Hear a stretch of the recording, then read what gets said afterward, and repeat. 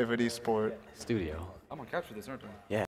Ah, yeah. Nice. Wait, come on. Oh man. Oh, we gotta make it explode. Oh, I don't have anything useful to say. Yeah. Studio is here to provide moral support and be beautiful. Couldn't do it without him. You can do it, Caveman. You can do it. No, this looks good. It sounds good too, which is what you asked. Who am I playing as? Does anyone know? Yeah. Probably Yoshi. Yoshi. I got all these options. You have to put in the button code to unlock Yoshi. I think you're playing as Lei. What? I'm not sure if that's bad or good, but hopefully it's awful.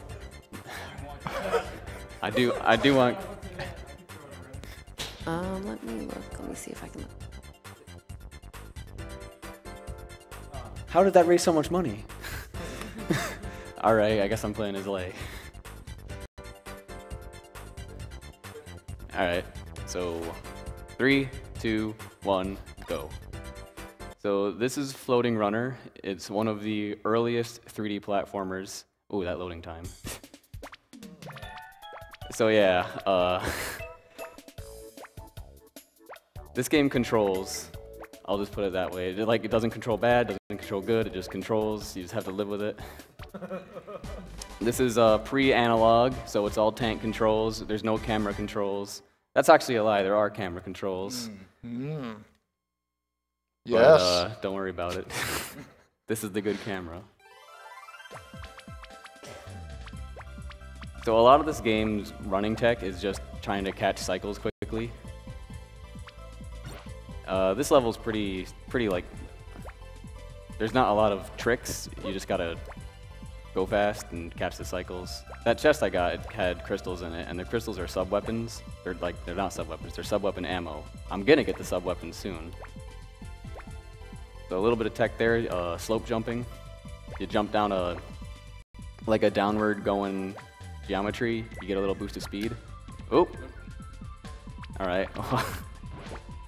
I did catch that cycle early, but then I jumped off. It's a good strat. That's okay. It was RNG. Yeah, it was RNG manipulation. Don't worry about it. Medibot, you know a little bit about RNG manipulation in this game, right? Okay, so the way the RNG manipulation works in this game is it's actually heavily based on your camera position, which is sort of a weird choice, but it actually makes it so that it's pretty difficult for a casual player to really understand what's going on. They'll think it's actually random, whereas an expert player in careful control of their camera can almost perfectly manipulate cycles, enemy patterns, movements, train schedules, boats, planes, turnips. We won't see the turnips for another few more levels. Turnips are a higher level. Yeah, turnips come up later. I can confirm that that is all 100% true.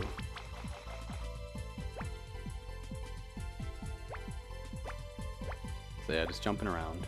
All right, I got a $55.55 donation from Cup Noodle that says donating $55.54 for some radical cutscenes in the best block of AGDQ and 1 penny to kill the animals, just so we all know where I stand on the issue. All right, so at the end of each stage, like the second stage of each world, there's going to be a crystal it'll change colors, and the colors determine what level I'm going to. So that was the red crystal, so I go to the red level. If I waited, it would change to the green crystal. I'd go to the green level, but the red level is where I'm going. Red level is actually kind of tough. I probably should have saved it till later, but I was too busy explaining. You know, if I said there's the red level, I'm going to not go to the red level. That wouldn't make sense. So I'm just going to do the hard level right now, and I hope I don't die. So do you have to do both of them? Yeah, you got to do all the levels. Got to do everything. So, a couple slope jumps here. Coming up right now is the hardest jump in the game. Nope, that wasn't it.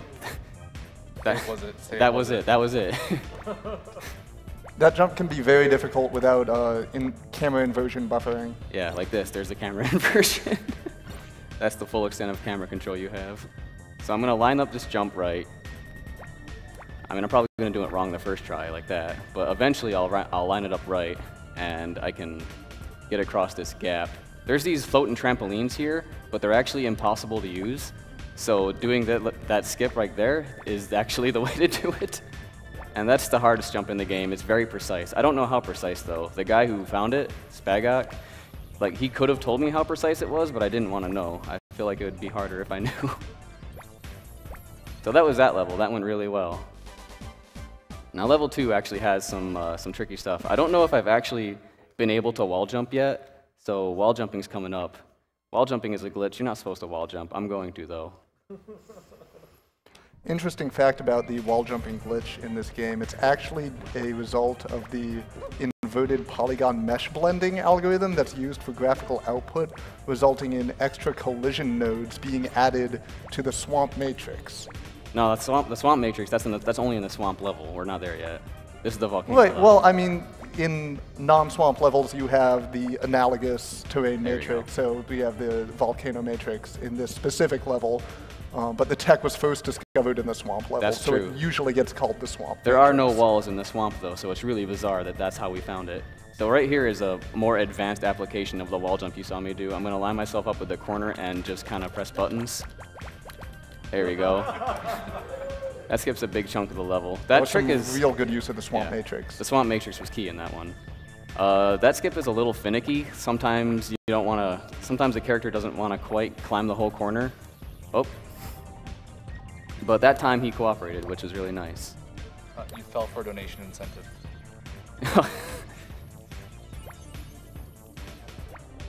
Alright, so now we're going to the green level. The green level's cool because it has trees, and trees are green. That's where they are. How do you feel about trees? I'm a fan, personally. How about you, Studio? I will not state my opinion on trees at this current time. All right. This is One supposed to be for, a one positive abstain. place. Couple wall jumps. Nothing fancy. Speaking of trees, the tree is coming up. It's the hardest intended thing in the game, in my opinion.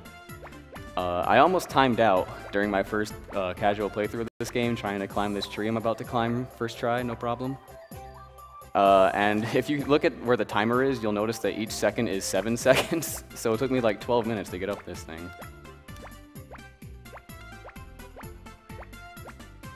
Yes! Yeah!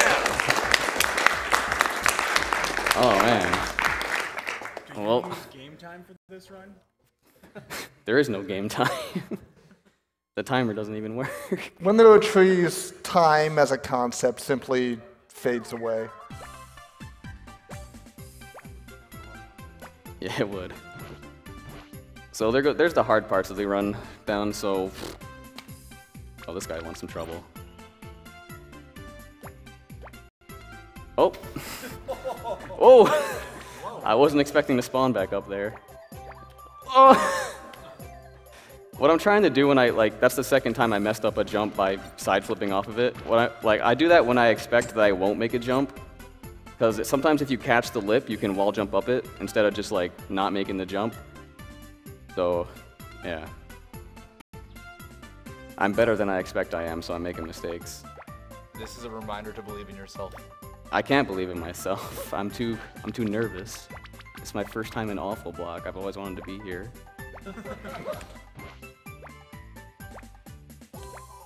Oh! Shoutouts to the fat PS2. I've never seen this lag before like that. It's normally a consistent, crisp, clean 30 frames per second. But won't this lag allow you to do some frame-canceled jump inversions? Nah. It won't? No. I thought I saw you practicing those. Nah, that was in the desert stage. That's coming up. Speaking of which. See, what I should have done was I should have activated speedrun mode camera. I'll do that for this stage. Just for a little bit to show it off. Oh, yeah. No wonder you've been missing jumps. You didn't have speedrun Yeah, I mode haven't on. activated speedrun mode. So this is speedrun mode. You can't see anything, so the game doesn't render anything. So any lag problems should be avoided like this. I'm not gonna do that though, that's a complete joke. Very good. This level has some weird gravity effects on the sand. It's kind of they suck you in. But thankfully I'm not on the sand anymore. I'm on this nice little wall. No, there's an invisible wall surrounding this basin area, but jumping on those pillars like at a certain point, it triggers the invisible wall to go away, so I can just run along the walls and try and get edge boosts. This game actually reminds me a lot of Bubsy 3D. Even the stuff that you're doing in it, like jumping up the walls and stuff, is kind of some of the tech that you use to speedrun that game too. It gets a lot of, like, people say, well, this game looks a lot like Bubsy 3D, which it does. It looks better though, somehow. Yeah, it's a good Bubsy 3D, whatever that means. All right, jumping on that block right there triggers these spiky trampolines right here to spawn. They're not there otherwise. So this level is probably the most difficult level to optimize just because of these sand waterfalls. You have to... Thank you, Based. That guy's enemy's name is Conda. I don't know why. Ooh, nice wall jump. Can't understand why they'd put sand in a video game. Don't like sand? I despise sand. In all forms, but especially video games. Tell me one good instance of sand in video games. One. Sands of Time. You're wrong. Sandopolis, get out of here. What? All I'm hearing is lies and misdirection. Get up there, dude. See, if I was Cress, I could make these jumps, no problemo. But you know, thanks, donators. Bad. Sand in video games All right. is bad. Don't worry about it. This is just a video game. We're having a good time. We'll have a good time as soon as we're away from this sand. All right, so I didn't die, which was my goal for that level. Oh dear. Okay, here we go.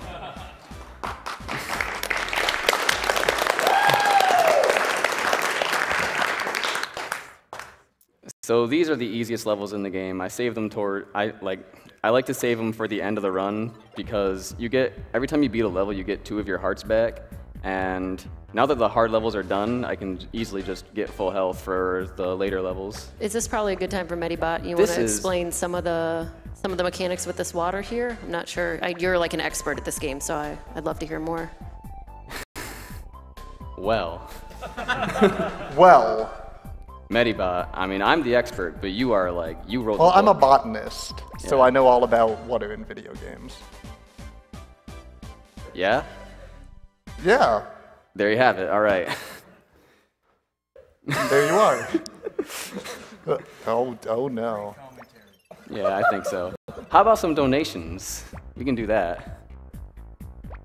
We could, or I could talk about the Yeti. The Yeti is a t-shirt site featuring an awesome new design every 24 hours for a low price. The Yeti has partnered with us for AGDQ 2015, offering an array of shirts, and $3 from every unit is going to PCF, the Prevent Cancer Foundation, which is what we're raising money for.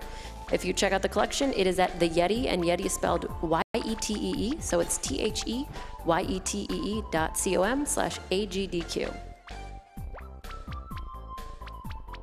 This level's got really good music. That's all I gotta say about that. You can keep going. I mean, did you want me to explain more about water? I'd love to hear more about it, personally. Okay, so water is a pretty common molecule on Earth. It's 2 hydrogen, 1 oxygen. All life on Earth needs water, and the character in Floating Runner here is no exception. The water actually kills you in this game. Death is part of the life cycle. I agree. Yo, check out the Sick 180. Yeah. Whoa,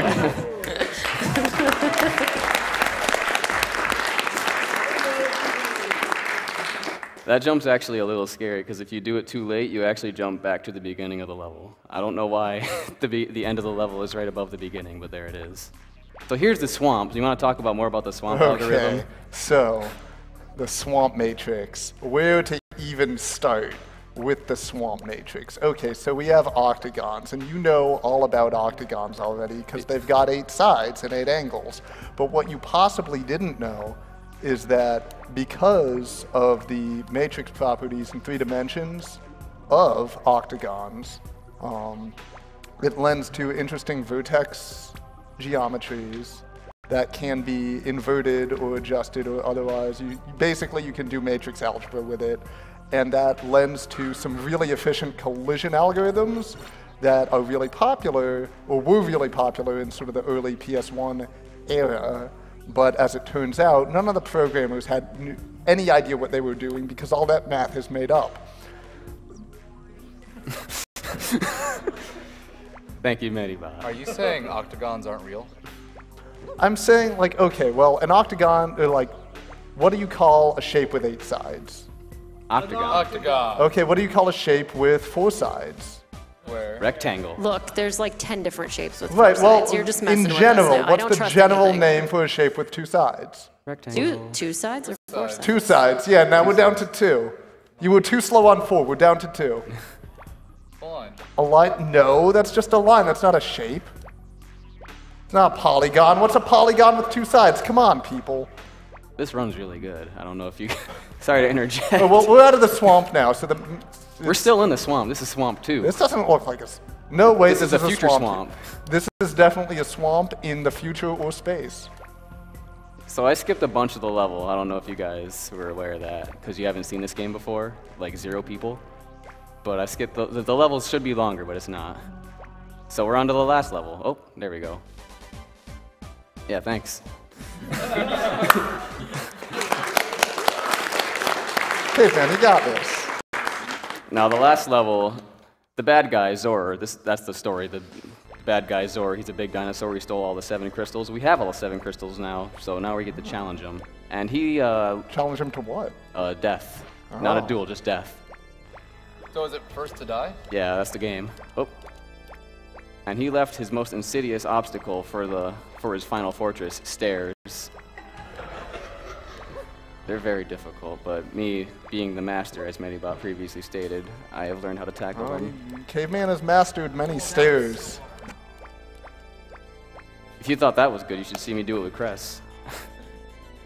Hey, I didn't even have to use my shield. This cycle, like if you don't catch this cycle, it's 30 seconds in the meat grinder. You have to survive. And I circumvented that problem by being good, so that's pretty good. So now, on to the final boss. This dude took me 5 hours to beat in my first playthrough.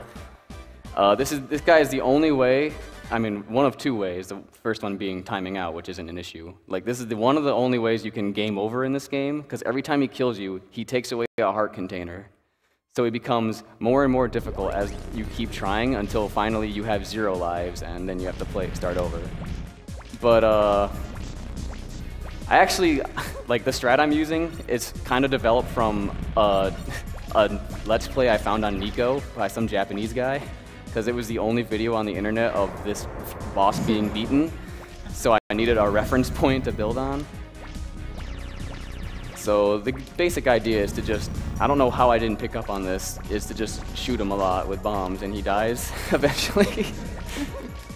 It sounds simple, but it's deceptively difficult to figure out. I don't know what these guys are doing. All right, there they go. They were just hanging out for a little bit. There you go, he's dead. Time. Yes! Yeah!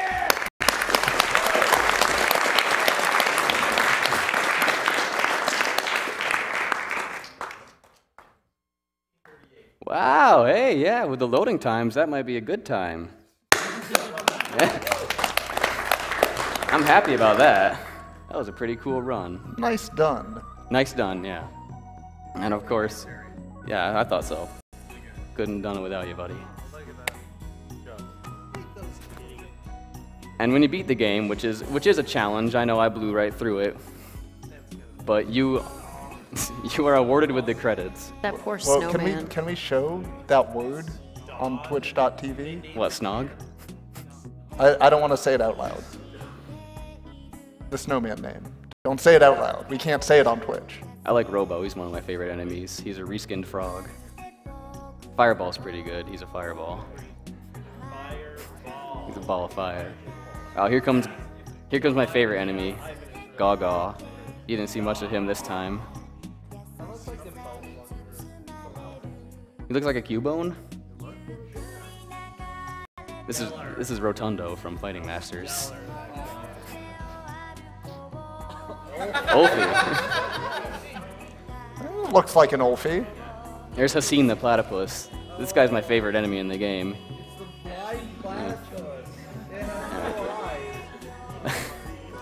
Let me explain how the difficulty in this game works now that it's over.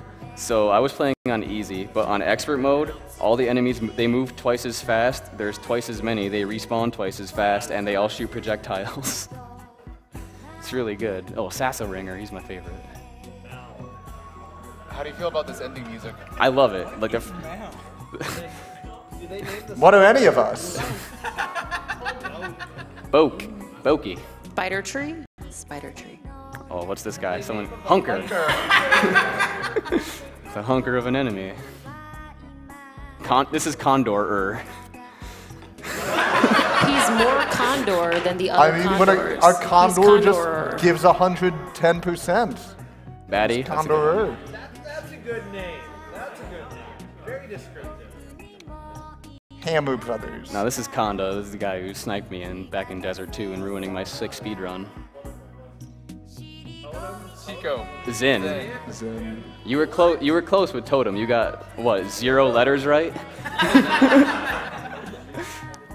Who's Zin? That's nothing like Zin. That's totally like Zen. It has Zin right in the name. It's very similar to Zin. Shady Shandy. Blucho. He's a Cobra. Luchador. Oh, this is Ryzen, I think. Raisin. Got it all colors. Yeah, I think we've capped out the Zins. I think this is only a 3 Zin game. You've played a 5 Zin game before, right? Oh, Maybe I've played games with uncountably infinite Zins.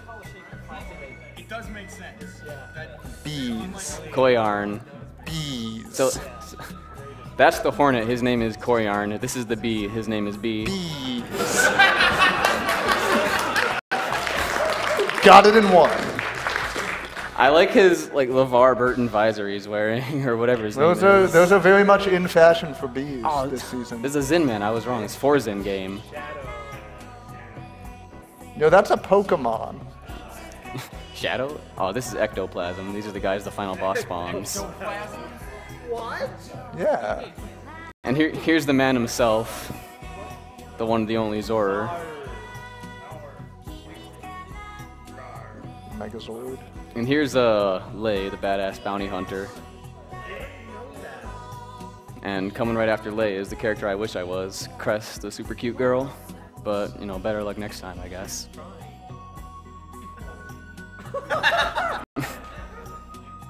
And you. Thank you, everyone, for watching this. Thank you, Caveman.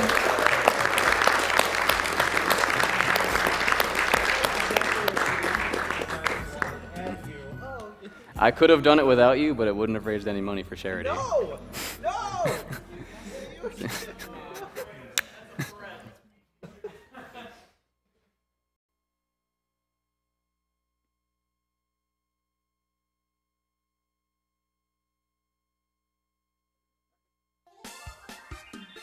All right, are we going to give one more hand to this guy and floating runner here?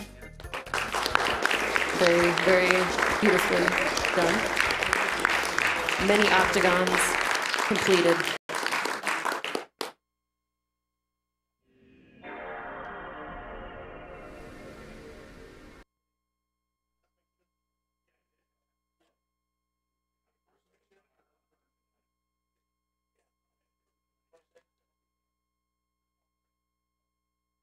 All right, we are going to go to a quick Twitch commercial. We'll see you guys in a minute.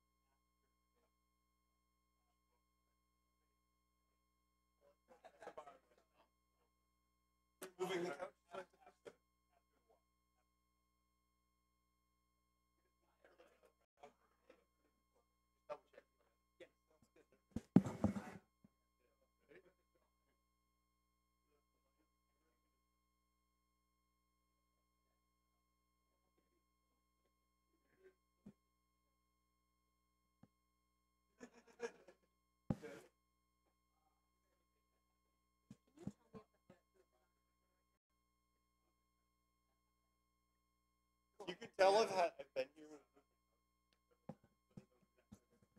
All right, and we are back. We're just getting set up for Blasto, which is our next game. I want to throw out real quick that we are still in a bid war. Well, not a bid war, but we essentially need to get to $1,500 in order to get the cutscenes for Radical Rex. We're currently at $1,156.55, so we're really close. We definitely want to get this in, and it's coming up pretty soon. So if you guys can get your donations in towards getting the cutscenes in Radical Rex show, that'd be awesome.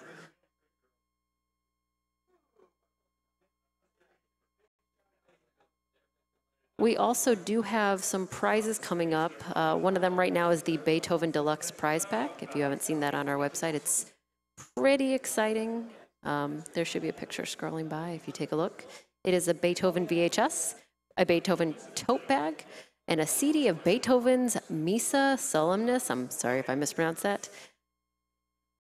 I think there's also a really cute drawing of Beethoven.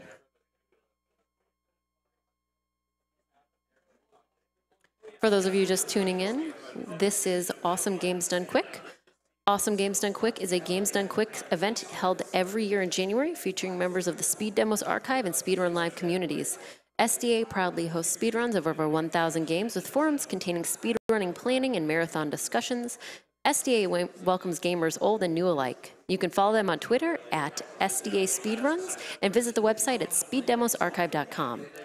Speedruns Live is the best site to race video games online against other players of all skill levels. They are also hosting a short series of races starting on January 17 titled Get Yourself Speedrunning.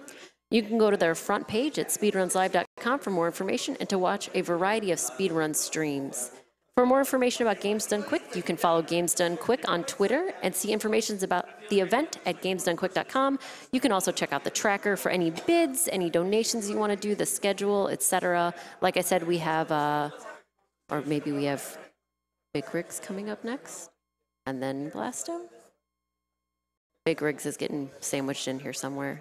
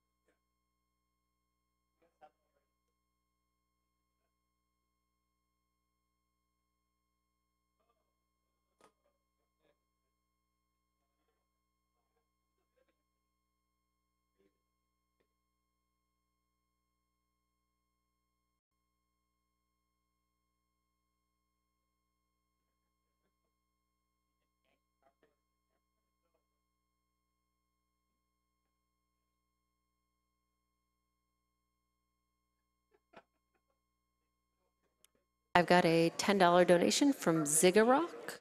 Put me in for Beethoven prize pack so I can raise the woof. Thanks. Thank you for that. We've got 5501 from Hassun. A big thank you to Alex Navarro for sharing his endless love and appreciation for big rigs over-the-road racing with everyone at AGDQ. Giant Bomb Duders hype? That was not very hypey. That was slightly more hypey. Hype-ish. Do we have an adjective version?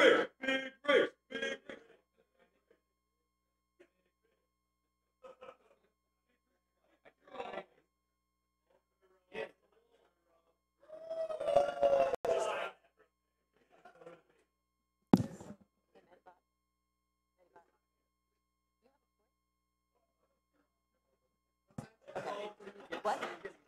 Okay, I'm just letting you know. Big $10.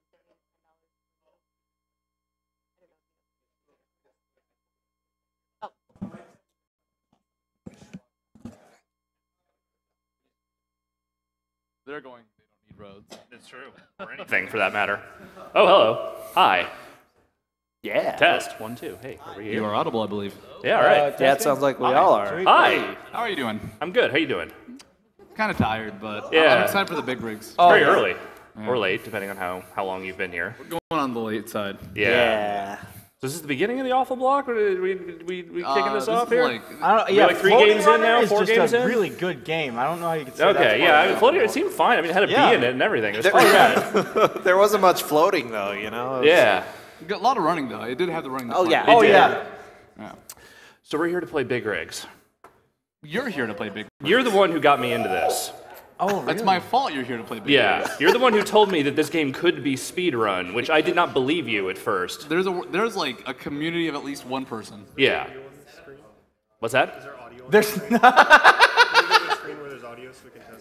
There should be audio in here somewhere. There may or may not be audio. yeah. There's no audio in this game. Don't worry. There's like music, and that's it, and it's really Don't- bad music. Don't worry about Don't. it. I wouldn't worry about it. If the music shows up, yeah, go ahead, crank it. Okay. Wait. So real quick here, before I jump into this, because this is going to take like 3 minutes to go through the whole thing. Let's talk about what the actual speedrun process for this game is, because it's real stupid. Okay. Oh yeah. Oh yeah. Okay. So I go into the custom race, I pick the last track, I play the entire thing backwards, because there's no speed limit when you go in reverse in this game. Yep. Once I beat that level, I go to each successive one, and every time I load up one of those stages, it just immediately flips to the you win screen, or your winner. And then when I get to the last stage, the game crashes. Yes. That is it. That is the process. This has all been That is how you spoilers. speedrun big rigs. I'm sorry for all the spoilers, Do everyone. you know why it just says your winner right when you load it? Russians made this game. All right, I'll accept that. They made as an answer. Tetris though. Well, no, And we not, saw not, Tetris not earlier. the good Russians, like the Oh. Russians that work on the real cheap. Oh, okay. Yeah. Gotcha. All right. Yeah, shout out to Tetra. That run was amazing, by the way. That was unbelievable.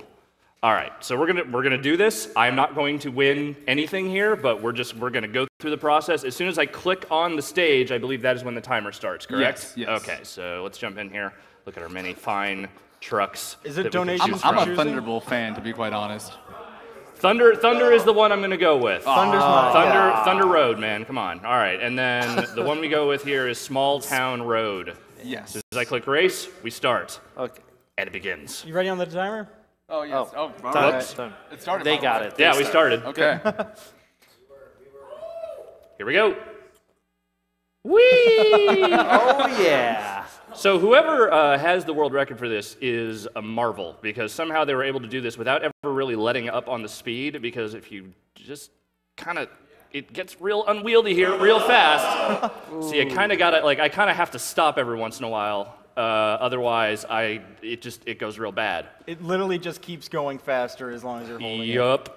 I mean, watch the speedometer as it just keeps going around in circles and circles. Especially when he's going backwards and turning. The Yeah. speed just gets like exponentially larger. It's just unmanageable after a certain point. There's like one mechanic in this game that works well. You have to hit every checkpoint before you can finish a level. Yeah, it's the only thing that works. But of course, you don't have to do that in any actual order. It's just you can. Yeah, as long as you hit them. As long as you hit them. Wow. Like I could just drive around this thing forever, and as long as I hit all the checkpoints and just get back to the finish line, eventually I win. What? One thing I noticed is that you didn't actually turn around and go the ending route.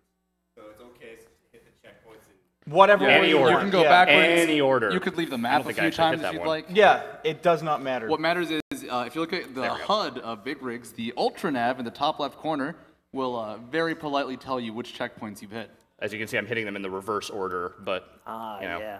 this Red game, is bad, This green is game good. don't care. And even if he was to go out of bounds and have a party, the computer AI, they would make it to the end and then stop before the finish line. No, this is unpatched. The computer Oh. AI doesn't move. Yeah, Oh, this is the yeah. unpatched, hot version of Big Rigs yeah, on in disc. the official release, the computer just doesn't. Yeah, it think- just stands still. I'm gonna assume I didn't miss that checkpoint and just keep going. In the patch version, it does move, but it doesn't cross the finish line. Otherwise, the game would crash. Alex, you're taking a risky strat if you did miss that checkpoint. No, it looks like I didn't. It looks like you. Looks could, like I'm fine. Yeah. Yay. No. No. The patch version literally just makes the other car move finally, and then it doesn't actually ever cross the finish line. It just Hey, stops, it's a finish line. Yay, you're a winner! Oh, winner! Okay, now how fast can I cycle through these other menus? Let's find out. All right, let's go. Yellow passage, go! Menuing is in this game is not easy. Come on. Load. Wow, these load times. Can you tie the world record for this map? Yes! Yeah! World record tied for the IL. Oh, man. This game is basically just a self-esteem booster more than anything else. All right. It's like the 21st century. The individual level world record on this is roughly 0 seconds. Yeah. Let's see if he can top that. Or match it. Yes! Oh, beautiful. Twice in a row. This is phenomenal gameplay here. It's like if you're playing like softball and you're 5 years old, everyone gets a record. Everyone gets one. Well, you don't really need to because you win as soon as you start. Yes! All right, last one.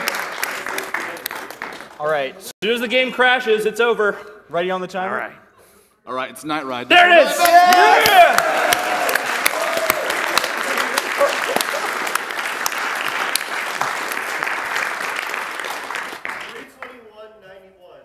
That was not as bad as I thought it would be. That was good. That was good. Okay. All right.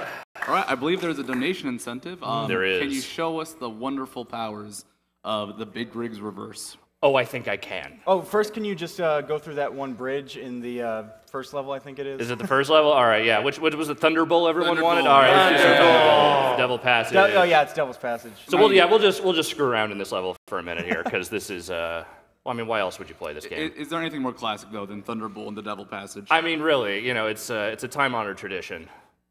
All right.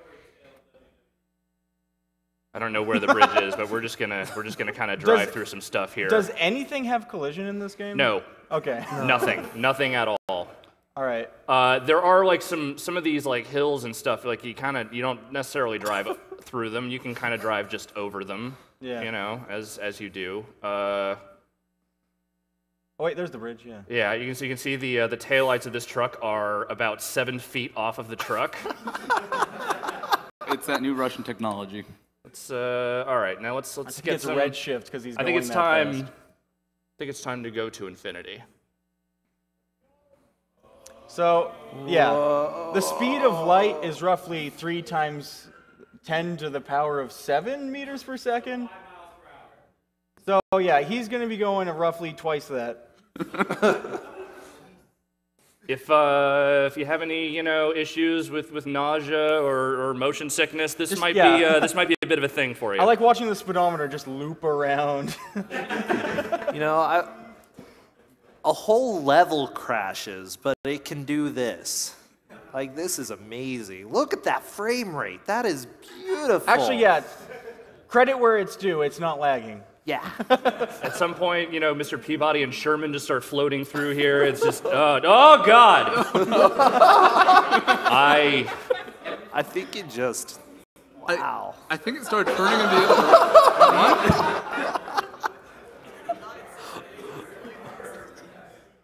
Okay, so the moment he lets go of turn, he's just going to launch backwards absurdly fast. I'm actually thinking about letting go of the whole thing just to prove a point here.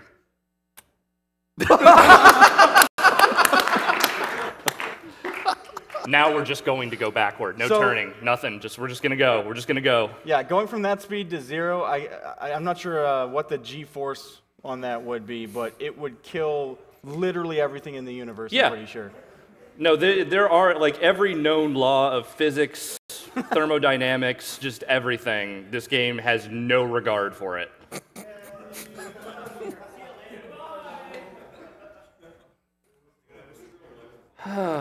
The draw distance is actually pretty impressive, Yeah. considering what everything else in this game looks like. Doesn't have much to draw, though.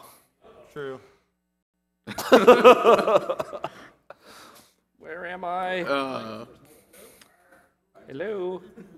So, yeah, this is what happens when you even play the game normally. Like, I don't know if anyone did buy this game expecting it to be good. I'm so sorry for you. Let's see what Sunrise W12 is all about. Where's the bridge? Was it in this one? I think it's in this level, yeah. Okay, yeah. I'm just gonna run the course here real fast, and that'll probably be the end of this. But conventional method. Roughly. Yeah. I'm still gonna go backwards though, because why wouldn't you? I mean, there's actually speed tech. You can hold spacebar to go backwards because it's also a reverse button. Yes. And for some reason, pressing 2 reverse buttons actually speeds you up and makes you go out of control twice as fast. Wow. It's just, yeah, this whole thing. So, like, yeah, like a tool-assisted run of this game would be stupid fast. I don't even know what tools you would use. Like, it's is pretty advanced stuff. Oh, this stupid game. I hate it. I hate it. You're doing this for charity. I'm doing this for charity, and I'm glad to do it. I have not played this game since I reviewed it, like, what, 11 years ago now? 12 years ago? Jeez. My life. All right. So this is like Euro Truck Simulator beta. You can think of it like that. Nice chill game. Beta is really giving this game way too much credit. Like pre-anything. I cannot remember where that bridge was. It's around here. Oh, wait, there it is. There it is. All right, I really like this. Oh, wait. No, that's not it. No, that just looked like a bridge. Everything looks the same in this game. I don't even know. It's just garbage. This thing is garbage. All right, is that a bridge? No, it's road. We'll just drive over here, see what's going on over in this general vicinity here. Whee! All right, and just for funsies, let's just see how long we can go doing the. That bridge will have to wait for another. Yeah, day. the bridge. Yeah. I mean, the bridge is you sink through the bridge. Like it just doesn't work. Yeah, you just even the goddamn bridges in this game don't work. You continue on the ground as normal. Well, normal as he's doing right now. Yeah, so I'm gonna try your thing of just launching. Once I get up to a good speed here, and then I think that we're gonna call this one. How far should I go? Give me a number. 2,000? All right. We'll get there pretty quick. All right, we're going. I feel like when I die, this is what I'll see. This is what we all see, man. This is what's coming for us. Big rigs. This is the great beyond. The great beyond sucks. We all die alone in reverse. Infinitely. All right, we're at 1,200, 1,300. Oh, man. Oh, this is going to be really gross. I can already tell. All right. 19. See if you can spot the level fading away.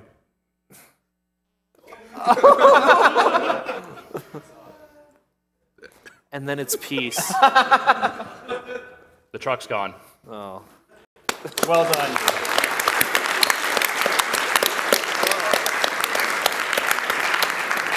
Oh, we should go to the credits first. Oh, yeah, no. So these are the fine folks who helped bring big rigs into the world. Shoutouts to Alex Burton from Sound in a game with literally no audio. It has like this really like horrible MIDI style music, and that's about it. Yeah. Shout out to Sergey Titov for somehow continuing to make video games in the modern era. I believe he made that the War Z game, that horrible game that got pulled from Steam at one point. Wait, really? Not surprised. Yeah. It was a game that was canceled on Steam, which is really saying something nowadays. Yeah.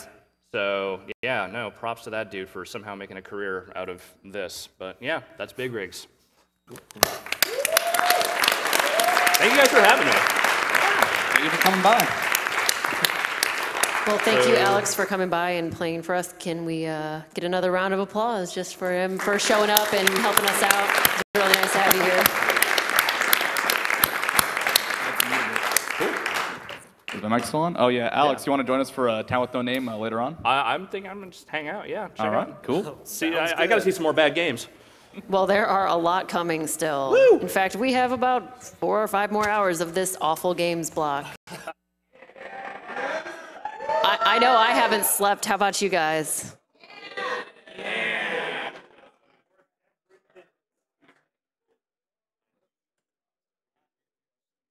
It's called Blasto.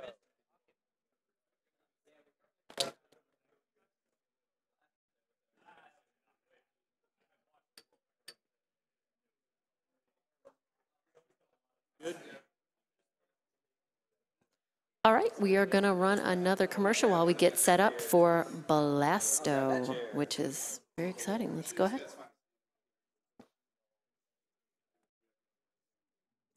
Yeah, just hit me if you want any commercials or whatever. How much longer are you here till? Okay, cool. Gotcha.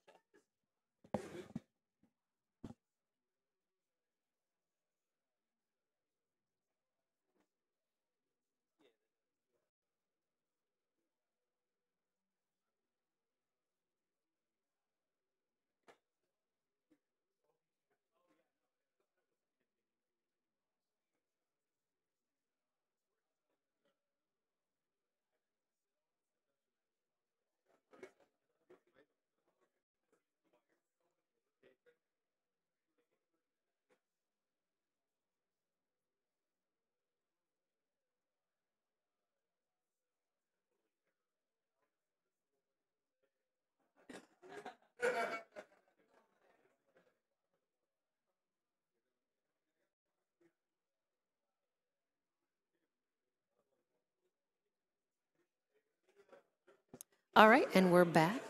I'm going to read another couple donations while we're waiting for this to get set up. I had $40 here from Slick, and he says, well, he or she, rather, says, loving the speedrun so far. Keep up the good work, and let's get an overkill on cancer. $20 from Something. It's amazing that even a broken game, if you can call it a game, like Big Rigs can make me want to donate more and more to this great cause. Good luck in the run. Please reach light speed in that huge big rig and make the run amazingly fast. Well, that is what we did. Thank you for your donation.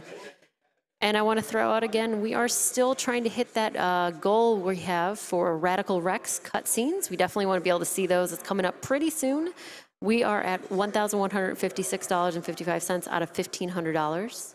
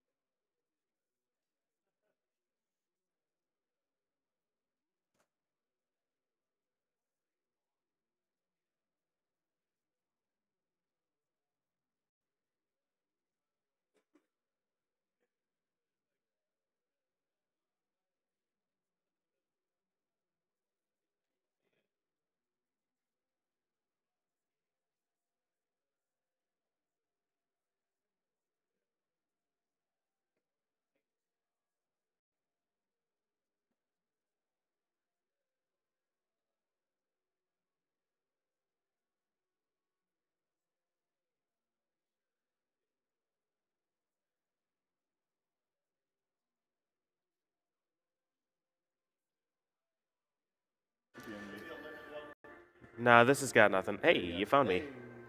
Oh, God. Yeah? All right. There's PJ. All right, there we go. You want one? Yeah, why not? What the hell? I'm probably not going to say anything. I feel like we're going to How do you think you're going to watch Blasto and not say anything? Like, right. ow, my eyes. All right, time to fix things. PJ, we know what happens when you try to fix things.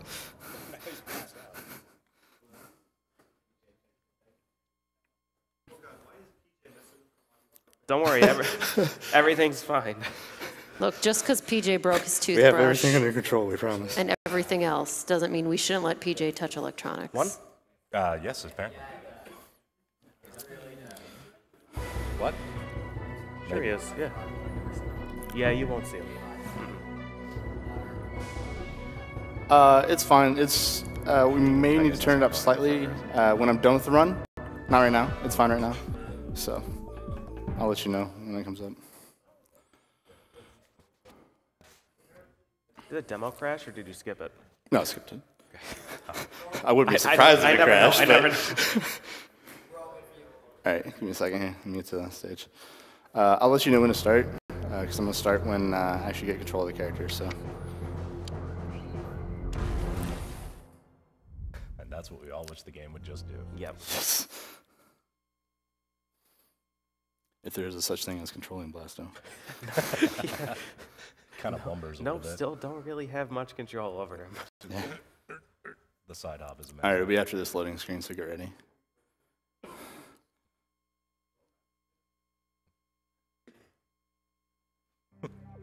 No, I'm gonna get you. And go.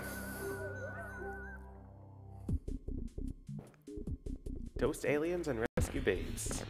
That we do. And my day-to-day activity. All right, so tell us about this category. All right, so this is warp percent. If you saw my run at SGDQ, that was any percent.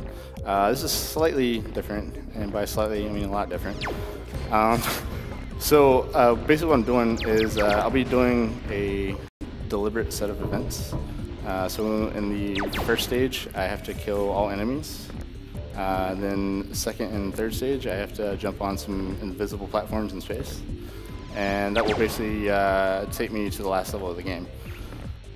This is not really like any secret or anything like that. It's kind of something the devs left in the game and kind of left it for people to find. This game came out in like 1998, but it wasn't until like I think mid-2000s that anyone even like researched or found this. So it was like a long time before that even happened. So when people play Blasto, a lot of people have complaints of like RNG and stuff like that, as far as like enemies are concerned. But truth be told, there's not really a lot of RNG involved as far as spawns are concerned. Everything's based on Blasto, like either his movement, picking up items, killing certain enemies, landing on certain platforms, triggering certain events, things like that. So everything I do in its order is very deliberate and purposeful in order to like optimize what I'm doing. So like, for instance, killing that guy allows me to spawn these two guys, and so forth and so on. So yeah, so it's like the major RNG involved in this game is based on enemy movement and whether or not they want to attack you and how often they attack you. Like, that guy is missing me like crazy right now. He hit me once there, but like, I could have another instance of that enemy and him hit me every single shot. So it's like things completely out of my control.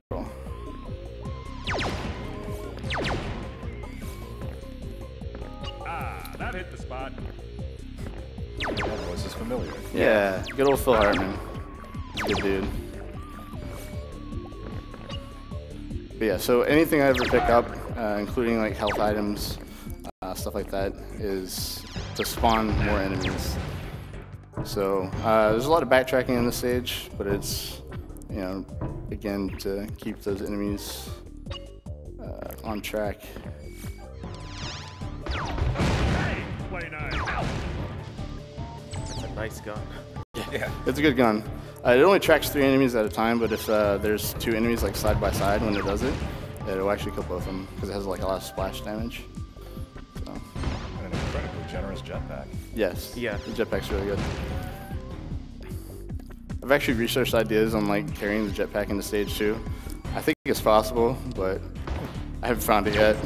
Still working on it. This game's pretty broken, so. Yeah, it's pretty broken. Pretty. Okay. That might be a slight understatement. Slight? Damn, I'm good. You can just sidestep through most thin walls all day long with little effort. Also, you can kind of see like the auto aiming, and this is like very sketchy. Like I'll shoot things that are like completely off screen. Yeah. Even though they're not directly in front of me, because there's no real way to like control the camera. There is, and you'll see it in the next stage, but it's not intuitive at all. Good obstacles there. Oh.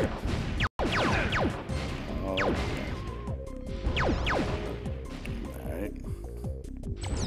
Can't you bypass those without the jetpack as well? Just by jumping off the side? Yeah, you can jump around those without the jetpack. Yep. I don't need a jetpack for really any of the stage. Well, yeah, I mean, you gotta get these long gaps. Yeah. That home, E.T. Yeah, really in this game you can avoid any obstacle you want. It's like that pretty exit good door. about that. And there we go. Congratulations. Nice. I've killed everybody and jumped on the door frame that I'm not intending to do. Why that even has a hitbox to climb, I don't know. Well played, man. Well played. All right, so episode 2 here. I'm do a special trick. Something I do in the 80% for episode 1. something similar. Allows me to skip this elevator here.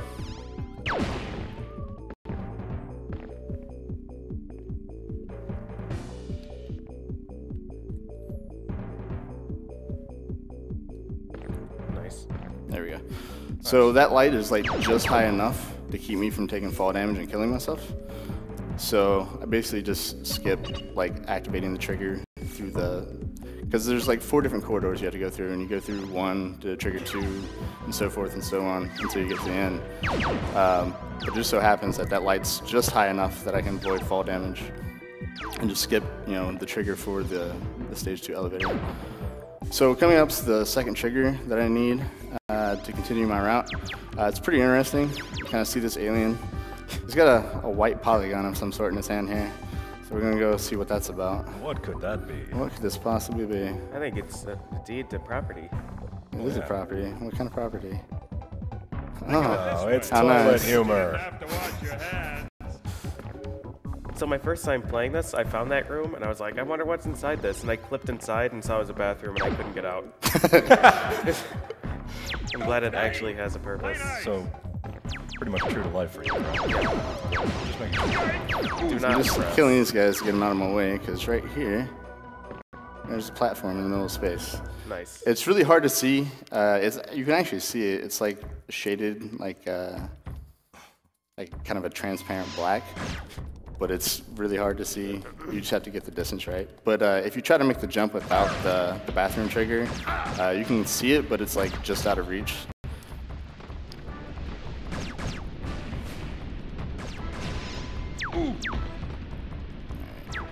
Things get a little dicey through these jumps. Platforming is not great in this game. So. No. Really, I'm surprised. It looks fantastic. You're surprised? So like all those jumps that he did in stage 2 on the moving platforms, sometimes you'll just like jump and fall right through them. Or like Blasto will grab the ledge and then pull himself into nothing and then die and respawn over nothing. It was fairly entertaining watching warm-up runs. So these guys are the Uranian ant tribe here. And they're gonna sacrifice this babe. Normally going through here, if you were like collecting the babes and stuff throughout the game, you would obviously have to kill them and then save the babe. But I'm not gonna save her because I don't like her. Instead, I'm gonna let the witch doctor up here turn her into a Stole chicken. my lollipop. Just gotta hang out here. I'm not gonna wait for the animation though, because things can get really dicey. Because as soon as he turns her into a chicken, he starts firing at me immediately. So. Stormtrooper ant. Yeah. Excellent aim. Apparently that ant was stuck in tumble mode. Somehow. Yeah, and that platform in pitch black darkness is a little hard to find, but I've ran this so many times it doesn't matter. So now I'm at the hub of episode 9, which is the final stage of the game. Gossamer. So I've completely bypassed like everything in the game. The reason why I'm sidestepping and keeping my back turned is if I face the middle of the room, it triggers the event for Evil Blasto, and I don't want that because that wastes a lot of time. So there's this door here. I can just walk right through it. Don't worry about that.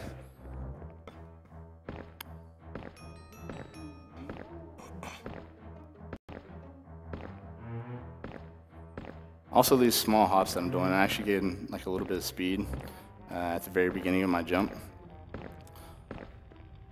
So it's actually more efficient to make jumps. Wow. Barely made those. You are a to make bold those man. jumps to increase my speed. So. This is legit impressive platforming. Yes. All right, I might take a death here intentionally because I'm really low. Doubly so impressive because it's Blasto platforming. Yeah. Oh yeah, I've grabbed onto one of these platforms before, and the platform kept moving, and I didn't, so I just fell into the lava. Yeah. So, or I could just not grab it at all, like that. So. Yeah, like Blasto will do his pulling up on the ledge animation, and the platform will just like turn away from you, and you'll just pull yourself onto nothing. And Sometimes Blasto's busy holding his gun, and he can't be bothered to grab a platform. All right. It's just how it is.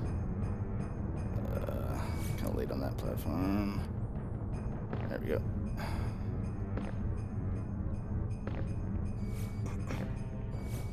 Alright, now we go from episode 9 to episode 13, which is the final boss fight. So I got full health going into the boss fight, so I don't need to worry about gathering stuff on the left side and get my health back. So I'm just going to go straight for the main weapon I need. You can't do the cutscene skip in this, can you? No, there's no cutscene skip in this. Only works when you flood the level and then trigger it. It's about to get messy, boy. So you'll actually get to see the cutscene this time if you watch my run at AGDQ. But the any % run, I actually, when I walk into episode 9 from stage 8, there's like a little pool. And I'll show something with the pool here in a little bit. But I can actually trigger a glitch where I clip into the pool and like it floods the whole episode with water, and I can just swim straight to the last boss. And then I hit this trigger point, and because I'm swimming, it doesn't really know what to do, so I'm like still swimming, so I can swim out of the trigger, and boss would like just go down and then come back up, and his actual like fight will begin without any of this cutscene stuff. Yeah. So. Yeah, the tiny puddle of water floods the entire stage. Water. Yeah. So this fight's pretty straightforward. I'm just going to chuck bombs at him until he dies. Well, at least until phase 2. So. And those costs, each bomb costs 20 resources. So once I got under 20, I need to refill. So I get the Choco Ice Blaster, which does just as much damage as the Crispy Flame Spitter. So. The atomic bomb weapon is a lot stronger, right? It is stronger in certain situations. It sucks in boss fights, but it's good for like groups of enemies. Okay. There you go. So I'm setting up for phase 2, and basically his head flies off, and he just goes around and shoots lasers at me. But I set up just right there so I can get this invincibility. Like here's the Atom Scatter. Like you can see it's doing like 0 damage.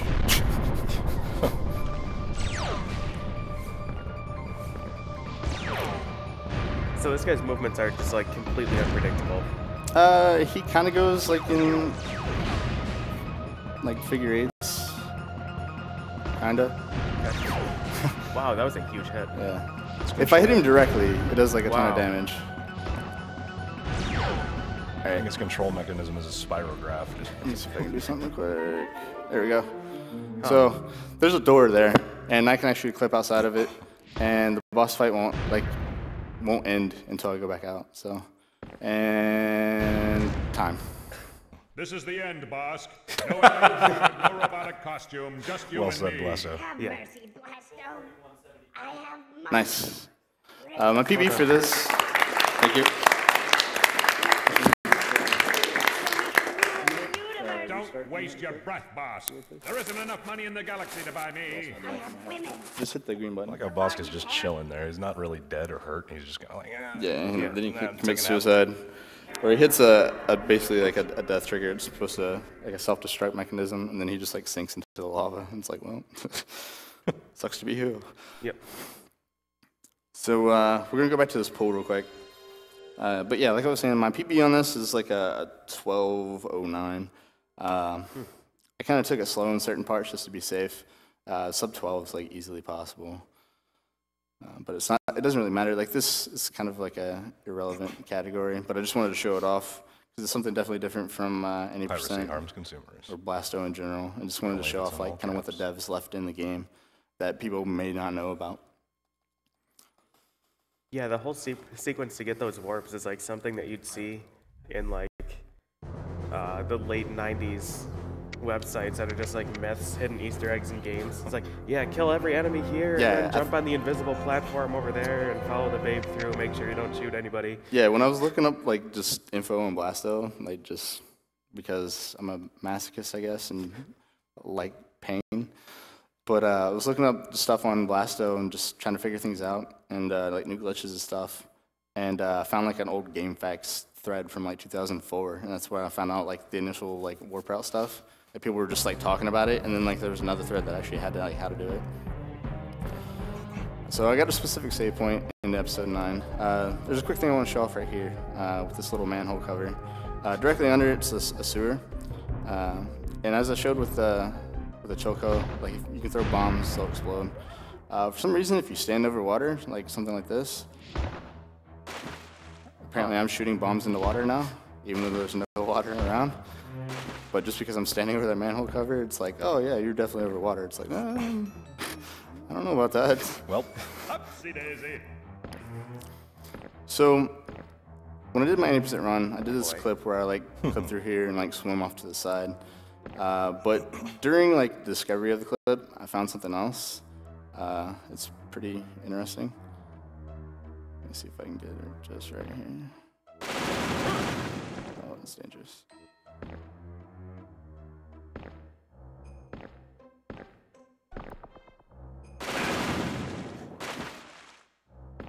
Kind of tough to do. I have to get it like a good angle. Yeah, so he's trying to get this angle right so that Blasto like pulls himself onto the ledge except backwards, and it pulls him straight through the solid ground. Yeah, basically I'm just holding jump and pressing back at the same time, and the game doesn't know whether it wants to swim me or pull me up. The reason why I'm jumping out of that though, like I wanted to, like what it should do is crash the game. Standard. But when it goes real slow, I want to jump out of it because I need it to crash instantly.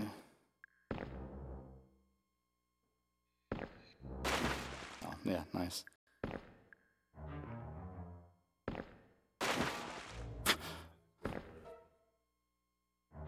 What physics?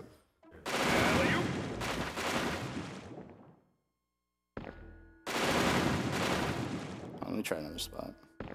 Not having any luck right there.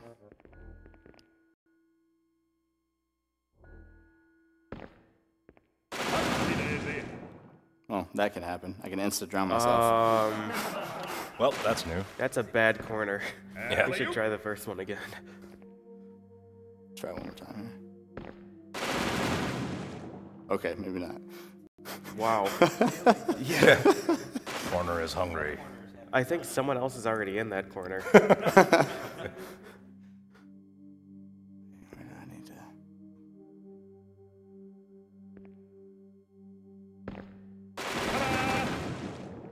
Tried to. I like that. That was a nice Wait, touch. Hold on. Wait for it. I don't think I got it.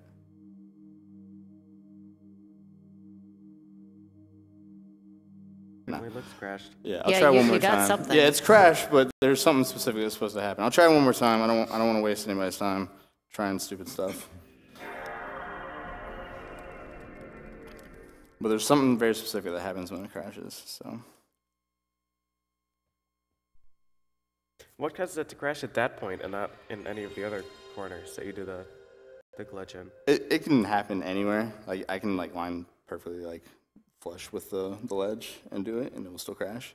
Huh. But basically, like the hitboxes, and I think I've explained this before, but the hitboxes like aren't where the actual geometry is. They're like overlapping. So like corners are like really sketchy, and because that extra hitbox is right there, when I'm like holding, like if I'm holding like jump in water, it'll want to swim, but I'm holding down like back at the same time, so I'm wanting to go back at the same time. So there's like a ledge there, and the game's like, I don't know if I want to swim you or move you back or maybe forward or something. Or so it's like spazzes out, and it does it so fast that the game just crashes. So, all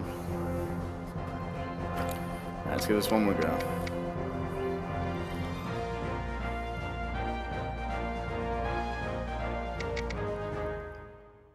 That was a sketchy load.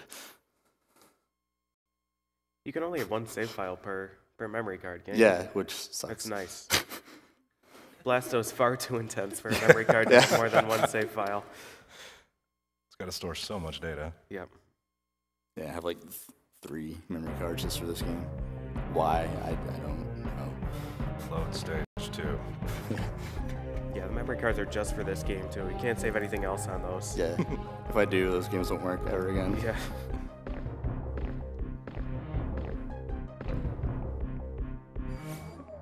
I want to mention again, we're still trying to hit the cutscene goal for Radical Rex.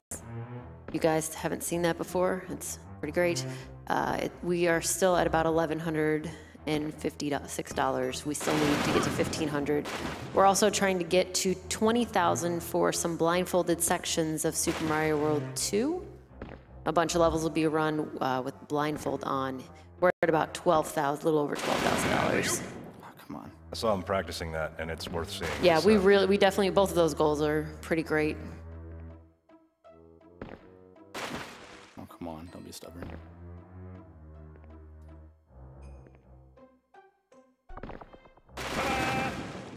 No, no, ta-da. Ta-da. No, ta-da. I did it. Oh, please. This is taking too long.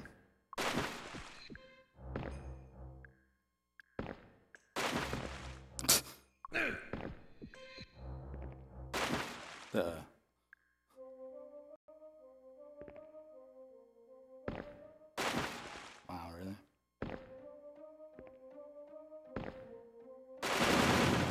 Okay, this might be it.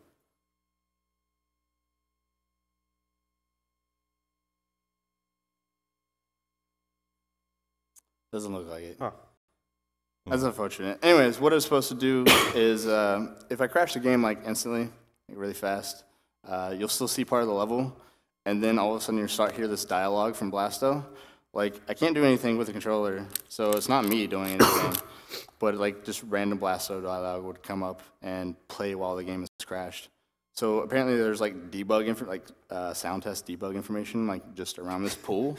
So I can crash it in any section of the pool, and like different dialogue will play in each whatever section. So sorry you didn't get to see it, but hey, you can see Blasto be trash. So thanks. Yeah, can we get another round of applause? Well, a round of applause for SaintConnor, who did a wonderful job playing Blasto, if it can be a game. Also, real quick, I want to say hi to Peter and Sugar. They wanted me to wave at them, so hey. That's it. Thanks. Up next, we have Trio the Punch. We got Zacky playing that one. And I'm going to read a couple donations real quick. We have a couple of anonymous donations, one for $5. It says, hi there from Argentina. This is my second donation. Everyone I watched so far was great. Good job to all the runners. And $50 that says, loved watching Alex revisit the most awful game of his reviewing career for charity. I hope we can live long and healthy lives to experience all the games, both awful and awesome. Me too. This is my favorite part of this marathon. I obviously hate myself.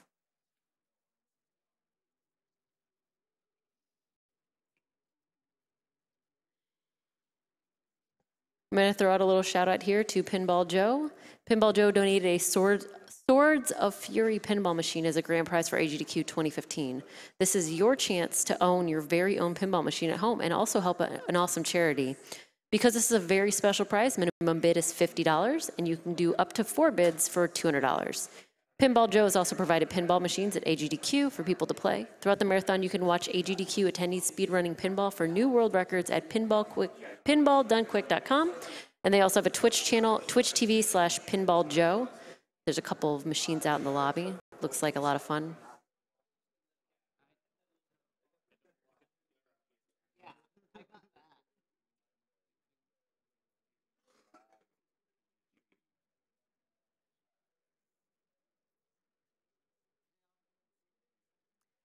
And we're going to set up another Twitch commercial here. We'll see you guys in a minute.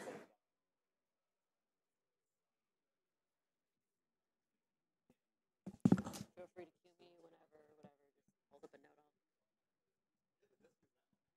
on.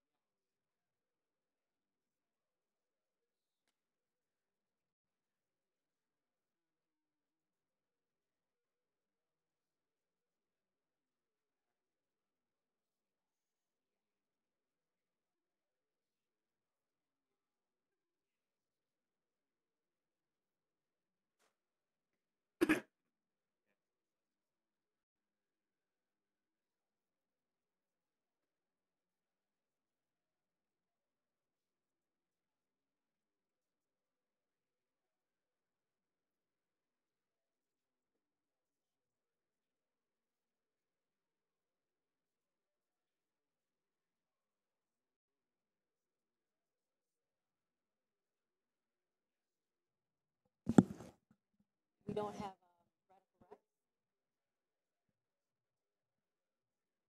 Yeah, everyone who's here has to get stuff for Radical Rex. We want those cutscenes. We're almost there. It's less than $500 left that we need to get. Yeah, it's out of 1,500, we have like 1165 or something like that. So we're getting close. All right, and we are back. We're still setting up for our next game, Trio the Punch. I want to give a shout out to Something Artistic. SomethingArtistic.net offers decals and stickers made to decorate your consoles, walls, computer, and more. $2 from every decal sold this week is being donated directly to PCF, the Prevent Cancer Foundation. You can find all their decals, including some designed just for AGDQ, over at decal.ly. We also have World 9 Gaming. Since 2005, World 9 Gaming has been the premier computer and console gaming provider for events across the Midwest. With dedicated staff, tournament expertise, and an expansive collection of games and consoles, they guarantee the best gaming experience at the lowest cost for all events, large and small. You can check them out at world9gaming.com. So that's world9gaming.com.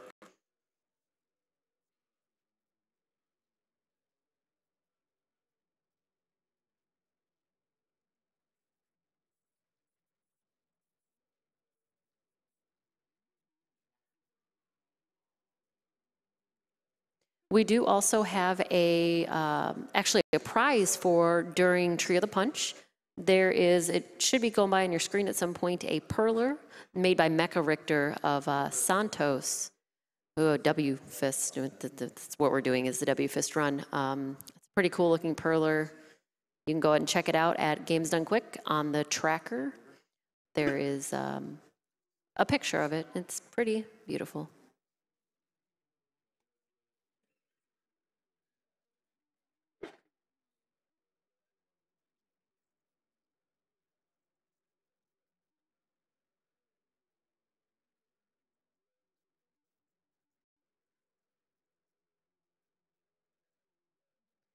Got a couple of donations here. We got a $200 donation from Impending Disaster. Thank you so much for your donation.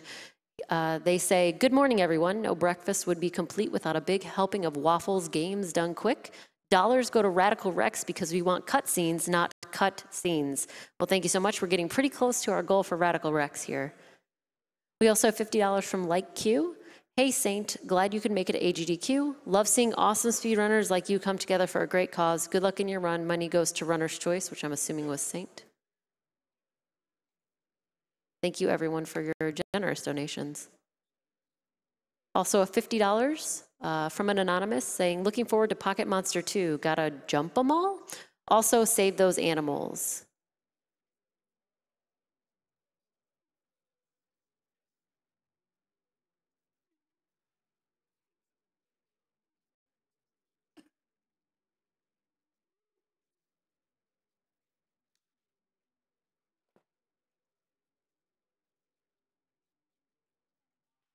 It looks like too right now, Save the Animals is up by a little over $15,000.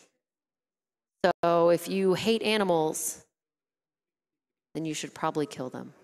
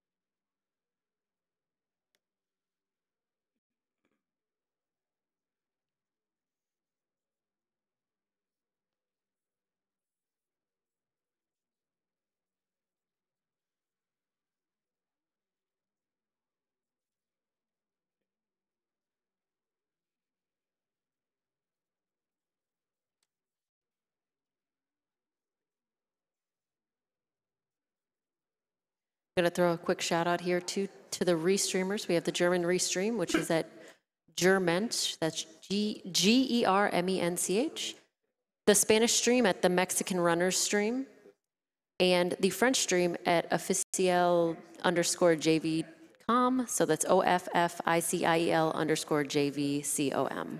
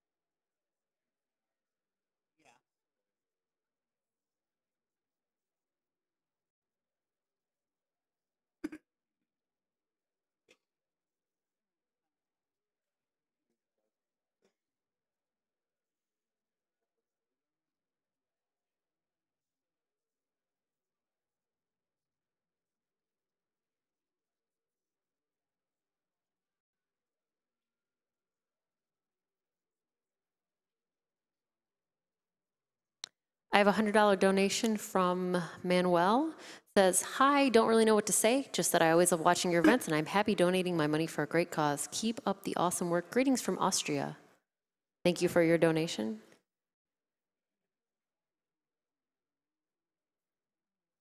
$10 from Daz. It says, I love the sprites for Trio the Punch. They were put up on Spriter's Resource recently and it makes you wonder how they had such an awesome artist work on such an awful game. Putting this to Radical Rex cutscenes, it's got to be done.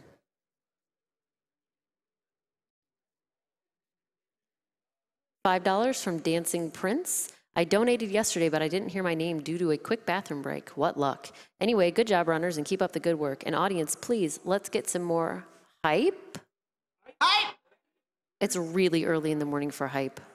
Hype! No, it's not. One person is extremely hype in the audience. Just one. I don't know where you are. I can't see you. I'm very happy for you. I'm hyped. Trio the Punch. I'm super hyped for Trio the Punch. The music is fantastic.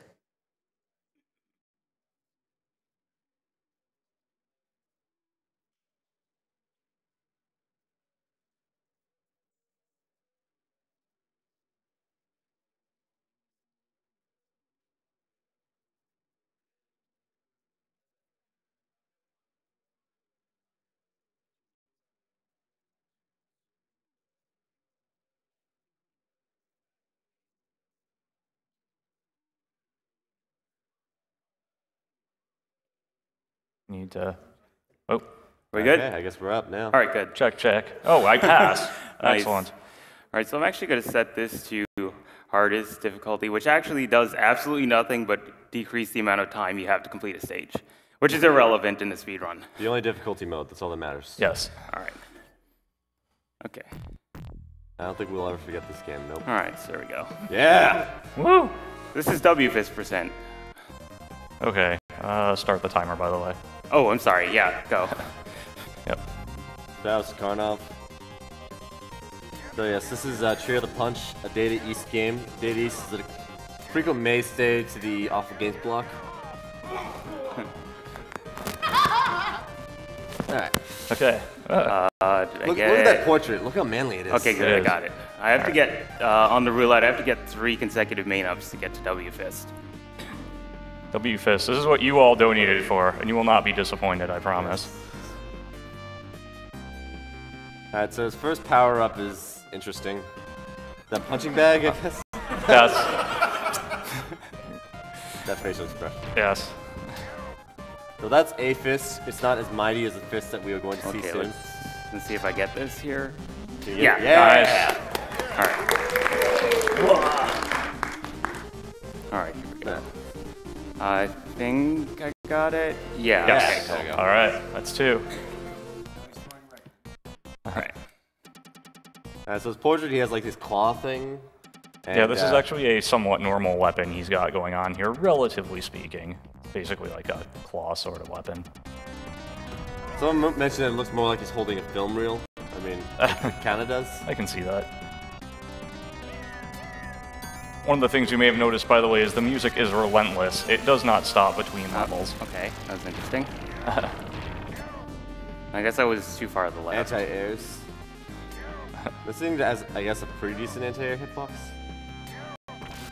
Hitboxes are odd in this game. Hitboxes are more like suggestions. That was interesting. Alright, one more. Okay. Uh-oh. Oh, yeah, I got it. Okay, great. Alright, now the run begins. Yes. Alright, I don't have to worry about the roulette anymore. Running up, winding up. So, we can see W fist now.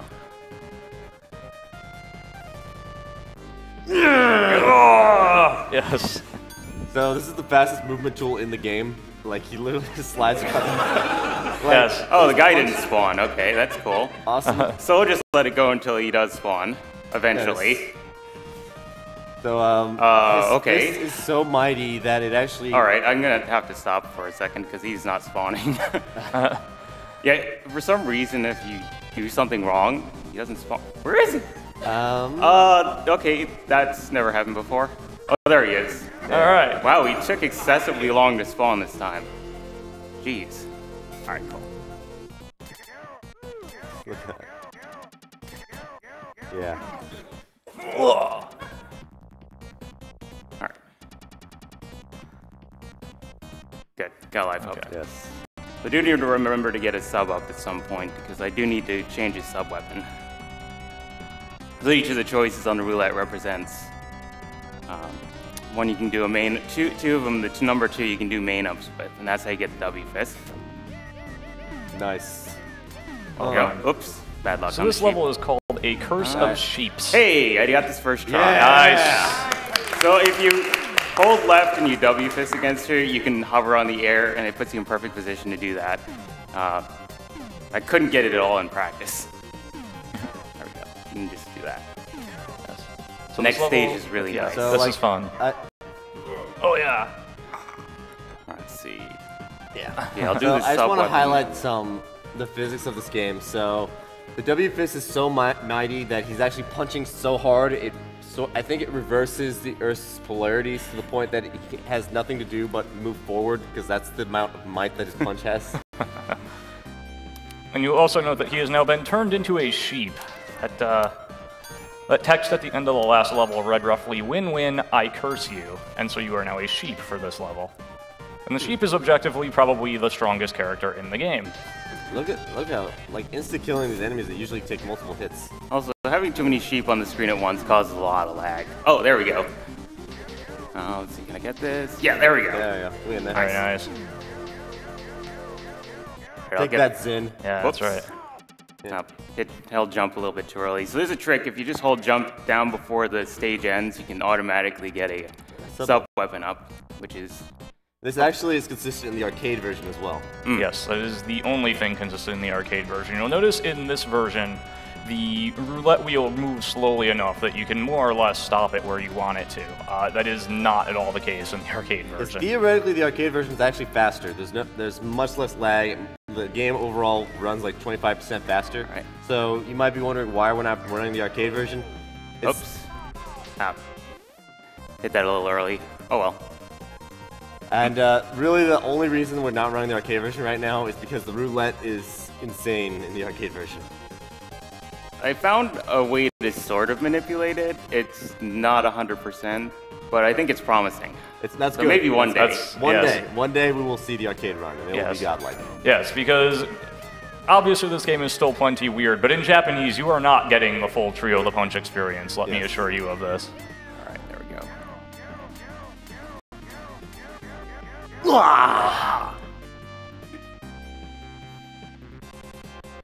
So one thing I found out is, well, when you go into the victory pose, it takes away your ability to walk left and right and duck or jump.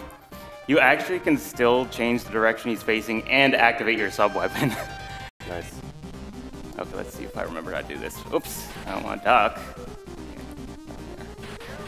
So yeah, that's the enemy. Yep, here we have the Queen of England riding a fish, because... I don't know. Nope, I went too far to the right. It's okay. Backup strat. Nice. This is the old strat here. Found a quicker way to do it. Oh.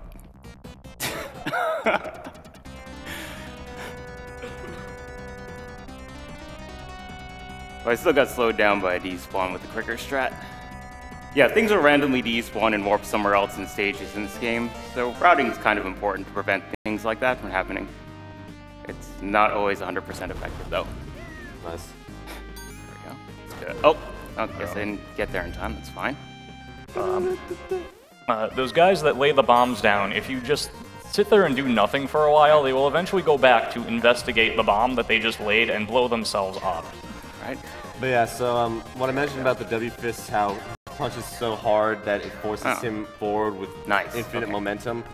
It also follows the same rule that he punches the air so hard that he launches into space infinitely. Alright, that was a good stage. Because that is the power of the W fist. Yes.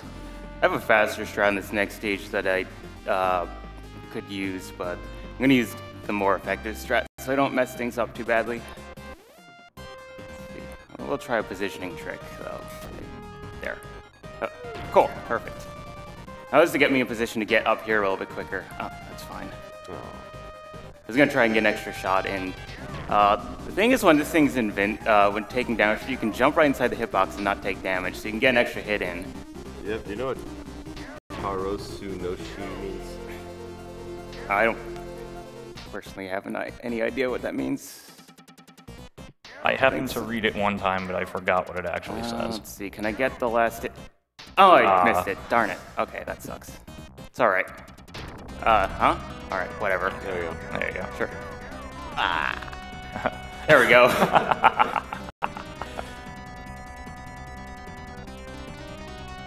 Yeah, so I didn't manage to get the extra hit in on that, but that's okay.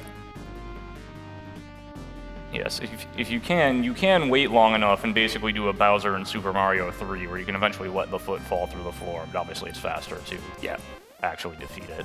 Alright, so you gotta be careful with this guy. If you kill him in the wrong spot, the heart actually will drop inside the tombstone and you have to wait for the little guy to go and pick it up to get it.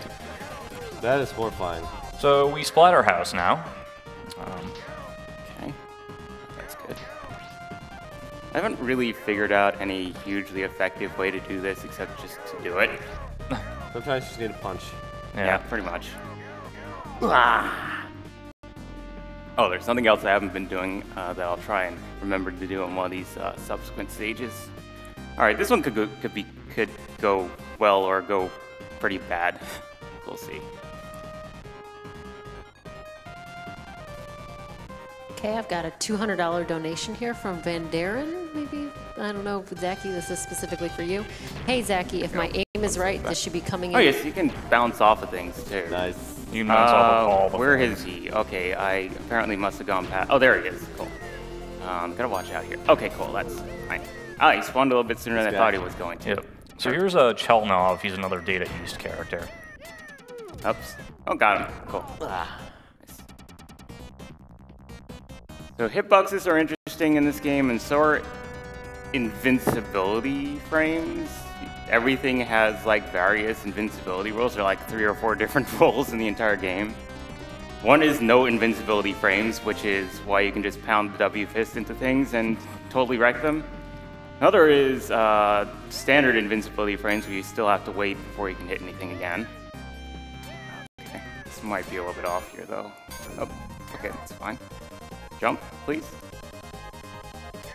Cool. Nice. And then...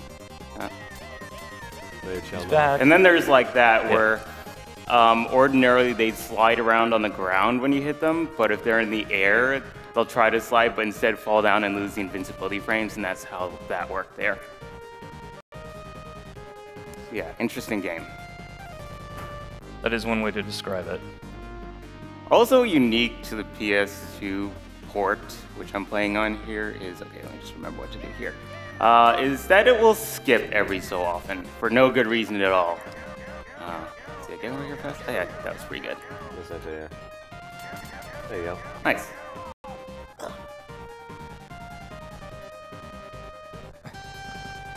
And something else, if you leave it running on the attract mode too long, which you probably never would do normally anyway, because I've left it running for like 10 minutes before testing out some recording, it actually hard locked on me when I went to try and start a game. Not even kidding, it did it. I tried it again. I was like, okay, what's going on with this? And then it actually did it again. So, sure. All right, I think this is the guy with the heart. Yep. There we go. Yep. That guy was in a nice position right there. Usually, how he ends up positioned. Okay, I'm not sure what that other thing hit, but okay. Oh yeah, by the way, when you finish a stage, the game checks for two things before it ends the stage: if you are on the ground, and if you are taking damage. If you are not on the ground or you are taking damage, it will not end the stage. However, if you're doing a W-fist attack, it technically counts you as being on the ground. Hence, you can do a W-fist uppercut. And, oh, this is probably going to be good. Nope, not quite. Didn't quite get that guy there. Oh, fix that. Uh-oh. Yeah, that's some trouble. I can get him here. No? Yeah, see, this is why you want to get this right. Because otherwise you spend 10 minutes chasing these guys down. There we go. Yeah. That almost went right. I thought it was going to go right, and it didn't.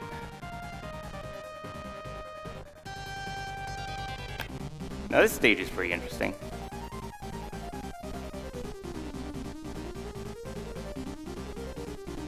My favorite stages in the game.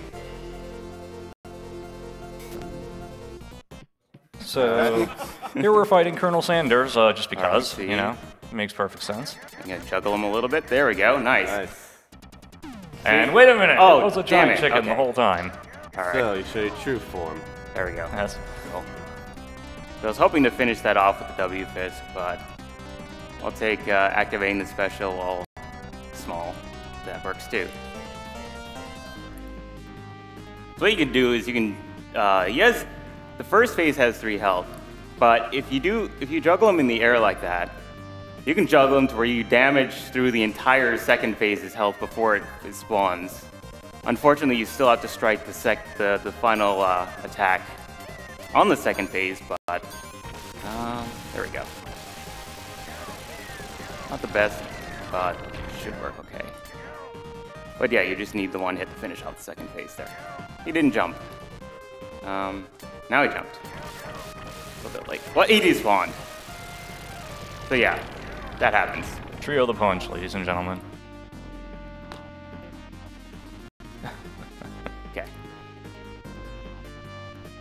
Yeah, another place it might come in that might have a problem is things might despawn for me when there are way too many sprites on the screen later in the game.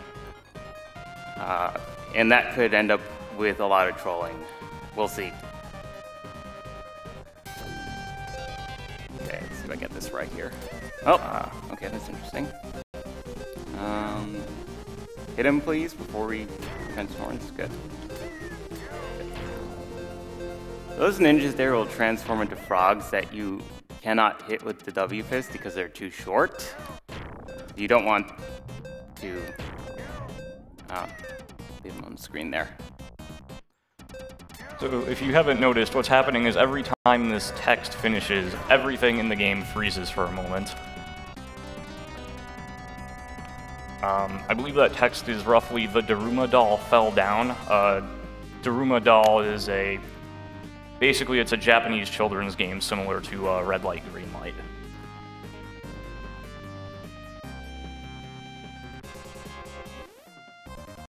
Do we have some time to read some donations now?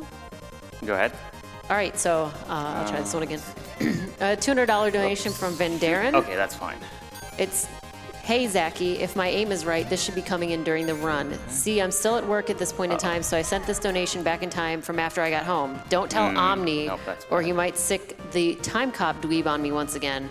Anyway, can we get some respect for this lineup? We have Rom Scout, King of Dorks, Murph, Captain of Softlocks, we have MTI, some dude with a cape, and we have Zacky, the coolest goat dragon I've ever met. Now that's a crew, 200 for Zacky's choice. Yeah, shouts to that crew of which only one person. No, two of them. Two of them. MTI. MTI's on the couch. Yeah, there you go. That stage didn't I'm just go some as, guy in a cave. That stage didn't go as bad as it could have. Trying to chase ninjas around with W Fist is kind of difficult, especially where you have to do a lot of jumps like that. So at least I got 2 out of 3. So here we have a giant Japanese lucky cat as the boss. You know, just because. Makes perfect sense, like everything else in this game. Yeah, I believe that's a new strat, right? Before you actually try to like get minied. Yeah, I found out with Santos it's faster just to do the W Fist uppercut and take damage to use the invincibility frames for it. With Kamakura, the ninja, it is actually faster to get shrunk. Although I optimized that a little bit. What stage is this? Okay, this stage. It's another Daruma stage. Yep. Oops. Oh no, I hit it. I heard a hit sound. This thing has a bit of invulnerability, so if I try and attack it too soon. That is the mightiest uppercut that has ever been put in the game, by the way. Let's see if I can avoid phase. Yes, nice. Okay, avoided that. You two at home can do the arm motion if you'd like. Yes, please do. Yes. Join in. So I was purposely switching the sub weapon here because I found this is going to be a little bit faster to do this than to actually have the other sub weapon. Let's see if I can get this hitting first. Good. What? Wait, okay. That was interesting. He had 3 health, then he went to 4, and then he went back to 3. Nice. That's really strange. Okay, that was pretty good. Yes. It's like a spirit bomb, becomes stronger if everyone around the world does it. Yeah, there you go. So that, by the way, was Mr. Chin, who is also the guy between levels on the bottom right of the screen. He's basically your mentor. Why you fight him twice, like much else in this game, never explained, but it makes perfect sense nonetheless. He needs to test your strength. Yes, he does say you're stronger in the English version when you win. Oh, got it. Cool. All right. I believe in that fight he calls you a big baby if you lose to him in the English version. Yeah, I believe that's correct. All right, not optimal, but it worked. Nice. Very nice. Ah.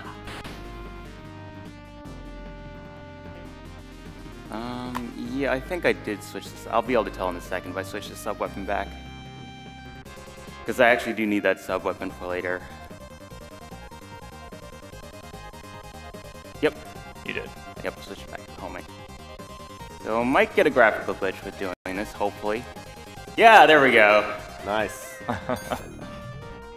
So yeah, when you do the uppercut with the W fist, occasionally you'll get graphical glitching, which is really cool. Not even the game can handle its strength. Indeed. Is now a good time to read this awesome text from what I believe is the instruction manual? Go right ahead. All right, so even though this is a Japanese game, it has some wonderful English text at the cover of the instruction manual, which I'd like to read for you now. Trio the Punch, Official Guidebook, Special Edition. A little embarrassed, but good old memories. In the time that video games were just like video games, we tried to show off, but always failed. Relive the series of the 80s gorgeous, in parentheses, troubled, masterpieces with the sizzle of your prime.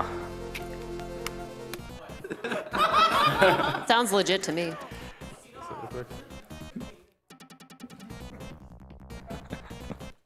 Here we go.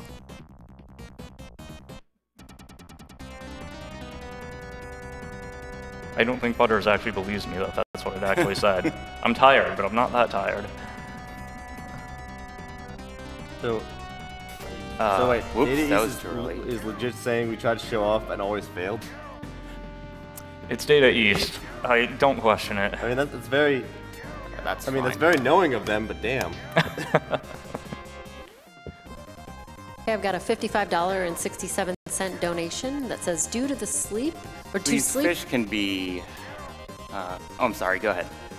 Oh, okay. Yeah. If you need to say anything, go ahead. But due to sleep or the shuffle, I never heard my name called during my previous 2 donations, and I want to hear the poor host try out my last name so much. I'll donate $15 more if you can say it correctly. Also, let's save all those animals. Well, I'm not happy you want to save the animals. However, I will try and pronounce your name. It looks like it says McMenemy. So yeah, if that was right, love to hear that $15 come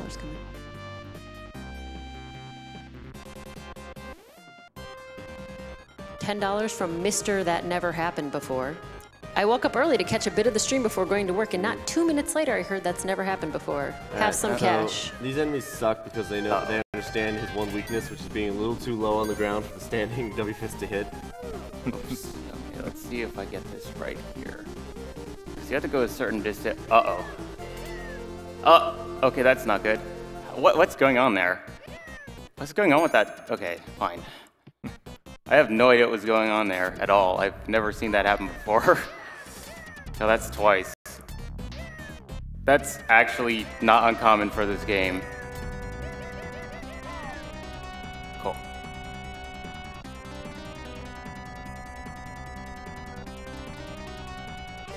So you have to walk a certain distance in that stage to get the slime that you need the last heart off of to spawn, and if you walk too far, you waste time.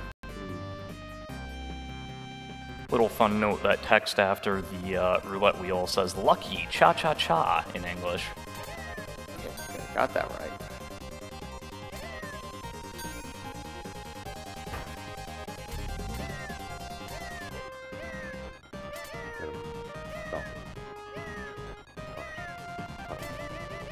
Yeah. Let's see, that's fine. Uh-oh. Hey, get back here. All right. I can. Not bad. A little late on that. That's fine. Yeah.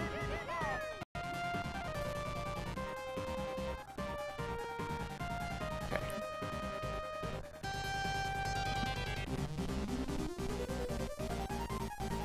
I've got $10 here from RV Lass. Says, that's a very interesting game. What stage is this? Okay, it's this stage. The one problem I have is I forget what stage I'm on sometimes. Yes, this game actually has quite a few Yeah, levels. it's 35 stages, yeah. yes. There we go. That's close. Surprise slime. Nice.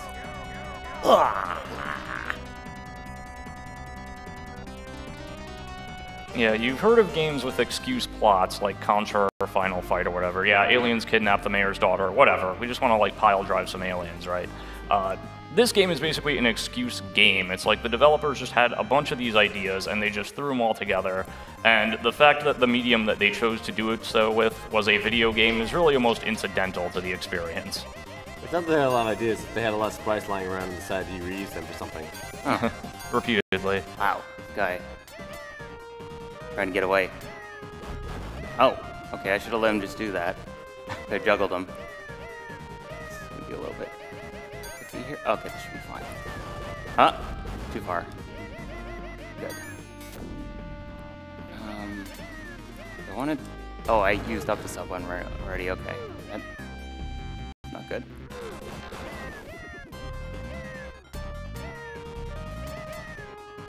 Okay, I'll take that.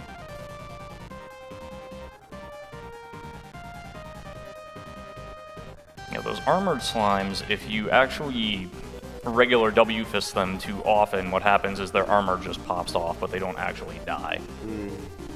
It makes them a little bit more annoying. I'm still not sure if maybe there is an advantage to that. Using that to stop my position so I can get that little juggle in. By the way, shoutouts to the giant slime in the background.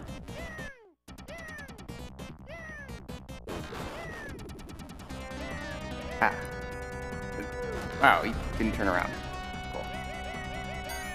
I'm gonna do this now just to get away from those blue slimes, although I still don't.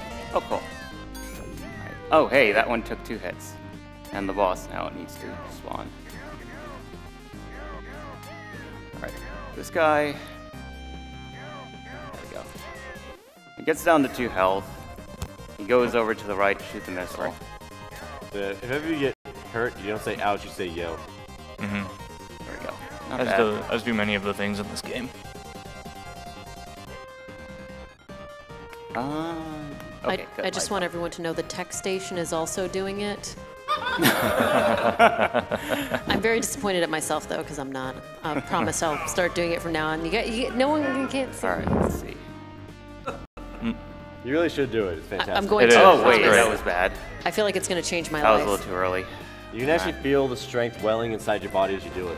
Yes. Oh, I also got a $15 donation from the guy who said that I need to spell his or say his last name right because I did. Oh. So thank you for that. Wait. Huh? Oh, except wait, he's using that $15 to save the animals. There we go. Should be good position here. Gosh darn it. Get my timing right.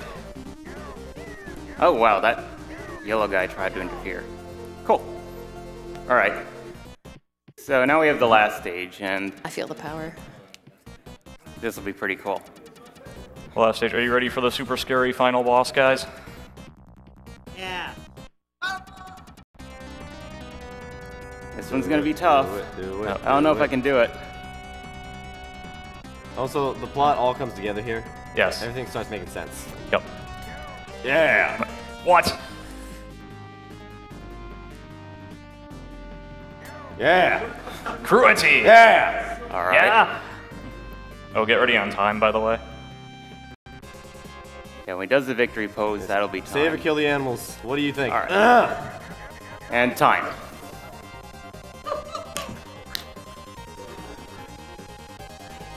Manly. 27:32. 34. 27. Wow, that's 4 seconds off my PB. Whoa. Nice. Good job.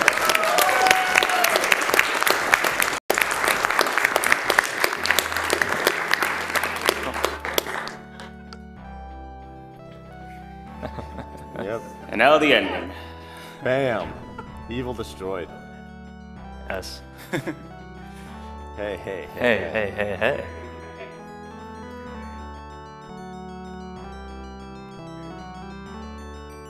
What's he saying? I have no idea.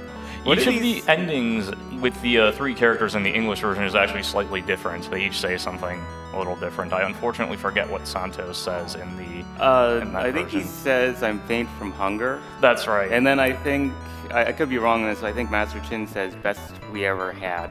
I think that when he replies, "Well done," Rose Sub's ending is "That's great," and that's the one where Mr. Chin replies, "Best we ever had."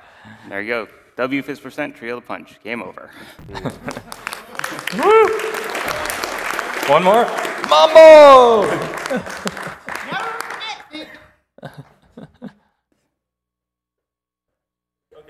Okay, you're good. Yeah. Yeah.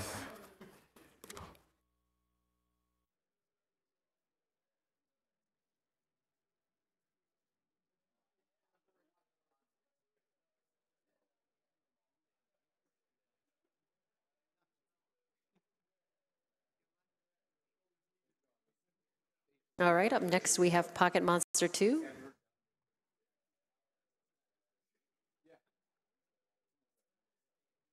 We've got CavemanDCJ playing that.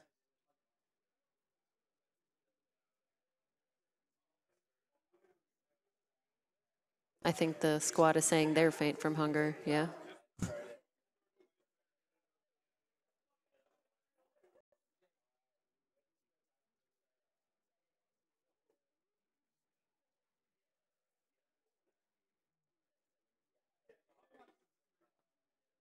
I've got a $10 donation here from Floppy that says, "Dat W fist puller dough." And $10 from ZD Wario, "Best game ever."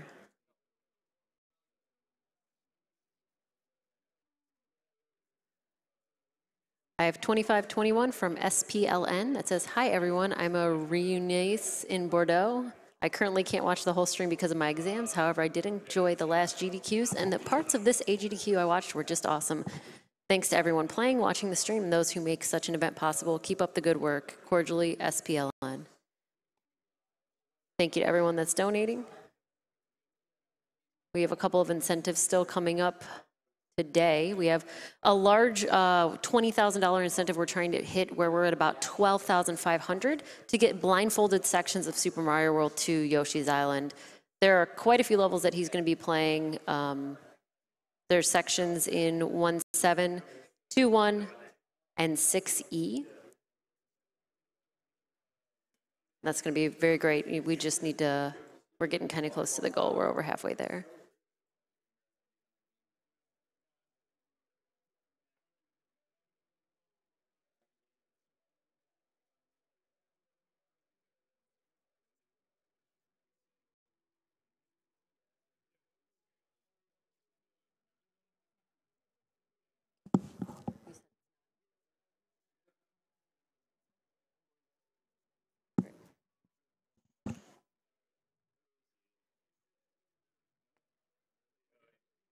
That Pokeball spin.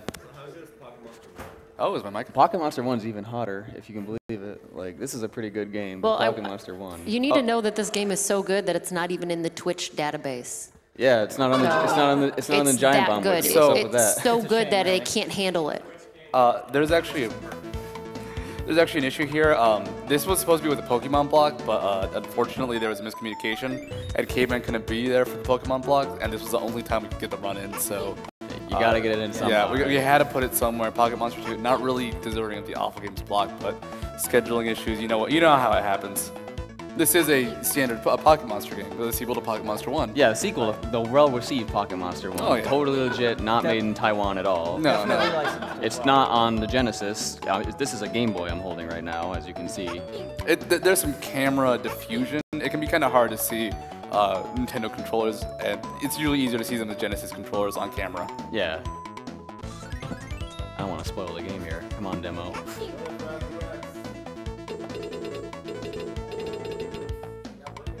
We're good? All right, so I'll give you the old 3, 2, 1. So 3, 2, 1, go. So this is Pocket Monster 2. It is a bootleg Pokemon game for the Genesis, featuring everyone's favorite Pokemon, such as Rabbit and Monkey. They're really good. You can also throw Pokeballs. That's what they do. I don't use them too much. The main tech in the game is every time you bounce off an enemy, you get like an air jump. This game controls, by the way. Does it control well, or? It controls. Okay. There are controls though. There we go. That took a couple tries, but whatever. So yeah, every time you take damage or jump off an enemy's head, you get an air jump, and that allows you to do some pretty interesting jumps throughout the levels. There's an Electrode. There's real Pokemon. That's my favorite Pokemon right there, the crab. We call him Krabby. I don't think he's Krabby though. I think he's just a crab from just some game. But you know, he's trying. Almost done with level 1. Look out for the shiny Oddish there. I don't know. That's his brother. Yeah. He's just odd. Yeah. So this should be the longest level in the game, but it's not, because you can just do this. Jump off this Butterfree here, damage boost over here, and there's that level. I mean, that was a massive skip, man. That was pretty big. Yeah! Gotta clap for something in this game. I tried to do like every time you start a level, there's a 1-frame window where you can do like a jump immediately, especially right there where you're in the air. So I want to do that air jump. It doesn't really do anything, it's just cool. I also want to say Radical Rex cutscenes has been met. Yes. So thank you to everyone who dealt with me complaining about that for an hour. But now it's good. I also have a $20 donation from Lauren. It says, hi AGDQ, Lauren here saying thank you to all the runners, tech station donation readers, and everyone for another fantastic event for a great cause. Yo, you guys ready for the zip? You ready for the zip? Here comes the zip. And there it is. Yeah! You put Mega Man to shame. Yeah. Do you think Pikachu would do a zip or a zap? Zap. So should you call it a zap? Zip, zap, zop. That's how this game goes. So, This level is interesting because it crashes a whole lot, so I hope it doesn't do that, because that'd be really something inconvenient. It's based on how much health I have, so I have to take the right amount of damage. If I have too much health, the game will just crash if I take damage. So I'm gonna, like, I need to take damage and almost die so that when I do take damage, the game doesn't crash. This is the right amount of health right now, so it shouldn't crash. See, it didn't. It would have.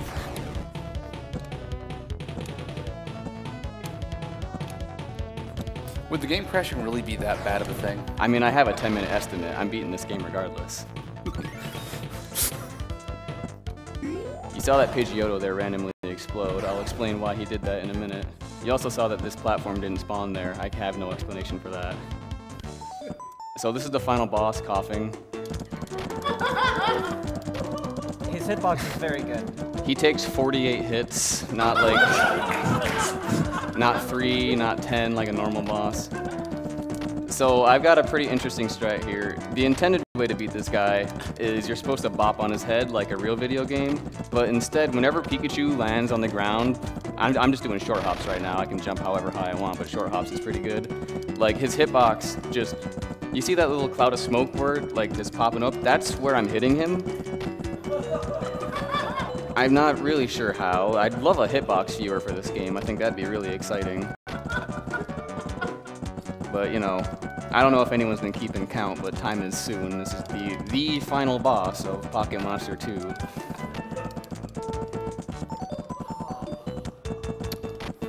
How you doing? I'm doing great. I'm really excited to be an Awful Block.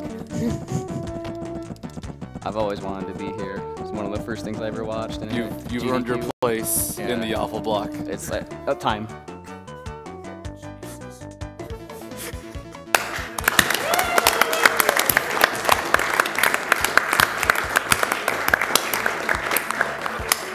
Magnificent. Almost a flawless run, except for that time where it wasn't. But other than that, great fun all around. Highly recommend everyone check out this totally legit game that's not from Taiwan.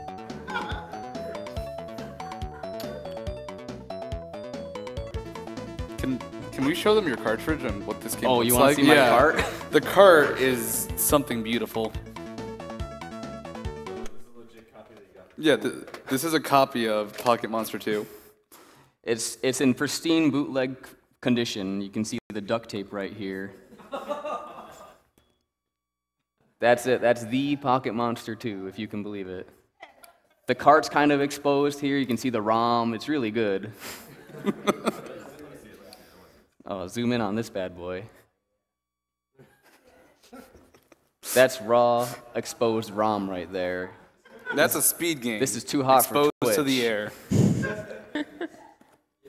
There's no rule for that, you know, just don't take off your shirt. You can take off your, like, the sides of the cart, though. Anyway, that's me. Thanks for watching.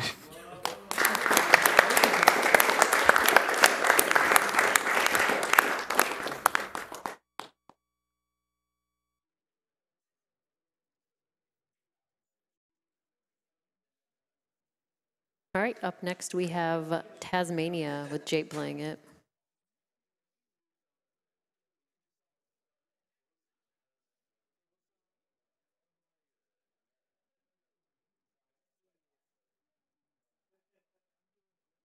And we're going to go ahead and take a commercial real quick. We'll be right back.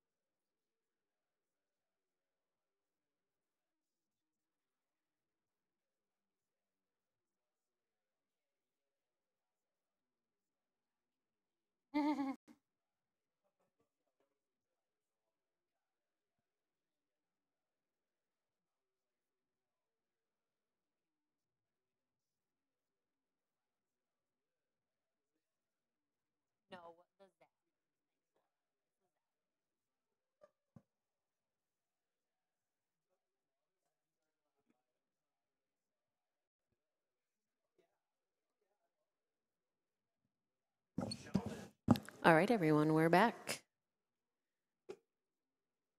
If you just tuned in and you have no idea what's happening because you've been up all night and you may be hallucinating some really, really awful games, this is the Awful Games Done Quick block at Awesome Games Done Quick.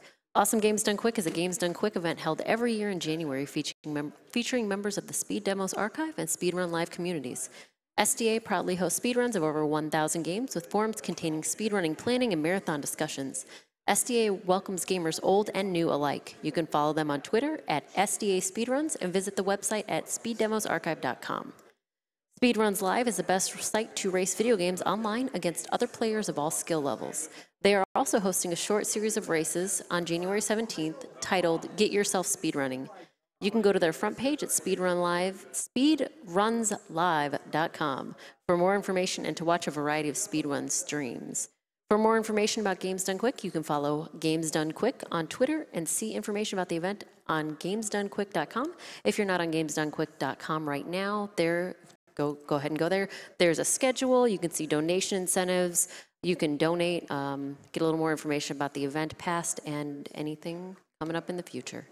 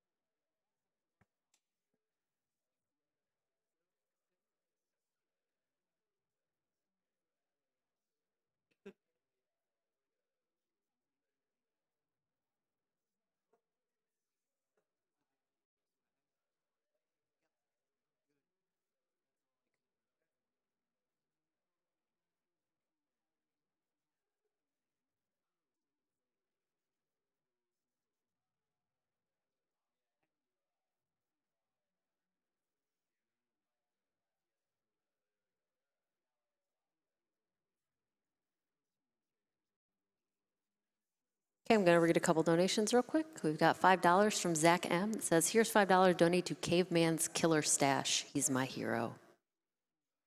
Got $15 from Stoic that just says kill all the animals, which is the correct choice, by the way. And $20 from LD that says, hey, y'all, woke up this early this morning to watch my boys Caveman and Jape. Good runs. Hope to see you all in the summer. LD's a cool guy. Oh, my mic on? Hey, guys. Huh? I'm just messing around, giving people a taste of what it is. And I have $50.20 from Fox Peace that says, hey, Jape, good luck on your Taz run. I've been hyping it up to my friends and stream viewers for the longest time and have stayed up till 3 a.m. Greetings from Hawaii and much love from 502 crew. You got this. Thank you, Fox. Thank you to everyone for your donations. Keep them coming. There's got to be a reason we're playing these horrible games. Little tongue guys.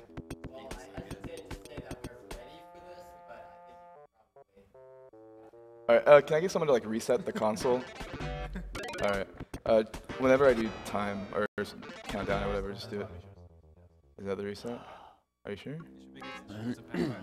Yeah. Okay, alright. Someone just count down and then do time and reset. And I'll go.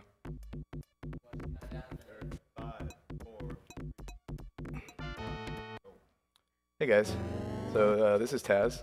It's a cool game, I guess. I don't really know that much about it, to be honest, but the story is basically that the Taz family is really hungry, and okay, that's cool. So the Taz family is really hungry, and these water things are like basically random. It's pretty cool. Good start to the game. You basically see exactly how it goes. I'm actually gonna have to die on the first level. I won't have to. We'll make it work. But so wow, you went on the head of both of them. Yeah. So the Taz family is really hungry, and there's a big giant egg that they have to get. So once they get to the egg and get it, then you know, the Taz family is full. It's a pretty good story. As you can see, the controls and the sound especially are really terrible. You just I'll just be quiet for this level. You can kind of hear like the cool jump sounds. Yeah, this game has great sound effects. It's probably my favorite audio design in any game that I know.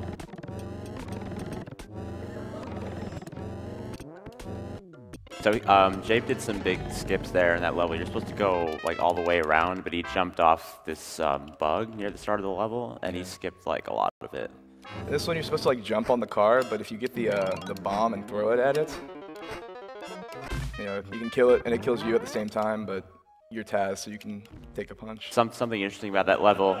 Something interesting about that level is it runs at 60 FPS. The rest of the game runs at 30 because it lags every other frame. So for some reason, like the car level runs at 60, and we don't know why. I think it's because it's just a lot smaller than the other ones, but probably. You never know with these kind of games. Now, my friend Cypher was telling me that this was made by 2 developers. Is that true, Cypher? I think so.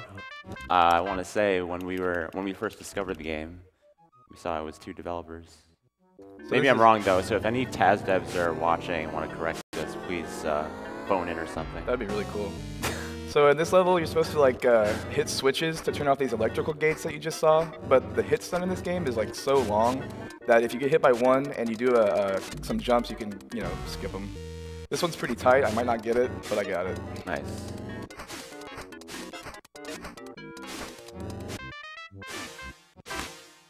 Pretty good little. You didn't have to go for the smelly ham. No. Taz really likes to eat smelly ham. Or alright, so here we are in the ice dungeon. There's a lot of ice platforms that you have to traverse, and they're not in a regular pattern. So sometimes you can fall into the water, but yeah, like that. But it only takes away a little of your life, so you should be good.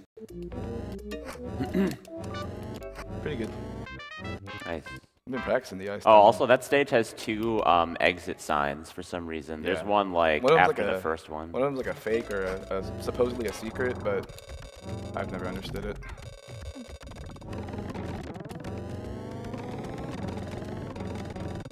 Oh, so something interesting about these bush rats is their spears will sometimes hit you out of your spin animation when you're in your spin, you're usually invincible. Even bosses are just like, they just take damage. They can't hit you while you're in your spin.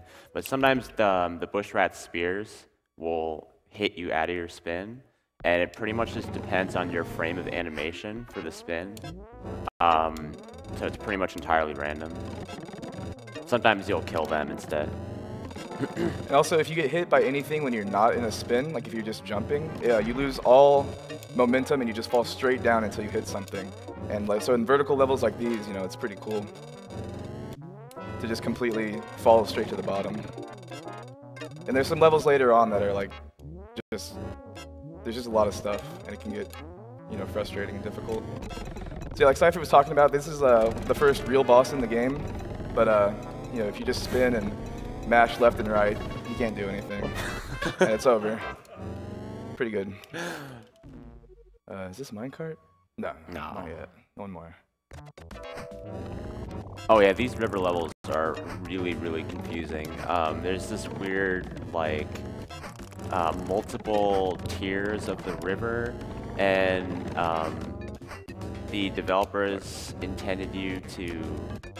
Are there logs in this one? No, there might be actually. Yeah. Oh, no, I think there are logs in the second river level. There were in that one as well, but there's so many platforms, it doesn't matter. Okay. This is a minecart. It's a cool level. You just go up and down. It's kind of, I guess, infamous if you played it as a kid because it's pretty stupid. Yeah, it's impossible to beat it. It's complete trial and error. Yeah. It goes too fast for you to react to. So if you're playing this for the first time, prepare to die at least 20 times before you beat this level. Yeah, because like these, yellow means slow. You have to just like slow down, and then there's that. Okay, good.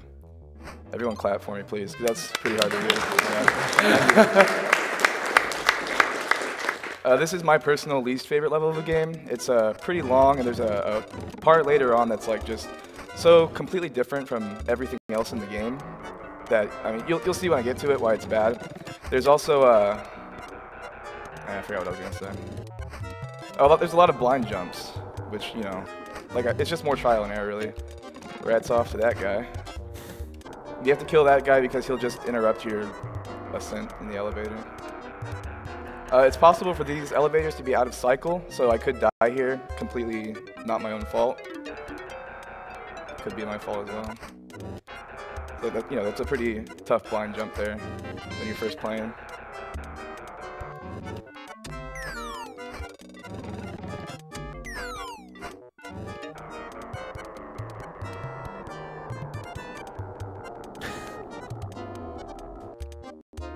Another blind jump here, but not so blind. So yeah, this part I'm not really sure what they thought about putting it in the game. It usually takes a lot longer than this, but if you just hold down and jump, you kind of go through the elevator and you help it go further down than it should. But it still takes 4 jumps to get up there.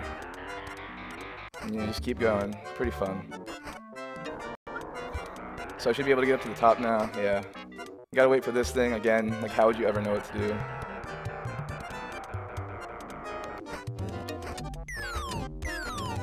Nice.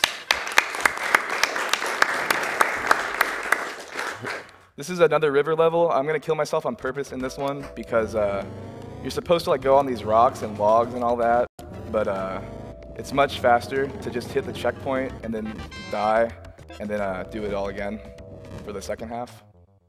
Yeah, this is what I was talking about with the weird tier thing. Like you have to like hold up. Yeah, you hold up and then you can land on a log or a rock that's like higher up on the river, and it's really confusing. But yeah, Jape just skips all that. Yeah, no need to do any of that. This is the big weed. If you are subscribed to my buddy Cypher chat, he has an emote right here, the no weed emote. It's pretty cool.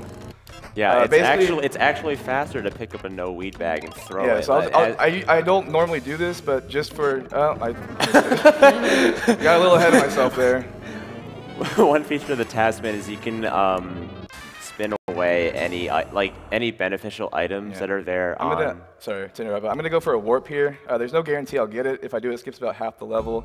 I didn't get it. It's basically completely random. You can't do anything to influence it as far as I know. You just hold right and jump, and sometimes you'll hit the fire, and you'll just skip half the level. No real rhyme or reason to it. This one only saves about 10 seconds. There's another one coming up in 2 levels that'll save, like, it just skips the whole level, so. Yeah, there's another form of warp in this game that you can do in every level where you have to hold up and then you have to press jump. Jump on the first frame the level loads and then let go on the next frame. There's no visual cue if the level has loaded or is loading or anything. Jape's doing a warpless run so he can show off the whole game. But if you do the warps, you basically have to mash and hope that you land on this frame that has no cue at all. And if you get the frame, you can, in most levels, you can warp to the very end and just complete the level in 1 second, literally.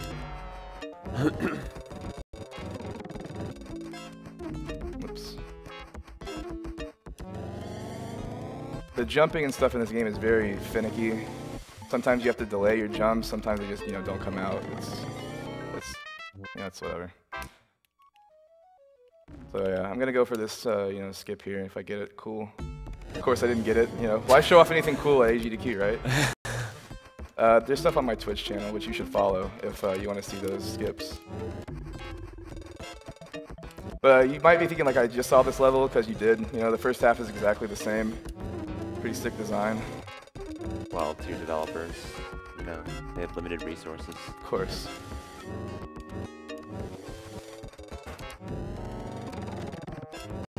Now, coming up is the penultimate boss of the game. I like to call him Dark Taz, because, he's you, but he's an evil little version of you. Anyways, it's just the same as any other boss. Just spin at him. He can't do anything.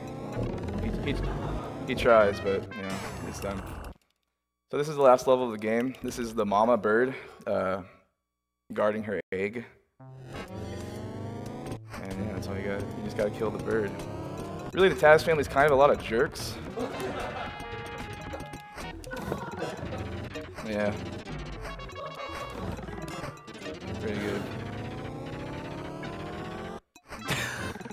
Just spin here, you know, invulnerable, pretty good.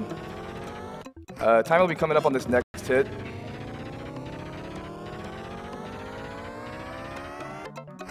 Time. 11 flat. Hey. Okay, cool. That's a really good time. Give myself a round of applause for that one. Yeah. That was a good run. That was a really good run. Yeah. I'm really happy with that. I've got a list of shoutouts I can read if that's okay. If anybody minds. Let's see what we got here. Yeah, the egg actually hatches into a baby bird, and Taz doesn't even get to eat it. All right, let's see these credits. Yeah, the credits are actually good. Taz. Oh, it's more than 2 people. My bad. Taz, you know, chased by the bird. Actually, a lot of didn't people. really work out for him there. But yeah, shoutouts to Dirty Casuals, Giano, Sumi, Dia, Twig, The Good Stuff Gang, Fiery Mario, Polarity, Gooby, Cypher, Dustin, Sebmole, Funk Doc, my FF14 crew, Impy, Boar Deathly, Walkenut, Darkman, Golden, Prinny, Poochie, Ivan, 520, all the people that have supported me, Garrison, Bletchy, Matt Blitz, Ribkiller, Karua, Dram, Minion, Cassius, CP Kaka, Use Pizza, Yggdrizzle, Rom Scout, Zex, RDD, K-Doodle, Countdown, Duckfist, Striker, Jaden, LD, Andy, Ivan, Cass SB, BJW, Rafi, Luzbeheim, Jordan, Zypher, The Joke Crew, Sicko and Joe, SRL, SDA. Sorry if I forgot anyone. Thank you very much. Oh, and TRV. Thank you. Didn't even say thank you to Taz. How about Taz? All right, I got a bunch of donations here to read.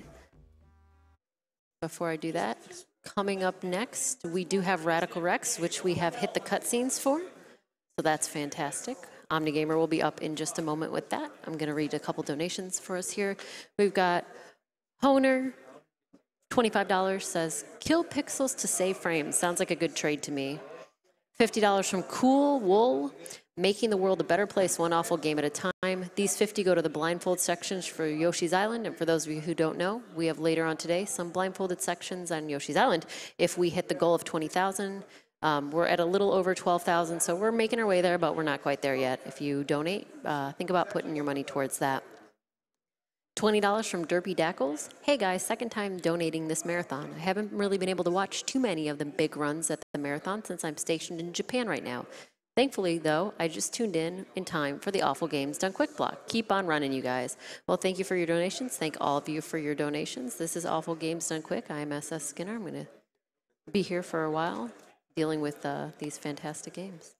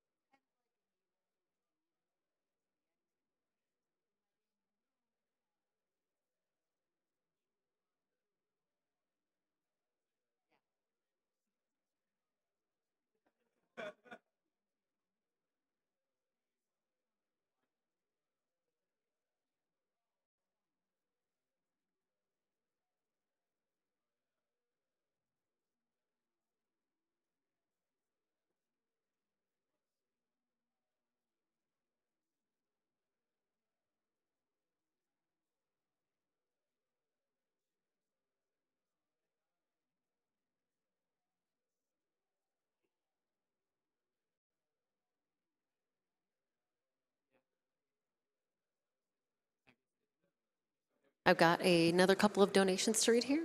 $80 from Kimbo Kastanev. Hello from Austria. So glad this is happening again. I love watching you guys destroying games of my childhood. Keep up the good work. Well, thank you for your donation. I'm sorry that these were games of your childhood. And I've got $50 here from Andrew McMenemy again. Unfortunately, this has to be my last donation to this event, but just because it annoys our hostess, I have to throw a bit more to these poor animals. You know, you probably shouldn't taunt the person who's going to either read or not read your donations. Just saying. There, I know you're going to taunt me anyway.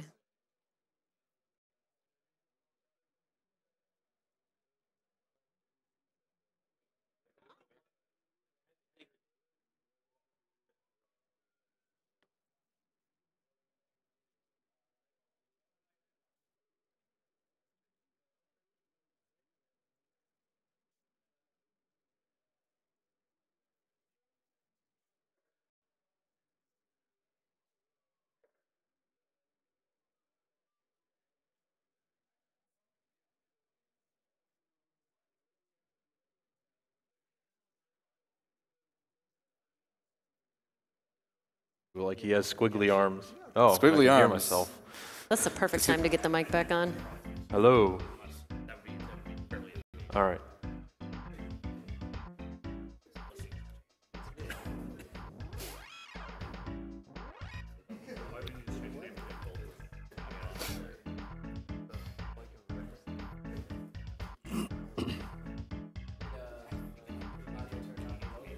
Do I?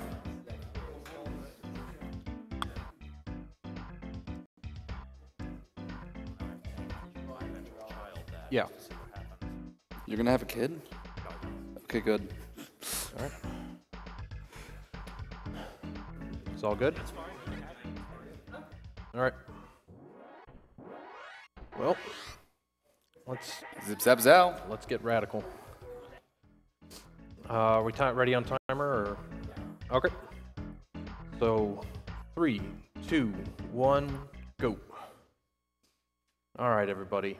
So you donated for this. This is cutscenes, and it gives you some semblance of what this story question mark actually is. Now, I think this is actually a valid cutscene to show in general. Some people subscribe to the theory that meteors wiped out the dinosaurs. I subscribe to the fact that it was actually an evil wizard. Yeah, except I'm gonna turn that right on its head because I'm Radical Rex, and we're gonna save some dinosaurs. All right, let's see it. So, in case you weren't watching, the only reason that I was not affected is because I was too dumb and/or sleeping to be affected by the wizard's magic. I mean, 90s kids slept through evil wizards. Yep. Uh-oh. Off to a great start. Normally I'm supposed to make that jump, and I swear I make it pretty much every time. Now, it's important to know that Radical Rex controls terribly.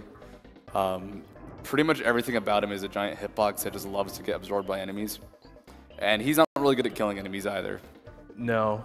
In fact, you'll see later on, it's most of the time more beneficial for me to not touch the enemies and just take damage where I can.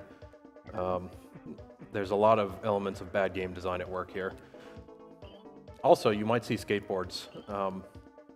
You're not going to see them again for a while, sorry. But this is the reminder Radical Rex is in fact radical. He has a skateboard, it's cool.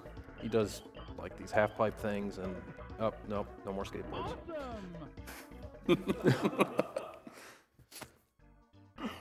And all of these cutscenes just serve to kind of show your progression, and in this case I happen to hitch a ride on a pterodon for no reason, and it's clearly not picking me up. I'm grabbing onto it. Sure, why not? Into the swamp. Now, this is going to introduce some concepts of the game that are really, really overused. That is instant death on things that don't look like they should instantly kill you. Those logs, you jump on the top of those logs, you instantly die.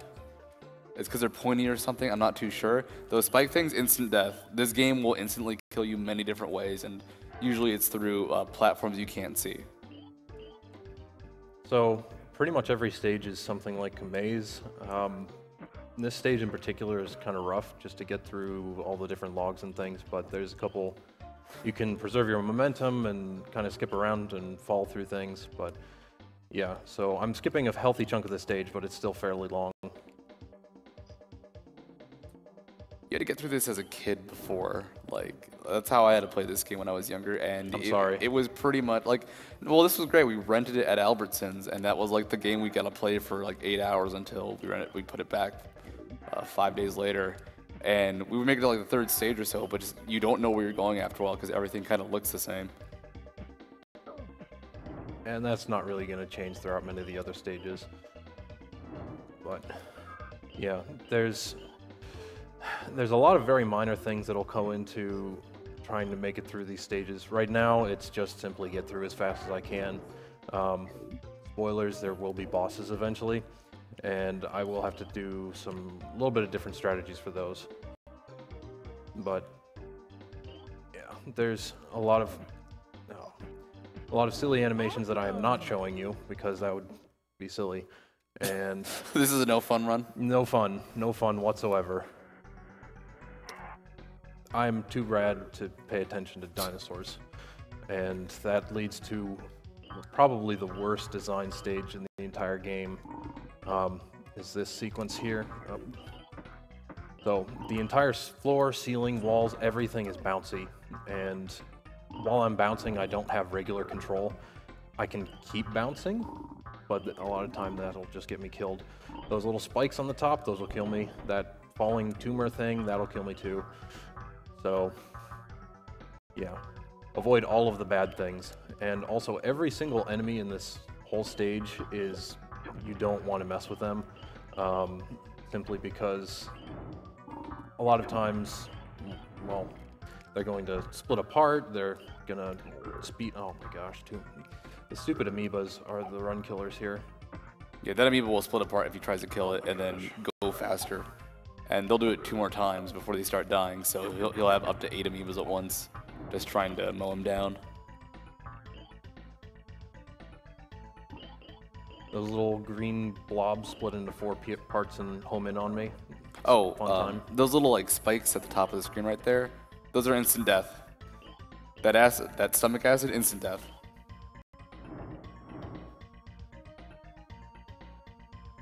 And a lot of this just comes down to waiting. But, so if you're paying attention, we've gone from some jungle, we went into a swamp, and into a dinosaur stomach, and now we're in a graveyard with a bunch of revived dinosaurs? Sure. And the tired, small, happy dinosaur. Mm-hmm. And that guy, I don't know what those guys do. They just kind of run around. By the way, this is a boneyard that goes to space.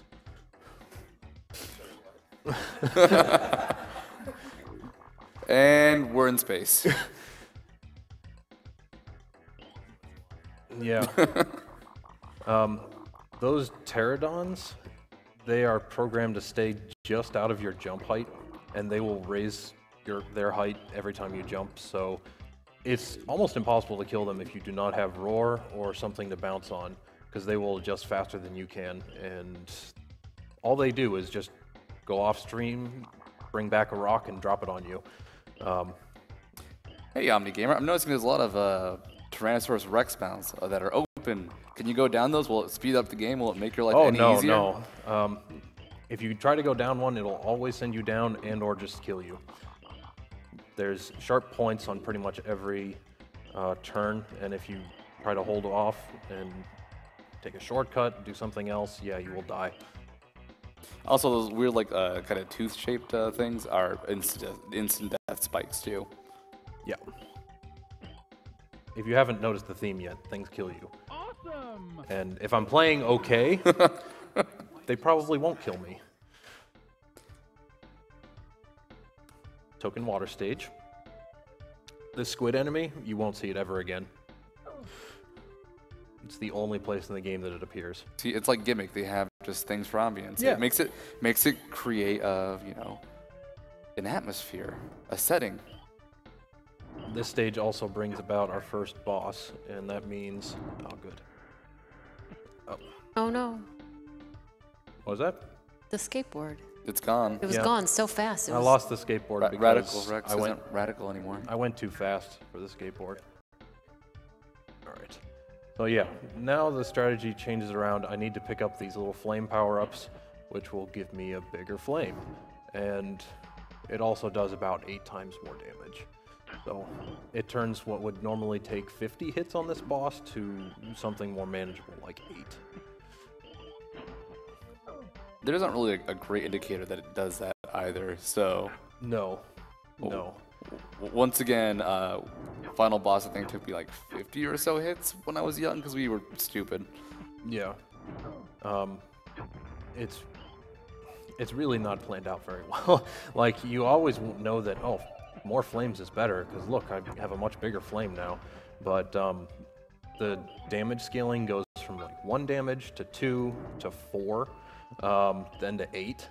So that's on most enemies, but some bosses, for example, when you have full flame, it goes from taking 5 damage to 20. Also have no reason for that, but that's cool. This game is secretly a Metroidvania. You have to explore everything. Mm-hmm. Oh, I got a bad skateboard cycle twice. We're just gonna ditch it.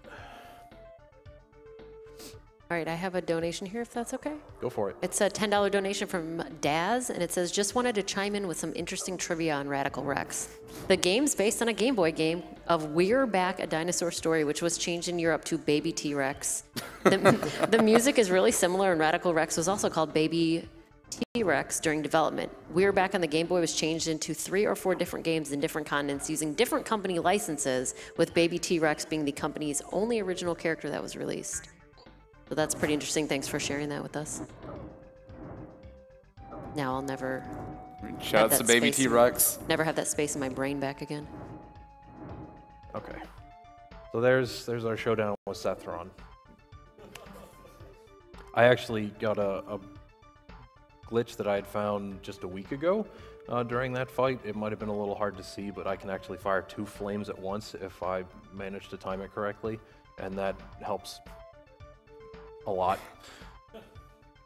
He's mad. He's pretty mad. He's still speaking in Limerick, though.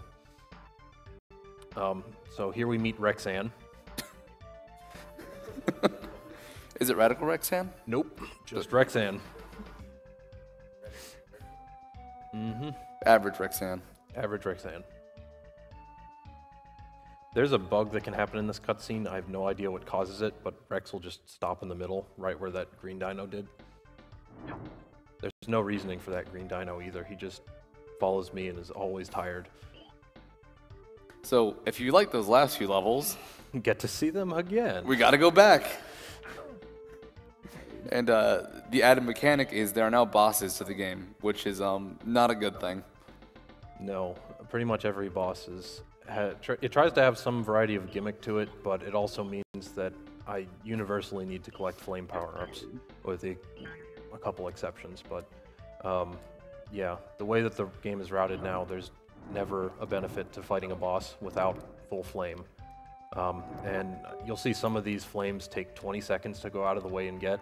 Yeah, it's still faster than not having it.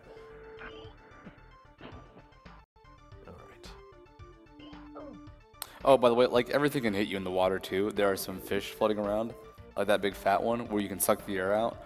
But there's thinner versions of that fish that suck the air out of you, and of course, running out of air is an insta-kill. Yeah, but don't worry, we'll get to have some time with the make-out fish. Hell of an animation.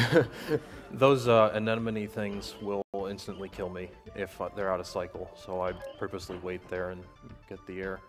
Now that little fish won't hurt them, except they'll blow a bubble that for some reason it looks like you could get air from, but those just damage you instead. Yeah, the bubbles hurt you. I don't know why. Oops.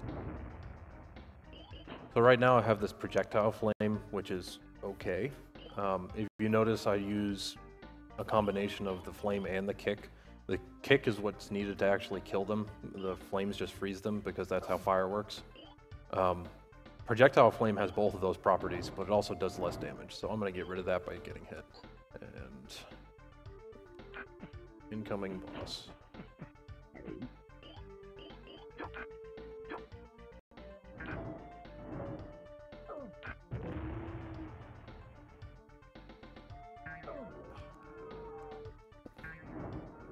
Oh my gosh. More hit? There it is. Nice. I want to kill him towards the top there so the platform spawns immediately and I can just jump to the exit, but I missed the quick kill. Yeah, bone time again. I wish I was nearly as powerful as this cutscene makes it seem. All of these enemies would destroy me.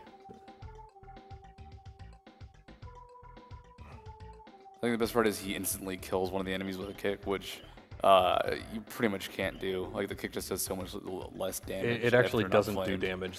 It doesn't hurt enemies unless they're frozen. Yeah. So it's just there to slow you down. And naturally, second time coming to the Boneyard, there are a lot more instant-death pits. Just falling is bad in general because it's a vertical level. You fall, you're going to go way back. But now you mess up a jump, you're going to die. Yeah. Actually, they purposely remove some of these instant death pits, but it's the difference between, oh, I can die and start at a checkpoint, or, oh, I'm going to fall to the beginning of the level, which is also not so great. But if you remember from the first time we went here, there is a wind cycle that will happen at some point. Those are on a global timer. So at a certain point in the stage, we should have wind pushing me right now. And because this stage is longer than the other one, we're going to have that happen again. And if I'm quick enough, I'll be able to get to the boss before it happens. If not, I'm going to have to wait it out. So this Pterodon, please don't hurt me. Okay. Is the one that you saved for the... Okay, I got him. Is the one that you saved for the wind cycle? Yeah, so normally my old strat would pause to roar there, and unfortunately they put an impossible to dodge number of roar power-ups along the way, so if you roar with full roar, it's something like 4 seconds where you just sit there. I mean, it does a lot of damage or something. I don't know, it doesn't get used otherwise, but yeah, it would cause me to miss this cycle. So I should just barely make it to the boss. And this boss used to be the most random one.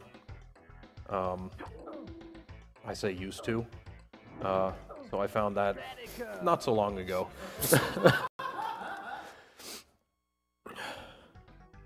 Well, I mean, why do you even need to kill the boss? Yeah, really. But the only way to damage that guy is he would spawn these golden bones from the ceiling, and you'd have to make them hit his skull. So here's like the one thing I don't get about Radical Rex. Why is his path to and from like wherever the wizard was through this dinosaur? Like on the way back he gets eaten again. Like this is just how he gets around. It's obviously working for him. That's one question. So yeah, everything that you remember from the bouncy pit before comes back with a vengeance, with even more instant death, tentacles that will also kill you, and bouncy doors in some cases. You can bounce off the bouncy doors naturally, and you can easily bounce to your death. That tentacle is instant death. Come on. Yes, if I were to go that high, it would kill me. There are other difficulties for this, and all that they do is add more of those things. So there would be a tentacle here that I'd have to get out of the way of. There'd be a pterodon every 10 feet. So yeah, it's a really fun game. Try it out sometime. Now, surprisingly, if those doors close on him, they don't kill him. That's like one of the few things that doesn't kill you instantly. That seems like it really should. Okay, bouncy door. Okay. I've bounced off that door more times than I care to admit. I was watching him practice today, and he bounced off the door, and I thought he was going to fall into the stomach acid. Yeah, this stage has the costliest flame power-ups to get. Like a grand total of 30 to 40 seconds is spent just going out of the way to pick up flames, and it matters quite a bit when we get to the boss. Okay. I got a quick elevator cycle. And good amoeba luck. Yeah. Oh yeah, the amoebas are totally random. Yeah, wherever they happen to be they're just going around. They can block pretty much any of my paths. They can just randomly wind up in the middle of, and it'll matter a lot more when we get to what I call the ball pit. And these tumors can also crush you on the way up, so I'm a little overcautious of them. Alright. Alright, and you're maxed out on fire? I'm max on fire. Please? Okay. If the Amoeba spawns there too, it can knock me down, and I have to wait for the platform to respawn. Here's the ball pit. Okay.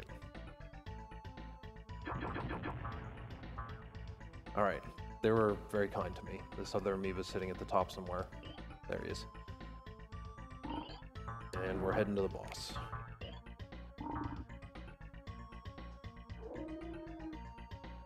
Oh, I missed a roar power up at some point. Oops.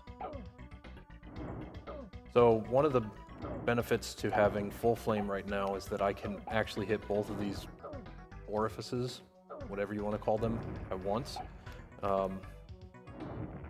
So that expedites things pretty good. Okay, that was actually a really good super tumor fight. I don't know if there are official names for any of these bosses. I think the super tumor is official enough. Yeah. And I thought I was smart, but no, I still reached up and grabbed the pterodon. Good job, Rex. That's just his commute. He plans on it. The pterodon has to be there every day or he can't get anywhere. So this stage adds in a lot of new gimmicks in that everything is more awful. So I missed that. They added in a lot of these slopes that you have to be able to use to get to these vines, and without the vines you cannot progress. Oh my gosh, please.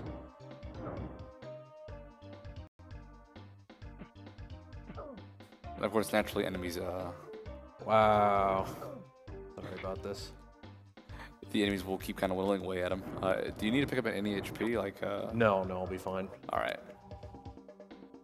They are gracious enough with placing these things elsewhere, but a lot of the stage you still can skip by just having them place things in other areas. Like in that section, you can just walk right off. But unfortunately, I need to move a lot further horizontally than in the past version of this stage. All right.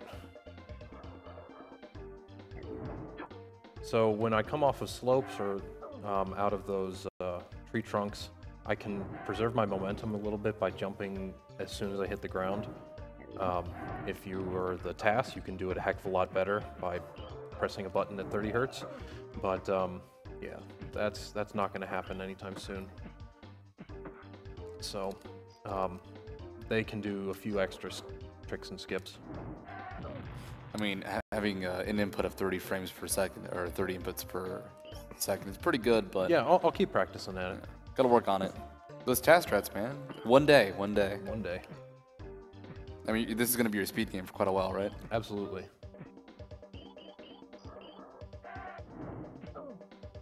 Is that all right if I read a couple donations? Go for it. All right. 7535 from Alex Neal says, hey guys, Taz-Mania was one of my favorite games, although I never completed it. The river part was always the worst. Massive shout outs to all those who make this marathon possible, and shout outs and love to my girlfriend who lets me watch this thing 24/7 every single year. 10 to Twitch Plays Pokemon 2, 10 to Blindfolded Child Dungeons, 10 is going to file name Lunk for Link to the Past, and the rest can go to Runner's Choice. Thank you for your donation. So a little while ago, I had the hardest jumps in the game, which probably did not look like that, but they put slopes right at the normal distance where you need to jump to make that gap. And what that means is as soon as you go into a sliding thing, you will actually not be able to do any inputs. So that's great planning on their part. And it makes what should be a trivial jump into stupidly hard, and they put two of them right after each other.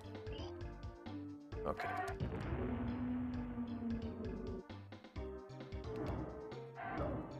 So whereas previously we had Super Tumor, this is Hell Hive. Did you name these yourself? No. Actually, yeah. But they're pretty good names.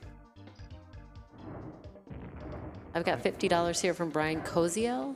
Says, Omnigamer, I've enjoyed watching and supporting all the hard work you've put into speedrunning all these years. Love you, bro. Thanks, Brian. All right, not bad, not bad. All of the orifices open. I think I can English. Orifices. Orifices, that one. They open on a set cycle, so I knew I had enough time to wander off the side. But we finally make it back to the jungle of origin, and I bring a posse. He was a jerk to that one-legged fly. Yeah, he's really angry at insects when it's wizards that he should have all of his angst towards. Poor 90s Radical Rex. I know. Luckily, he can be cool now. The problem with this stage is that they, again, there's a very limited number of flame power-ups here, and they put them very much out of the way. So I do have to ditch a lot of skateboarding fun times just to make it. Alright. In the end, you gotta be less cool, more useful. Being able to kill the final boss is a nice thing. It is. Also, note that that jump to get this fire upgrade is fairly well hidden behind the bush. Yep. So I ditched the skateboard early. You can see that, oh look, you're supposed to use it all the way through here. And I would like to, but it just doesn't happen if you want to be able to kill the boss. So a lot of it's just setting up for that. Please don't hit me. All right.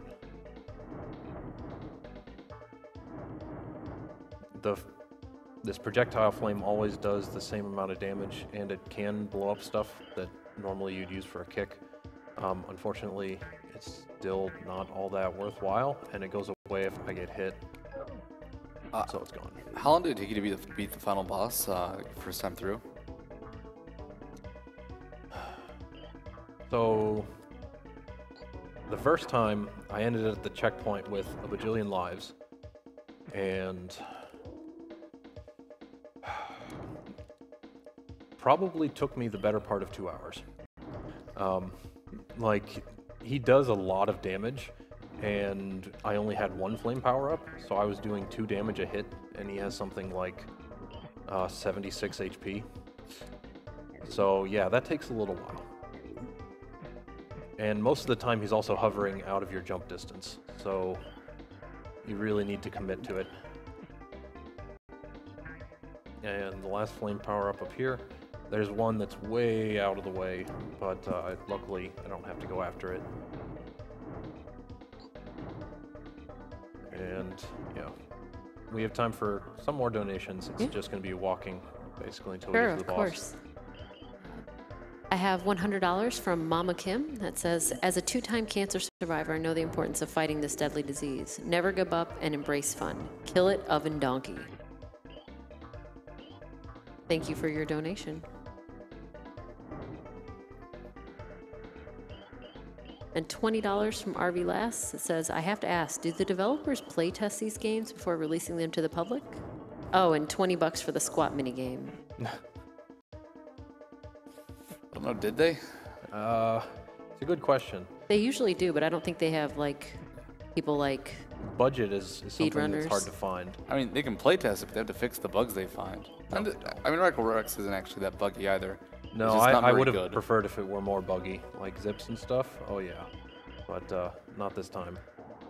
Yeah, it seems like this route is more about, or run is more about routing than anything else. Did you kill that saber-toothed tiger with a skateboard? You bet I did. I'm Radical Rex. There is a Genesis version to this, and most of the stages are the same. I'm gonna get safety. However, Sethron in this version is some geeky wizard. In the Genesis version, he is a weasel. Like a weasel. The animal. And I don't know why. Is he still a wizard? No. Oh yes, he's still a wizard, but... So a wizard, weasel wizard. Alright, I've got double flame, and if I can keep it... There we go. Time.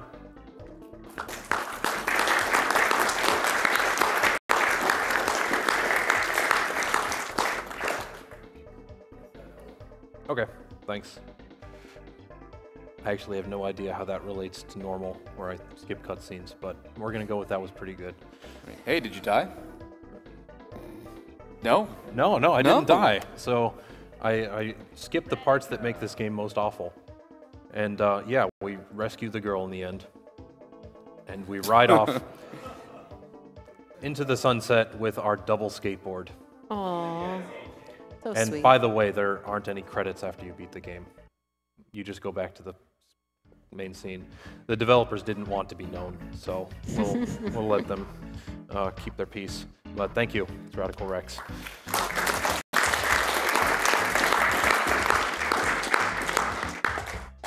All right, thank you, Omnigamer, for that run of Radical Rex. Up next, we have Beethoven 2nd, run by Shrimp, and then after that, Brossentia playing Town with No Name. Beethoven 2nd is the last game that you can get in for the Beethoven prize pack, which if you don't know what that is, it's pretty hype. I gotta be honest. I mean, a VHS tape in the year 2015.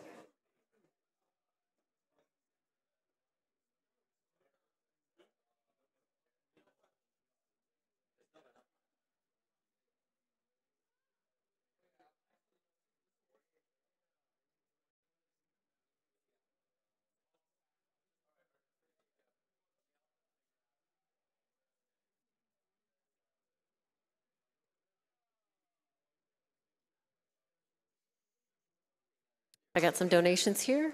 $10 from Doc Marm. Had to donate one last time during the game that ruined my childhood. I never did get past that pterodactyl. Radical Ron Omni. Thank you for your donation.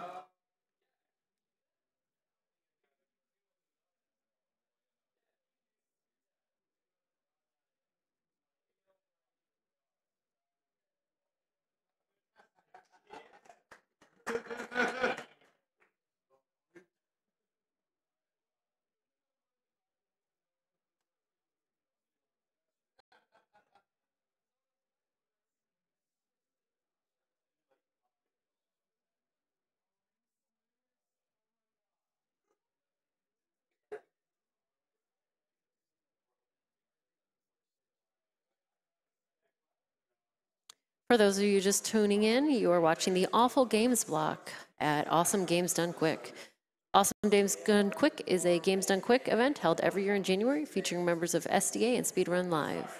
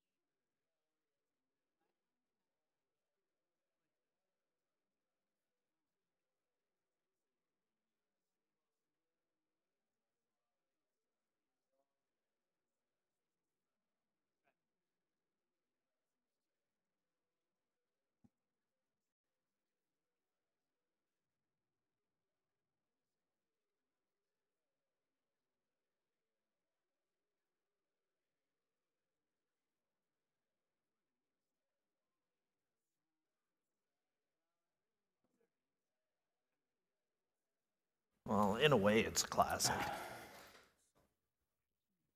No, you need to get your foot up. Let me pull this over. Shrimp, can you say something? Yeah, I can hear it. You can turn it up. I think you could turn it up. Or I could turn it up. Yeah, I can. Yeah, you One of us turn can it turn up. it up. I'll turn it up. I'll turn it up.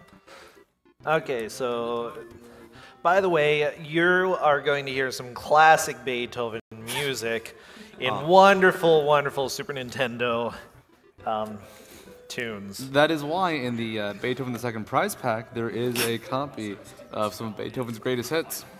Made by Beethoven. Made by the real Beethoven himself. Yeah, if you guys go to gamesdonequick.com, you can go check out that prize pack. It's ending after this game, so if you really want a VHS tape of Beethoven, get that in right now. So if I do this, they're just going to see the dogs on my chin? Is that good or bad? That's a good thing. All right.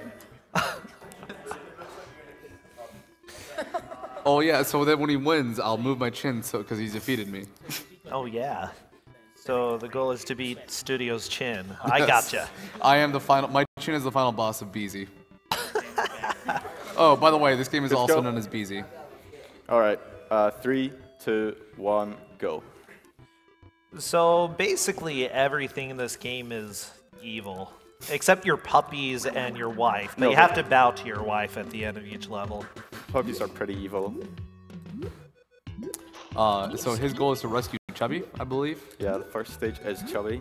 Now, if you're not very familiar with this, Beethoven is very slow at walking, but he is insanely fast at jumping. So most of this run, he's going to be jumping, as you can see. That's the end of the stage. You can tell by the amazing jingle and Beethoven's shocked expression as he finds his puppy. These stages are two-parters. The first part, you find the puppy. The second part, you have to pick up the puppy. You cannot do anything besides jump and move with the puppy in your mouth. And now he has to take it to the end of the stage. By the way, those fences are supposed to hurt you instead of, you know, they have pointy ends, you know? If you just stand on fences normally, you're going to get hurt. But Beethoven, no, he's not going to deal with any of that. Yeah, really anything hurts you in this game except puppies and wife. Like fences, dogs, kids. Apples. Apples. Tornado cats. Birds.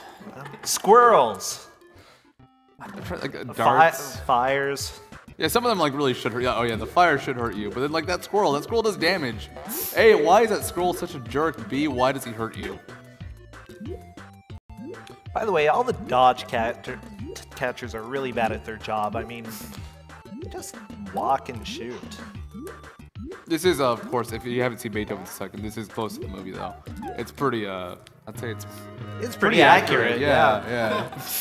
I mean, at the end, you go to the mountains, just like in the movie. Charles Grodin was proud of this movie, really. All right, that's the water power-up. Shrimp can shake off BZ, and that will let him instantly kill everything on screen. The thing is, it has a limited duration, and that's kind of a terrible thing, because you really need it for certain enemy-filled screens. That spot, you have to take damage there. There's no getting around it. So you want back? That's just set up more momentum, because those apples, man, those apples are going to wreck them. As you noticed, he also picked up some water right there to shake off. Yeah. Yeah. That instantly kills people. Poor people. It's like, dog stink. Well, they're trying to kidnap dogs, so I mean they are jerks. Shouldn't they be used to that smell then? I mean, what are they feeding Beethoven if his like shake off instantly kills people? Side note, this is the kennels. As you can tell, they stack their boxes very, very high. It's actually important to the level layout for the next level.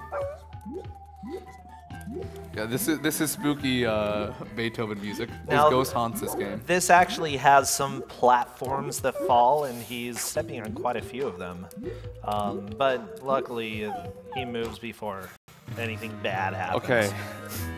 That dog should hit him, but their hurt box doesn't activate until I think a second or so after you see them. So when they start running around, right? Yep. So Shrimp was able to actually finish the level despite having no HP. He takes a hit now, he dies, and well, the puppies are in danger. Full health right there. Oh! A bit too much of a slide. Yeah. This kennel is very, very poorly built, you know. Yep. And we're now at the top of the kennel cages, which are massive and stacked so high that Beethoven can fall to his death. I'm glad that they have dog catchers on top of the kennel itself. And dogs. And dogs. You have to time that cycle. It's on its way down when you first see it. Oh, whoa. Oh, no! It ain't easy being Beezy. No, that was pretty unfortunate. I got a couple donations here, if you guys don't mind. $10 from Ratza says Beethoven is an animal. Beethoven is, wow, I've been up for 24 hours. Beethoven is an animal. That means we should save the animals, right? Am I doing this right? And another $10 from Probable Prime that says Beethoven hype, woof woof, save the animals. So it looks like this is not, we're saving the animals because of Beethoven here.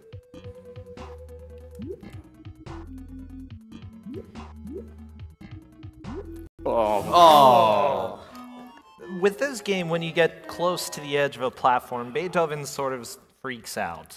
And as you can tell, he sort of does his weird little falling forward animation, and you really can't do too much at that point. It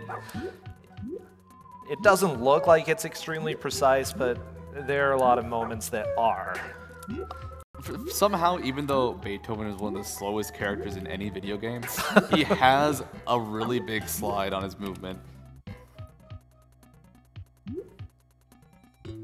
It doesn't again. See? No, Shrimp, you're doing great. It's Beethoven who's being stupid. Come on, Beethoven. God damn. We believe in you, Shrimp. We believe in the Beezy. There, of course, are no checkpoints in this game. It's just at the start of the level to the end of the level each time. This is a very hard game casually.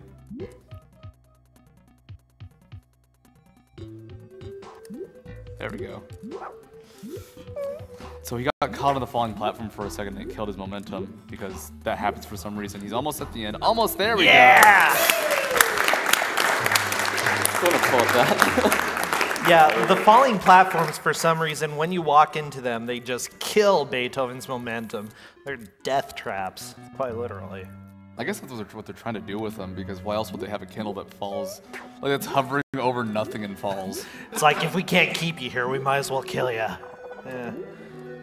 These dog catchers are dorks. I'm glad Beethoven can murder them. Mm-hmm.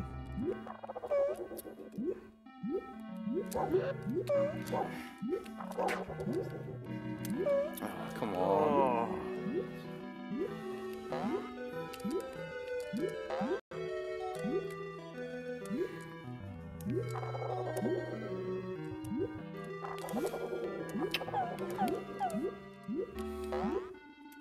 All right, back to full HP. This music makes this game pretty intense.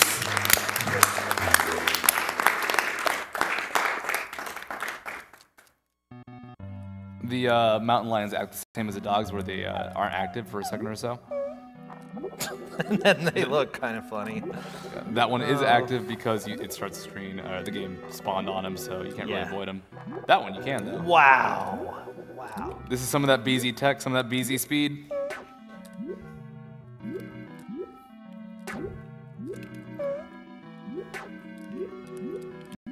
Get ready on time.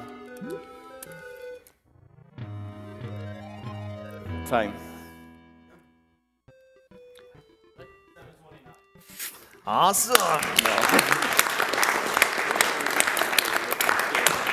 And you get some of the cutest drawings. This is the reward for beating the game.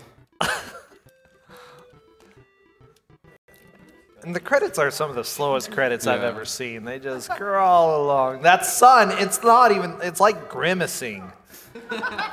Shrimp, would you like to give any shouts to any members of the Beethoven community? Yeah, I have to give a shout out to Dark Devastation for some reason. He asked me to.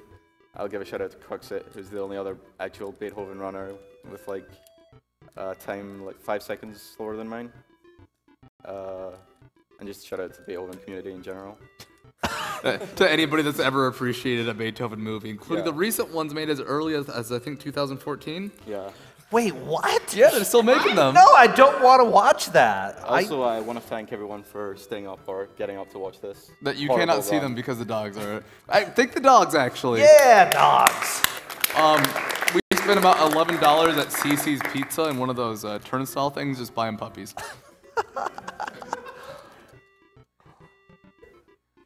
Art director, here we go, Randy Briley. All right. Okay. Are we good? Yeah. All right. Awesome. Well, thank you, Shrimp, and everyone else for being down here for Beethoven second. Can we get one more round of applause for that fantastic run?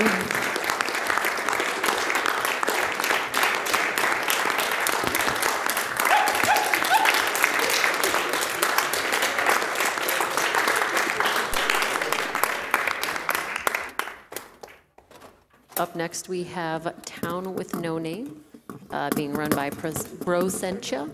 I'm going to actually be handing it over to Bob, and I'm actually going to be handing it over to a Twitch commercial. So I will be back after this game, and Bob will be on, and we'll be having a commercial right now. So see you guys soon. All right. I'll put them in the trash. Say what? Oh yeah. They made up for the runner cam. They're very good.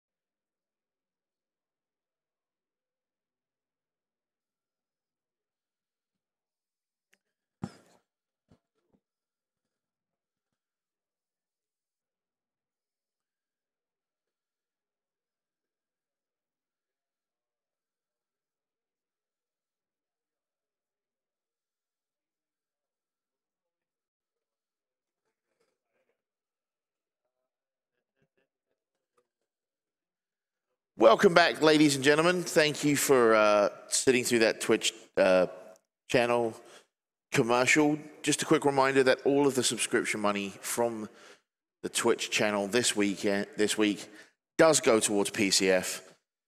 And we are going to throw to one more quick commercial for one of our other sponsors, Tiny Build, and we will see you after that.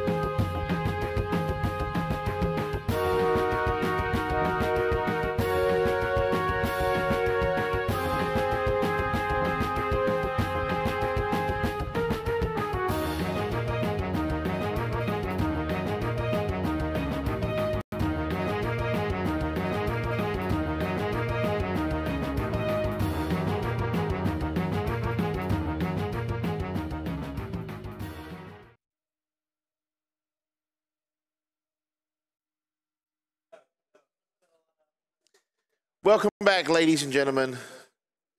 Thank you once again. As Brossentia prepares to play his, well, I'd call it a game, but that might be overstating things. I'm going to get a couple more things done here. We've got quite a few done. I say quite a few. We've got many donations to clear out after that last one.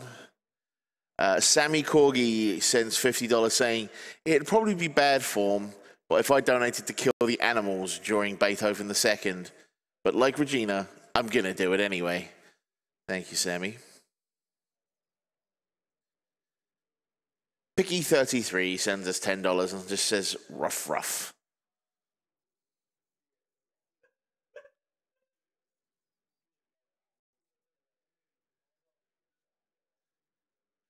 $5 donation from Tane. Millie says, I want that Beethoven VHS. You don't actually have to specify that you want a certain prize to go for a certain prize. You are automatically entered into any prizes that are viable whenever you make your donations that you meet the minimum bid for. So please, instead of like specifying that you want your donations to go towards a prize, please put that towards various. Give me a drink, bartender.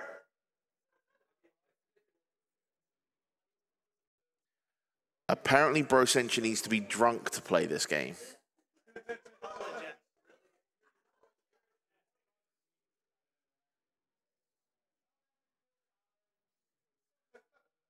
Or are you already drunk, Brossentia?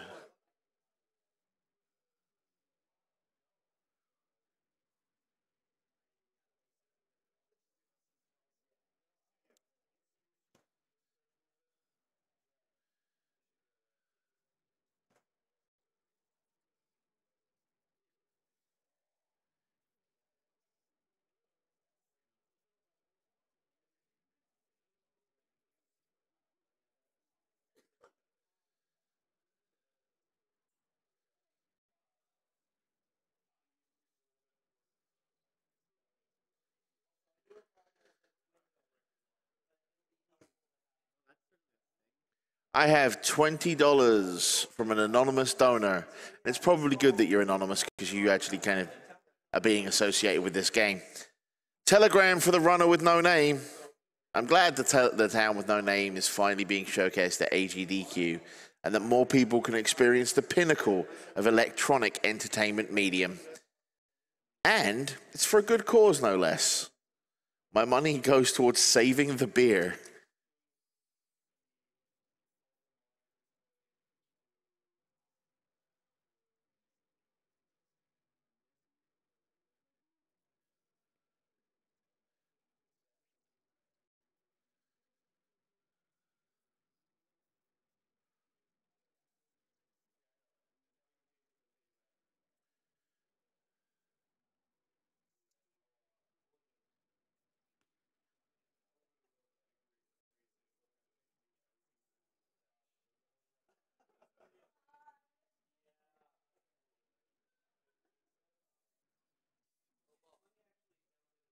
What's up?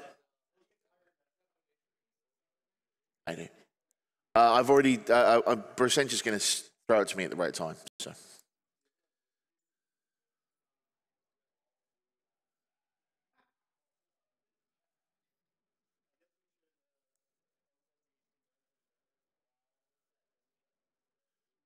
Do we really need HD for this game? Like.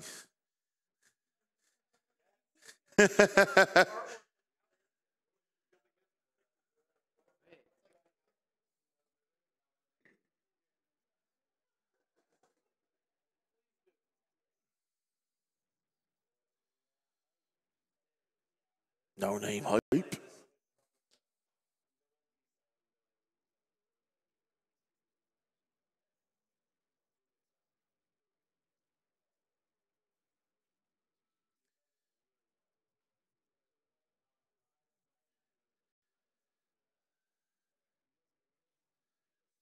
I have $20 from Popomatic, who says, if tie-in games are considered less than the games that they are based on, and dog films are so bad that they get the director dumpster treatment, what does that make Beethoven second? I'm not entirely sure, but I think it might be the best argument for killing the animals I've ever seen. Keep up the good work. Thank you, Popomatic.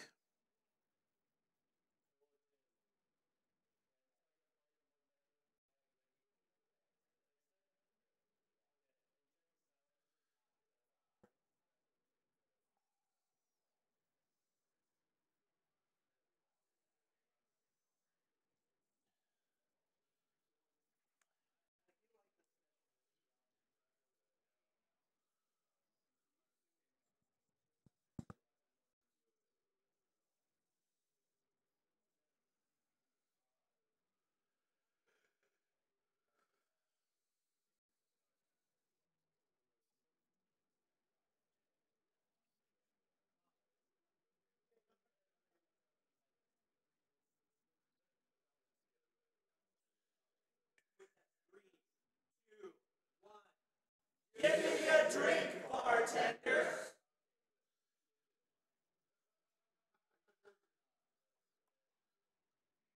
So does that mean the round's on you, Brossentia?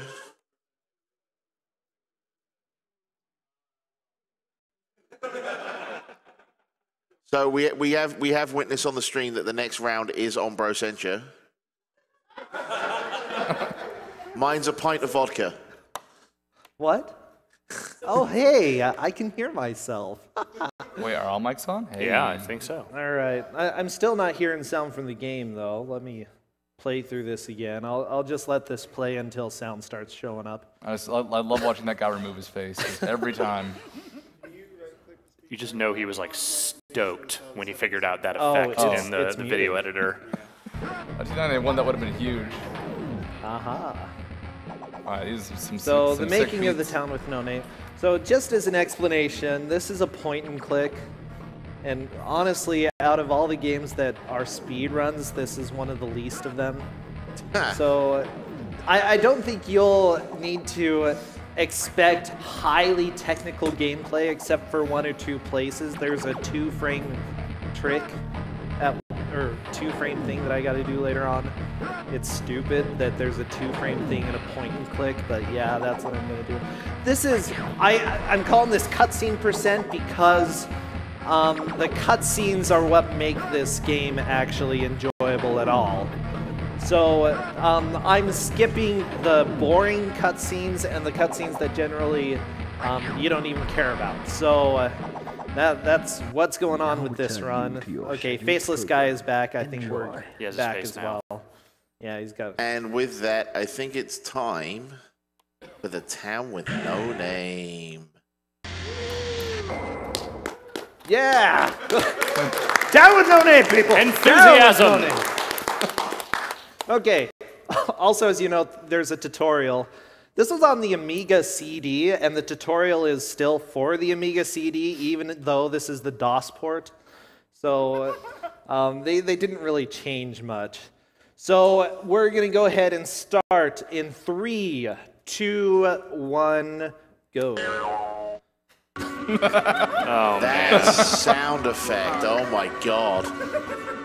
So basically, we don't know who this guy's name is. This town has no name. It's town with no name. Warning, headphone users, you're gonna die a couple times during this run. That's okay, just die. Oh. Probably, yeah. I don't think the friend is given a name. The spider's dead. That's us, by the way. This is the weirdest Dr. Katz episode ever. Uh-oh.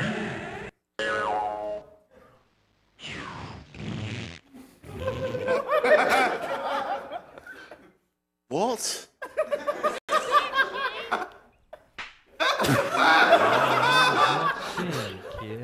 Get wrecked, kid. So that's actually the any percent run right there. Nice work, nice work. The good thing about that is that if you go to begin game, you get to skip all that as well. So we're back in here, back to the town with no name. He's gonna take a look around, look at this shady area. His eyes actually move here, so it's kind of cool. Okay, this was actually awesome in 1991. Okay, I think I got him. Did I?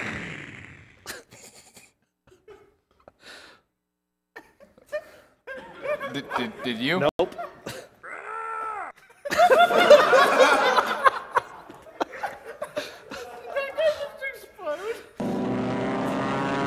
Okay. It's like all my MS Paint nightmares come to life. Exactly. Okay, so Evil-Eb is dead. This guy explains a bit. That was the first boss, by the way. Yeah. Oh, okay. Now, he's killed Evil-Eb's littlest brother, and that means trouble. Okay, Evil-Eb's littlest brother. I killed. There's Abe Lincoln. Okay, so we are going to go to the blacksmith because the blacksmith has some interesting stuff in there. This music is good, by the way. So, Cigarette Dude out there who explained that we killed Evil-Eb's littlest brother is right there. Ooh. Drama. Let's talk to him. Let's find out what he has to say. Come on. Okay. Hi, I'm new in town. Are you from around here? No. He said no.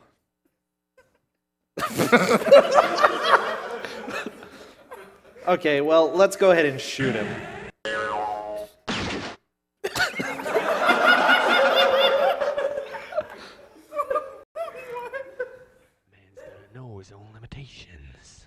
Man's got to know his own limitations. This guy has wisdom. Okay, so that's a bad ending. There we go. In the graveyard. We don't blah, blah, blah. I'm there. It's very descriptive. By the way, this was made by British people. The developer, one of the developers of Carmageddon actually worked on this. Shout out to my fellow Brits. Does he respond to your tweets about this game? Yes. No, he doesn't respond about this game. He responds to Carmageddon tweets, but not this game's tweets. So, okay, I actually need to shoot this guy this time because I missed that last time. There we go. I love the sound effects. They're so beautiful. Oh. Dang, that's torn it. Is he 2D? He's kind of 2D, yeah. That's a lot of blood, though. He's died now. He's killed. I would just like to take a moment to remind people that this game was purchasable for money. Yeah. Oh, it sure was. Okay, so we are going to go to church. Oh, sorry, headphone users. This music's intense. Okay, so let's sit down for a little while. Let's see what the pastor has to say to us. I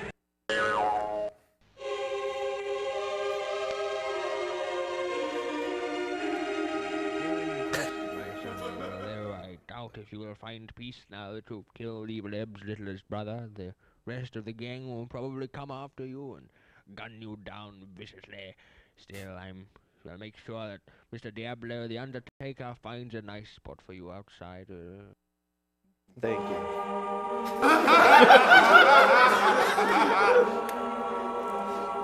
Yo, this game is amazing.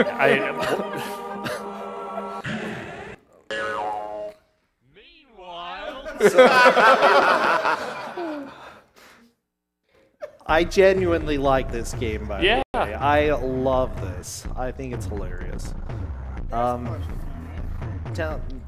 with no name welcomes careful riders. No riding too quickly, okay, guys? Back in town. By the way, this vulture has Pokeball eyes, like, seriously. Okay.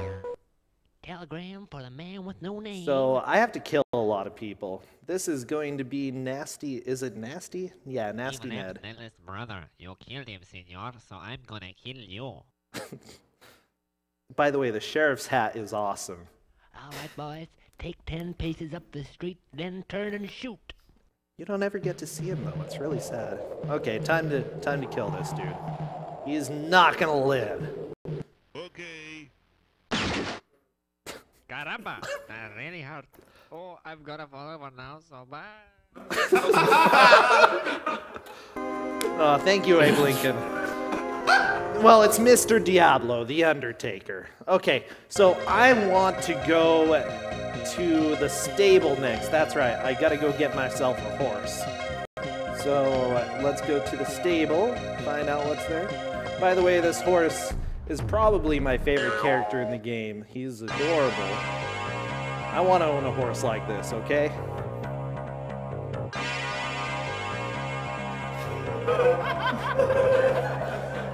Most adorable horse in a game, okay? Epona, nothing compared to this guy, okay?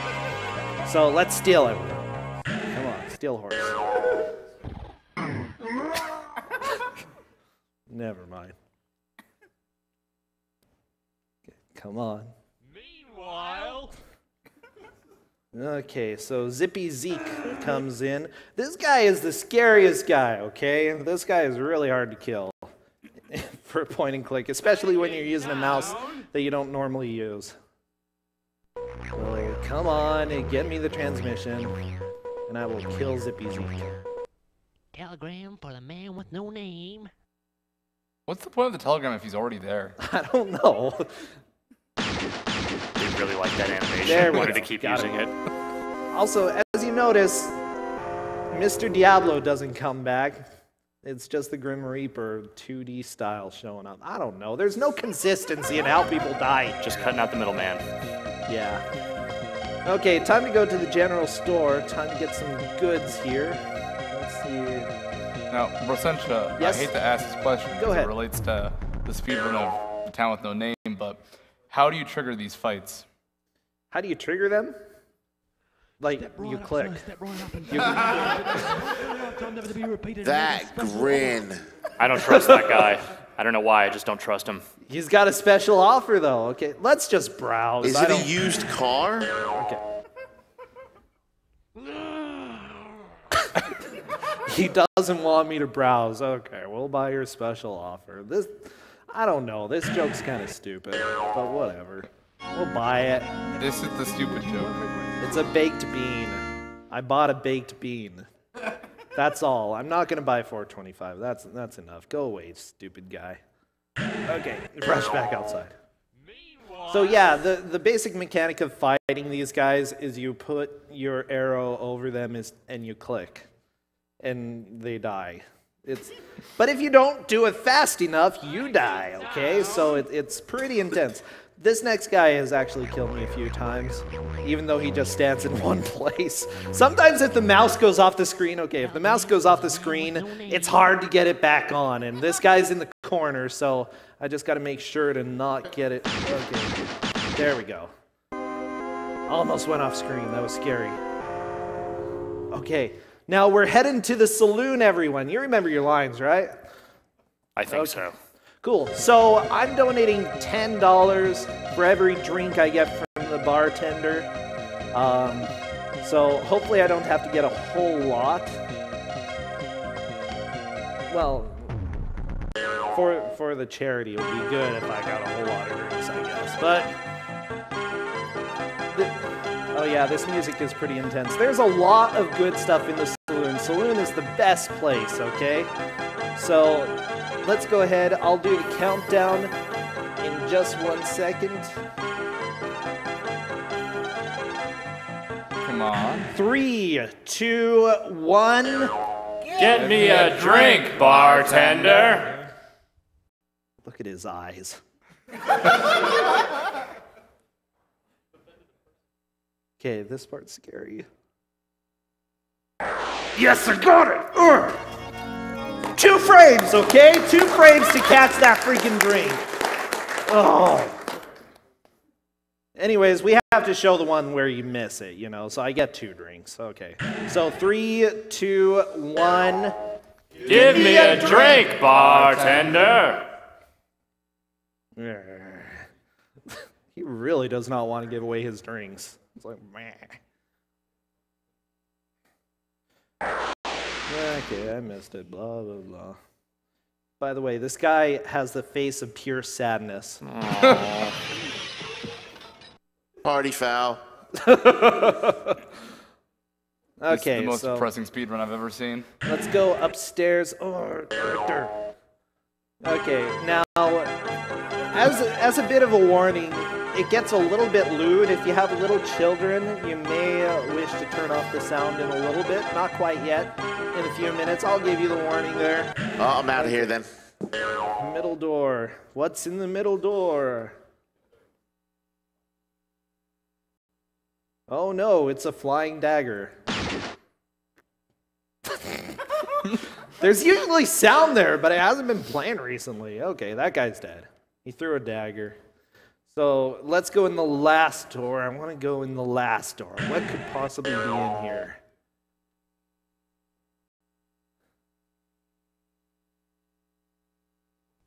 Oh no, what a time to discover I have a hygiene problem. So the lady fainted. That's the joke because of my hygiene. So let's go in the first It's a door. good joke. Yeah, it's a quality Well joke. delivered. Mm-hmm. Uh-oh, it's a bath. How convenient that it's bubbling and for some reason. I don't know. Maybe baths and bars just bubble all the time. God, that looks relaxing. Okay, here's your warning. You have kids. You can turn off the sound for a little while, I guess. I don't know. But the rest of you have fun. I'll just sit back for a while.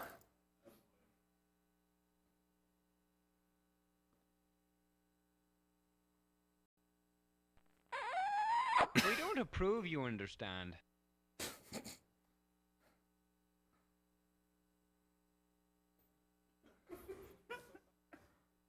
Yeah, come on, baby. Come on, baby. All night long. Oh my gosh. Oh, the best joke right here. Best joke. Man's got ammunition. Okay, okay. Lewd part's over.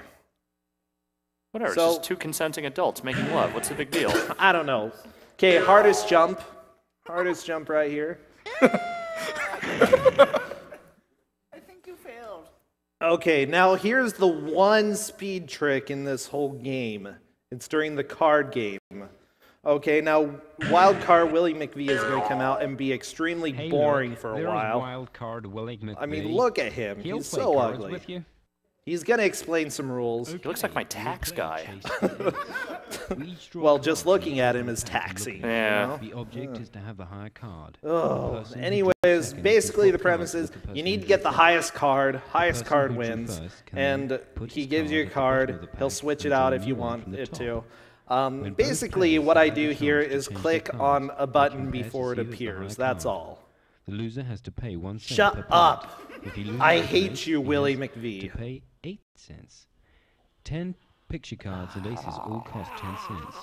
Everybody got It looks like someone is stimulating his face with electrodes. Like it's like that's not how Okay. a face is supposed to work. So there we go, I clicked on the invisible button, I should have the higher card. No!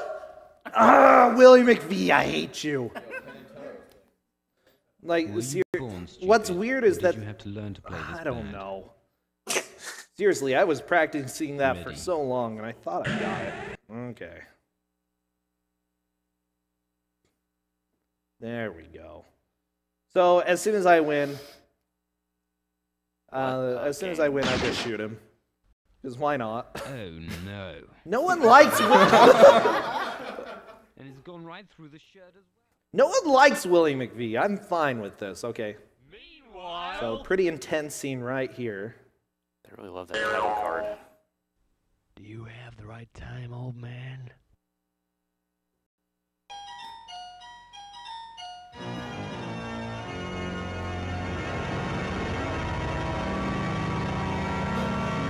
Is that Mayim Bialik?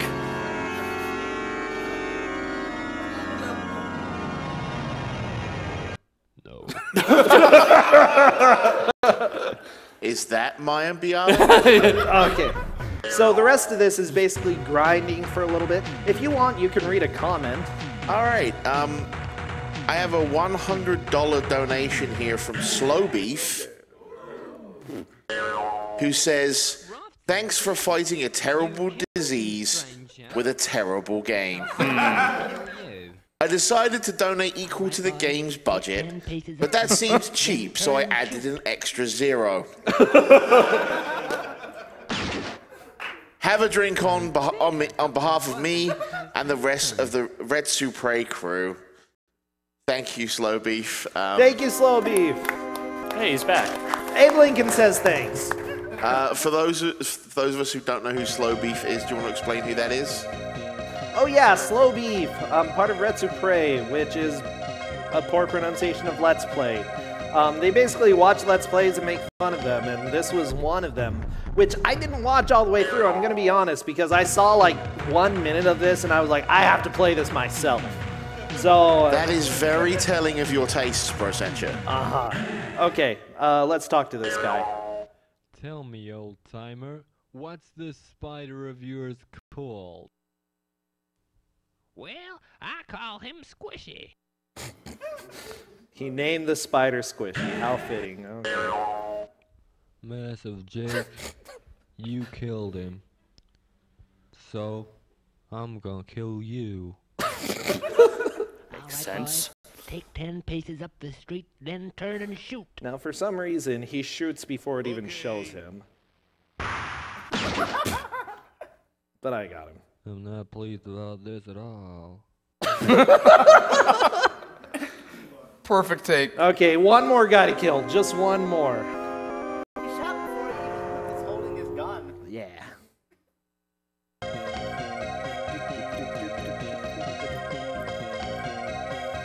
Thank you, Mr. Diablo. Okay. By the way, I go to the station because it has the fastest animation to go there and then come back.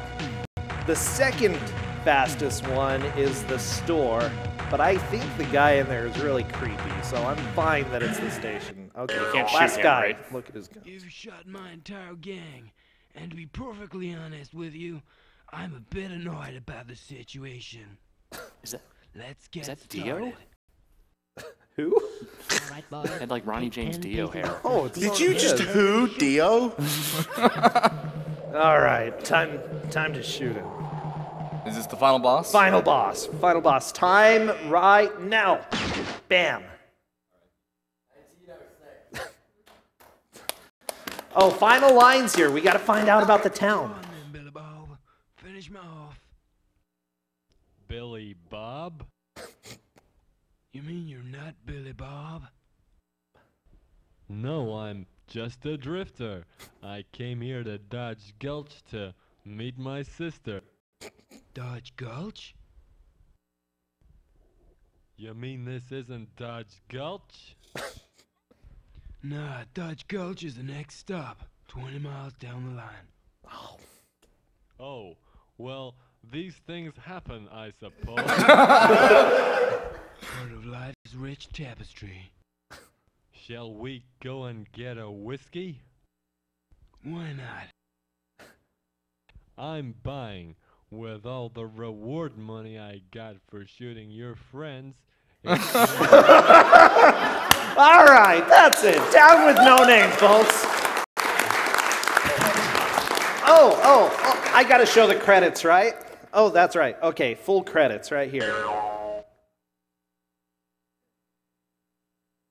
And there are the credits. Wow. Thank you, everyone. Glad you could join. Ladies and gentlemen, I think we just learned why this block is called Awful Games Done Quick. Thank you to Brossentia for that very educational trip around the Wild West. I'm going to go ahead and throw it to a quick commercial break on this side. I'm going to come back. Skinner will be back with you in all her glory. Thank you very much, folks. We'll see you on the other side.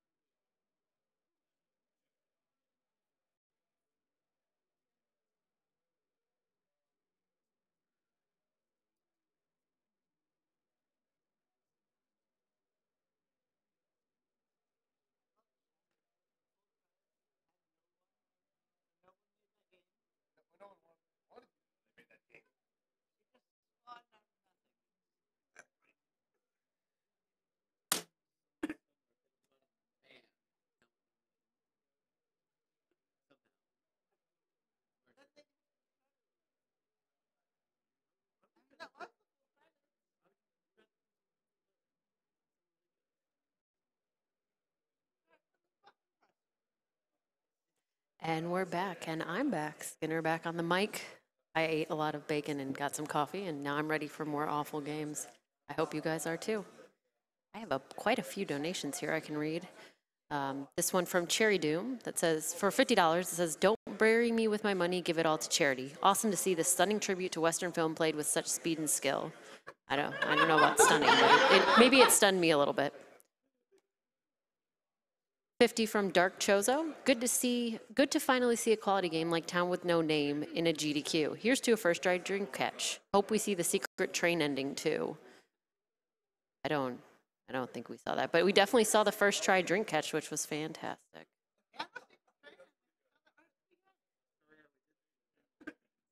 $50 from Let's Remax. Thank you all for this wonderful event and for the awesome community getting together for a great cause. Unfortunately, I was able to attend, but 2016, I'm looking at you. Keep up the hype, and P.S. Bless Brossentia for the patient in the Town with No Name, aka WTF is going on here. Cheers.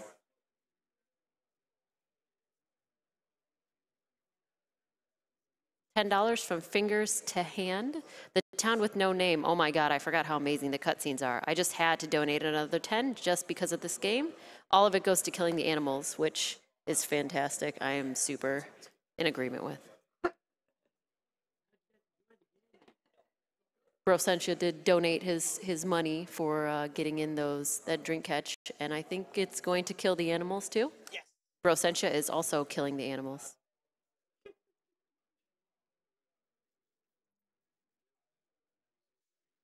$75 from Ian McCulloch. Give me a drink, bartender. This is the game I've been waiting for the entire marathon. It's somehow even better live than I was prepared for. Thanks to Brossentia for putting this together. Here's to Psycho Killer, the studio's other game, showing up at a GDQ sometime in the future. Also, Kill the Animals. Frames have feelings too. Thank you. We're gonna possibly get Kill the Animals caught up. It's way behind, according, in conjunction with all of this.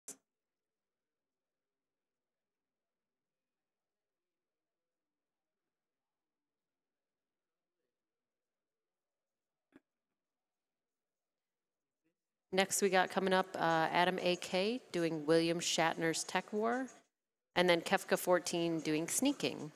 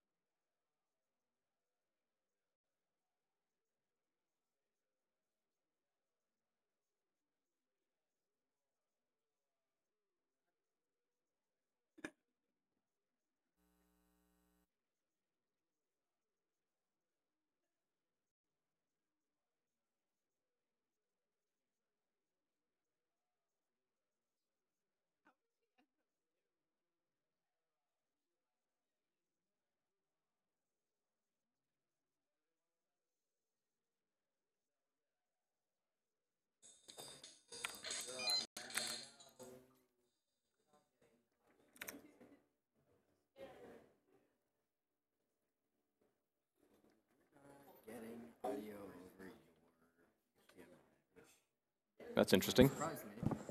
I would like to get audio. I'm going to plug this in. What's going to happen is the audio is going to come to us. And instead of you getting it from your laptop speakers, you're going to get it from the couch speakers over there. Does that work for you? That should be okay, yeah. I don't really have any audio cues for this game anyways, so. Wow, these cables are sure rather intertwined, aren't they? It's a mess downstairs here as well.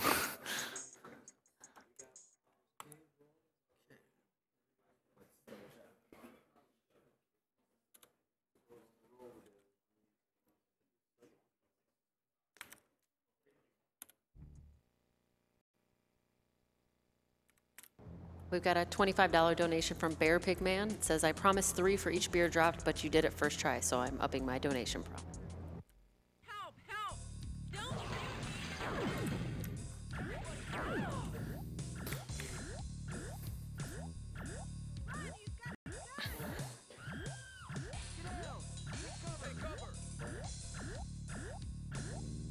There's input lag then.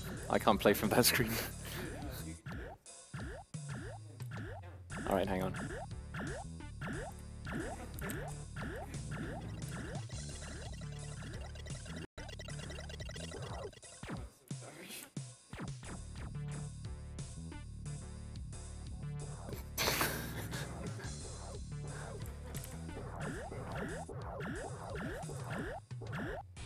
I'm gonna be a dirty cheater and just use my own screen.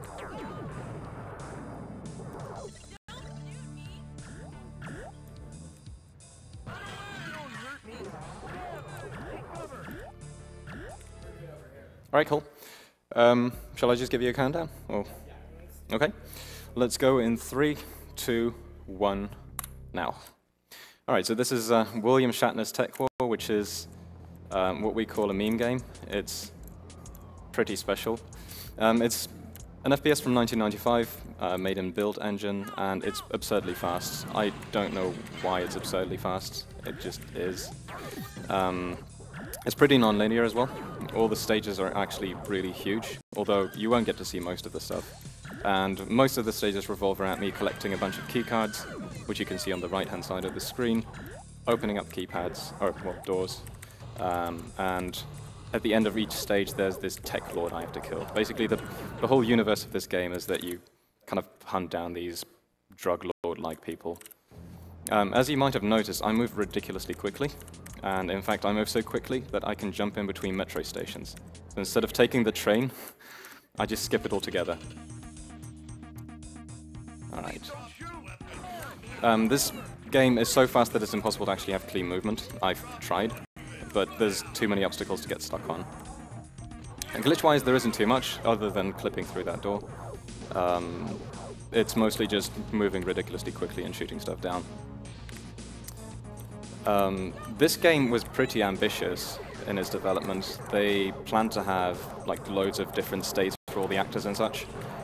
You know, that all the NPCs could be afraid of you or like aggressive or whatever. But you know, it was a bit too ambitious in fact, and they didn't really get around to it. The final game is a bit of a mess, in fact. Once I've defeated all these tech lords, all these drug dealers, it's not over yet, because there's going to be a special stage, which is about half of the speedrun actually. And I have to give a bit of a seizure warning for that one, because it's going to get freaky. Oh yeah, in fact, I can move so quickly in this game that I can crash the game by clipping through stuff. Apparently, I move faster than the collision works sometimes. Running upstairs, for instance, is kind of lethal. It tends to just crash the game. Okay, let's see. One of the hardest things throughout the run is just pressing keypads, because they're tiny. You can aim straight for them and still not actually hit them, which is kind of annoying. Also, the bullets of this gun don't fire in a straight line, they just kind of fire in a bit of a random pattern. Okay, this is a tricky stage because I have to do 6 of those metro jumps, you know, where I jump from one station to another. And if I mess up one of them, then I have to redo the entire stage, which is kind of costly time-wise. Because you lose all the keycards and stuff, and you just have to kind of start from the beginning again. So I'm playing it a little bit safe, and hopefully I'll be able to get them all First try. That was a close one, actually. Whenever I do PB attempts, I just kind of go for it. I don't really wait around and align myself with the other metro station. We should be okay for now. Next one is going to have a couple of metro jumps as well. When I first played this game, which was, I think, late 2013, it took me about 9 hours to complete it because I had absolutely no idea what was going on throughout the game. And the second time through it was like 28 minutes or so. Because this game just doesn't tell you anything. You just kind of start off. The original game actually has a bunch of cutscenes, but when you play it in DOSBox, these don't seem to play. You have to play it like on a Pentium 3 or something for it to show up. And I don't have one of those. Not anymore, at least. Okay, this is a bit of a risky stage because sometimes you can be blown up by those barrels that I jumped over. You saw them for about 0.1 second. This is actually a gigantic stage, and it's incredibly easy to get lost in it. I would show you the minimap, but that would take a while to show you the, the true size of all these maps. I jump on top of that lady to boost my way up. That skips a bit of backtracking here. Just jump through a window, walk through some laser fences, and shoot the random guy in here. Only 2 more of these guys left. Okay, this is going to be the stage where I have to watch out for the staircase because I can actually crash the game. Okay, doors can be a bit weird as well. Sometimes they just don't open. Okay. The first people to actually run this game, well, the first person to run this game was Oasis, who introduced me to this glorious title. He found out about it. Yeah, there's a metro jump death, unfortunately, so I have to redo this section. But yeah, Oasis and Shrimp actually raised this game back in late 2013, and somehow convinced me to do this as well. I went into it blindly, and it was 9 hours of agony.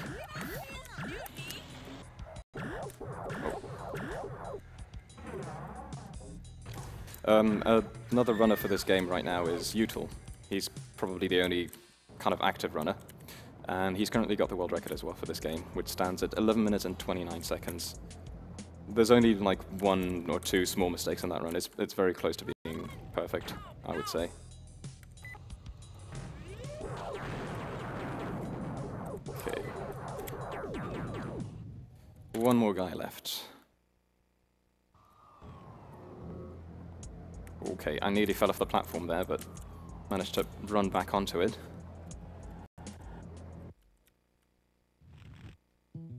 So, the reason why I move so quickly is because there's this strafe running option, and I'm using the mouse for it.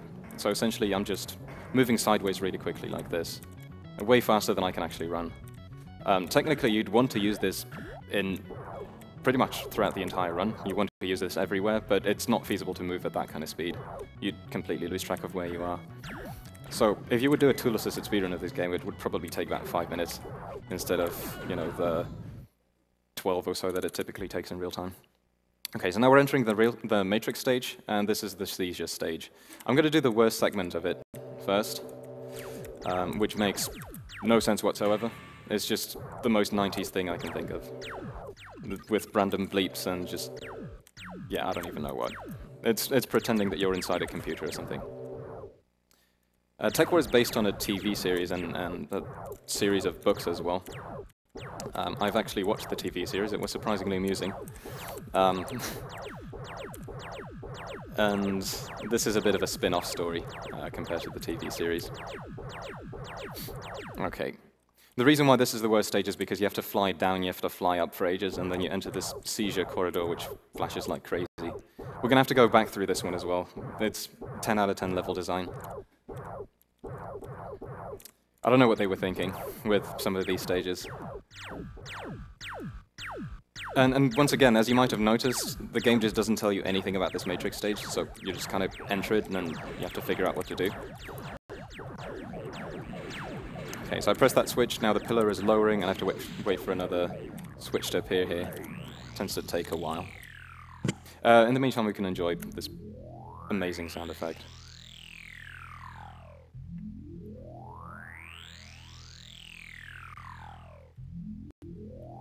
This is the only slow section in this Matrix stage. All the other ones can be done in like 30, 40 seconds. This one just has kind of, you know, these waiting bits.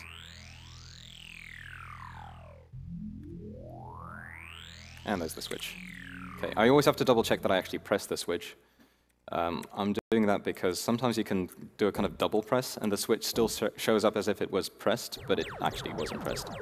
And then, you know, you continue with the level and it turns out that, you know, some kind of door is not unlocked and you're just kind of stuck. You have to backtrack and figure out where it went wrong. Pretty much any time I reach the kind of ending part of each sub-level, I'm going to exit the stage entirely and respawn at the start again, just because it's faster than moving in between the individual sections. Because there are teleporters in between them. Oh yeah, if you run into these pillars too quickly, you crash the game as well. So, that's a kind of common theme in this game. A lot of things you can do in this game will just crash them. Nice misaligned textures here. I always love these. Okay, so there's going to be this switch here. Hello? Okay, so this is one of those examples where the switch didn't actually work, which is pretty amazing. That has not happened in a practice run in a very long time now. Makes me wonder which one it is. Unfortunately, this probably means that I have to backtrack towards this one. Or in fact, I'm actually going to reset this stage, just because you can't tell for sure which one messed up. That sucks, but, you know, that's Tekwar.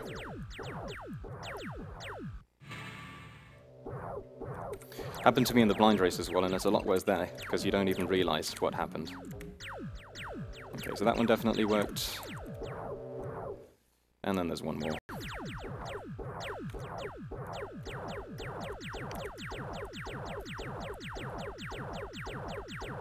So even though this is a bit of a joke game, and it is a kind of awful game, it's surprisingly tricky to speedrun, mainly because of the ridiculously fast movement speed. The Matrix stages as well, they are filled with enemies, filled with blockades, and lots of kind of tight corridors that you have to turn through. It's also very fun to speedrun though, so if you're interested in this, there's, you know, we're always happy to introduce you to this awesome game.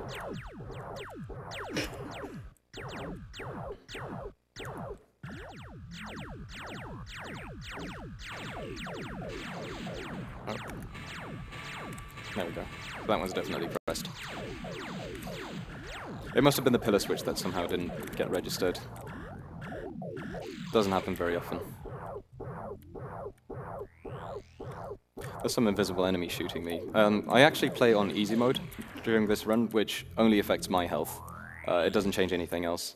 And the only reason why I play on easy mode is because with 1000 HP, I don't have to worry too much about enemies, and I can just kind of breeze through the stages.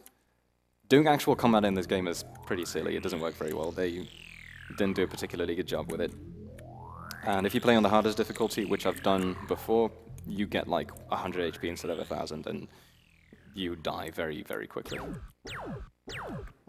It's not worth the hassle. It wouldn't make for a fun run. Anyway, that switch should be fine this time. So let's try and reach the end of this level again.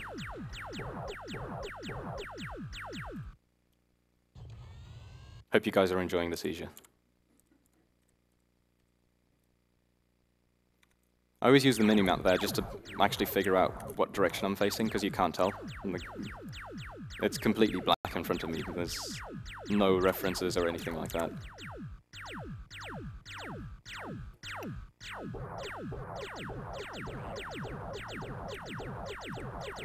Oh, there we go. Alright, let's see how this goes.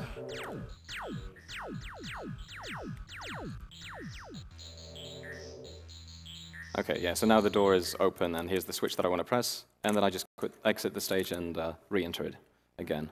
And I'm going to do all the other sections as well. And these are going to be a lot shorter than that one. And there is a smaller chance of actually crashing the game as well, fortunately, so that's good. In this section, there's a trick that I can do to kind of skip a cycle, because I have to wait for this thing to push me around through this tunnel. Unfortunately, if I try this trick, I might actually softlock the game, so I'm just going to play it safe and wait for the cycle. It's happened to me a lot during practice. I get it like 50% of the time. You basically get stuck inside the side of this, like, whatever you want to call it, this transporter wall. And you can't exit it. The only way to get rid of, or to kind of, you know, free yourself from it is to just exit the stage and start all over again. Okay, this switch is kind of nasty because you don't want to get stuck inside that section. The wall that I just lowered temporarily, it raises as well after a while. Okay, here's number 2. And instead of quitting the stage, I'm actually going to use this teleporter because it's slightly closer by. Oh, come on. There we go. And here we go. Another lovely seizure-like room, tons of flashing. When you play this game for the first time, you really have no clue what's going on in these stages.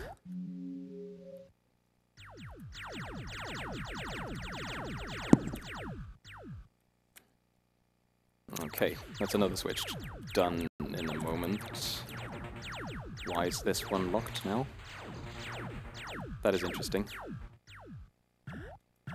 I'm wondering if one of the switches glitched out on me again now. Which would kind of suck. This one is pressed. This one is also pressed. This one is also pressed. Well, that's fun. I guess I might have to quit the stage again and just redo it, because one of the walls didn't open up. Twice in one run is extreme bad luck. That has not happened in any practice run for a very long time. But let's just try it again.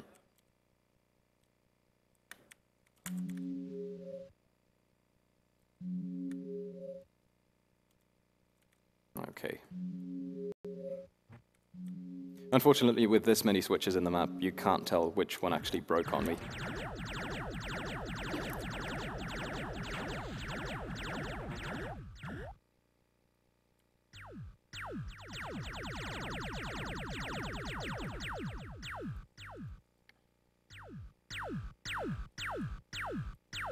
This one didn't register now. Okay. And now we're good, all of a sudden. Yeah, so one of the switches just broke on me again. Okay. I'm mostly done with the Matrix stage now. The other ones are fairly short.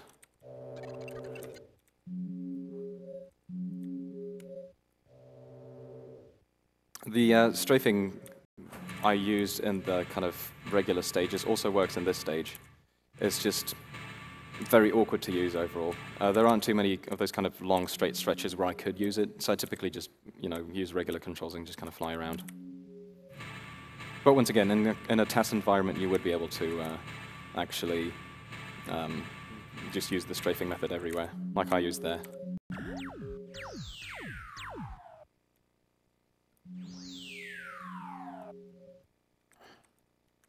Okay, that's another one. 3 more of these left, and then we're going to fight the final boss, which is a kind of pathetic boss fight, really.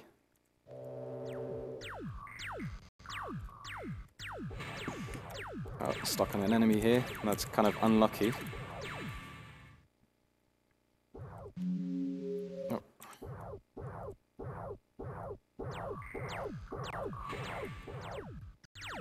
This is a terrible level, because you have to pass through this area that deals a lot of damage, and unless you know exactly where to go, you're going to get stuck there and just die. That happened to me tons of times before I just memorized the pattern. It's actually a maze where you take all that damage, so I don't know what they were thinking with that level design.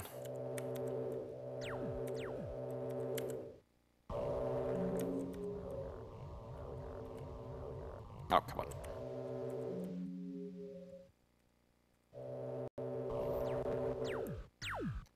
This section is filled with areas that kind of close in on you, and you're just stuck there. And you slowly take damage and die. And there's no warning, there's no indication, you know, that you're going to get stuck there and that you will die. It's just random sections. Fortunately, for the speedrunning route, you never pass through those sections, so it's not too much of a concern. Okay, should be 1 more left now. Oh, that's the wrong one.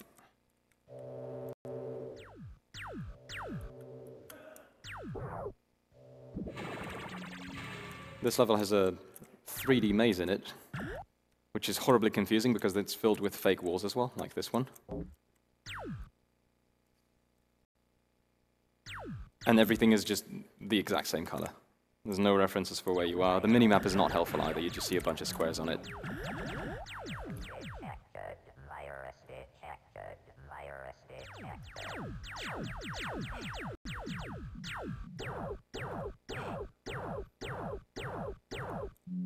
Okay, so now we're in the boss stage, so get ready for time as well.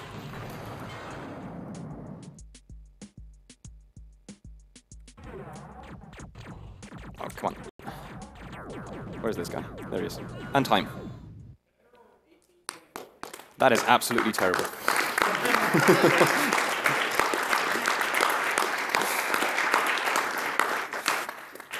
Yeah, so the time sucks, but that's mainly because I just got screwed over by the switches not working. That's about 4 minutes gone, probably. But yeah, overall, pretty fun game, pretty cool speedrun. Hope you guys enjoyed it. And have fun with the next speedruns as well. I'll see you guys around. All right, thank you, AdamAK, for your run.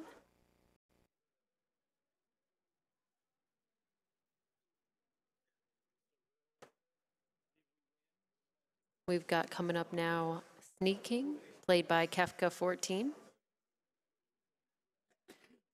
And then Swamp Thing by Mecha Richter, which is a video game.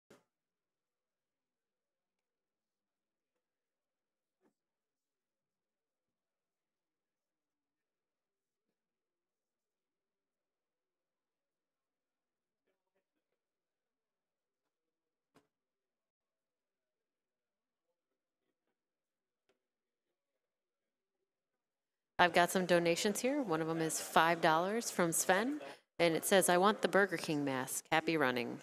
Yeah, there is a prize with some Burger King items. Burger King mask, a crown, and a gift card. Very exciting things.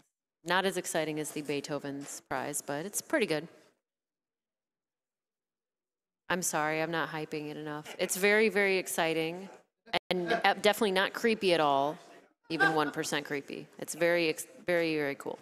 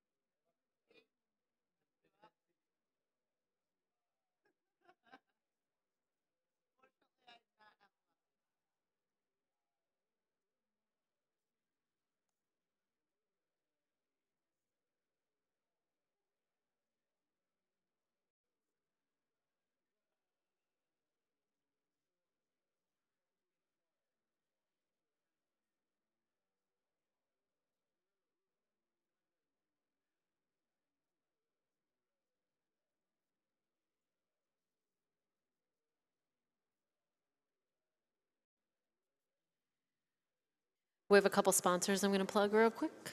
The Humble Bundle at humblebundle.com. We have an awesome Games Done Quick bundle there. You pay what you want for up to 9 games, a Twitch Turbo subscription, a subscription to XSplit Premium, and exclusive merchandise.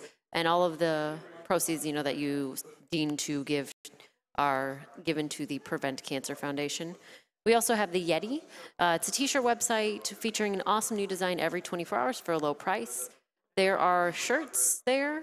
For $3 of them is going to Prevent Cancer Foundation, which is the charity we're raising money for. You can check it out there at the Yeti, which is THEYETEE, theyeti.com. We also have Something Artistic, which is somethingartistic.net. They offer decals and stickers made to decorate your consoles, walls, computer, and more. $2 from the decals sold this week are being donated directly to PCF. And you can find those decals, including some designed just for AGDQ, at decal.ly. And don't forget to any subscriptions that you get to the Twitch channel. 100% of proceeds do also go to PCF, and that total will be added in at the end of the marathon.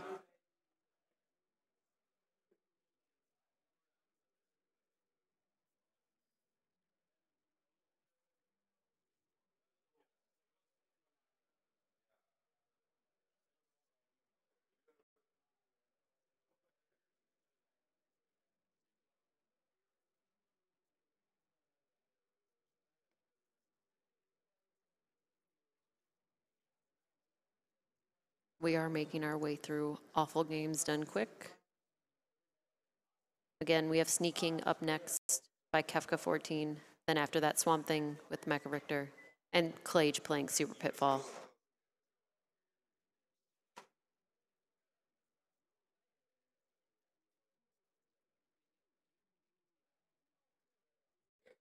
We are still not quite also to our goal of $20,000 for the blindfolded sections of Yoshi's Island. We are at about almost 13,000. We need to get to 20,000 before the run starts in order to get those blindfolded. Although maybe it will be afterwards, so I think we'll be able to keep donations going until after the run is over.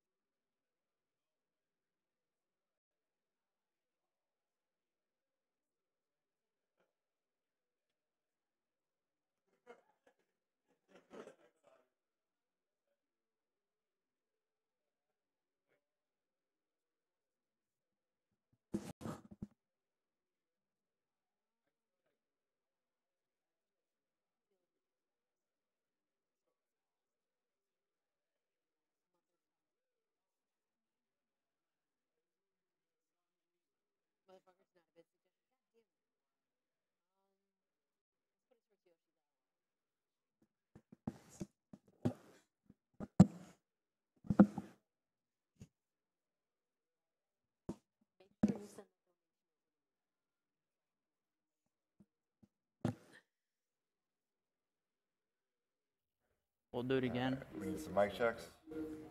There we go. Is this on? You should definitely go back to the title screen so that people can see what the creepiness that is the beginning of this, because it wasn't the camera, like it's just on screen now, if you can go back to that. Absolutely, let's... Because we totally need to show off the title screen of Sneak King. Yeah. How can I do that? Let me think here. Once you press start, there's like no way to... I'm just going to reset the console, actually. Is that okay? Why don't you quit the dashboard and go back in the game or something? Yeah. Say again, what? You can quit the dashboard and go back in the game. Maybe that would work. Oh, man. Somebody should be eating a Whopper on stream. I don't know why no one is. There is a Burger King within like distance of here. Yeah, there is. If somebody brings me a Whopper. Somebody went to the store. Oh, yeah. It is in the morning here. I could go for some breakfast at least. Yeah, right. I mean, they do serve breakfast. Here we go. Well, they absolutely do. Listen to this music too. This really makes it. Oh, okay. Yeah, they definitely can't hear the music. Okay, so. That's okay. They can see this, hopefully. Yeah. It was probably even better without music. Pinnacle of modern gaming. Where'd he go? Oh, there he is. Oh, I lost it again. Uh-oh. Oh. And he's gone. And he's playing basketball. What?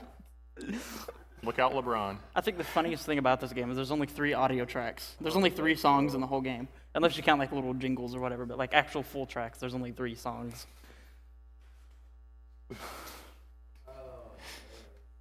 That's because this game is legit. Well, while we're getting this set up, I'm going to read a couple donations. Please don't. We got $5 from LCC. Sorry I couldn't make it there for the commentary on the glorious game that is Sneaking. Good luck, Kefka14, on giving the hungry people the burgers they desperately need. Watch out for the mailman. Nice, LCC. Yeah. And shout outs to him. $5 from Intellivision Dude. Shout outs to my buddy Kefka14 once again, sneaking his way into AGDQ. P.S. Accepting a burger from the king is just as shady as receiving a piece of cake from Bowser. Oh, shots fired. $25 from Ginger Bee.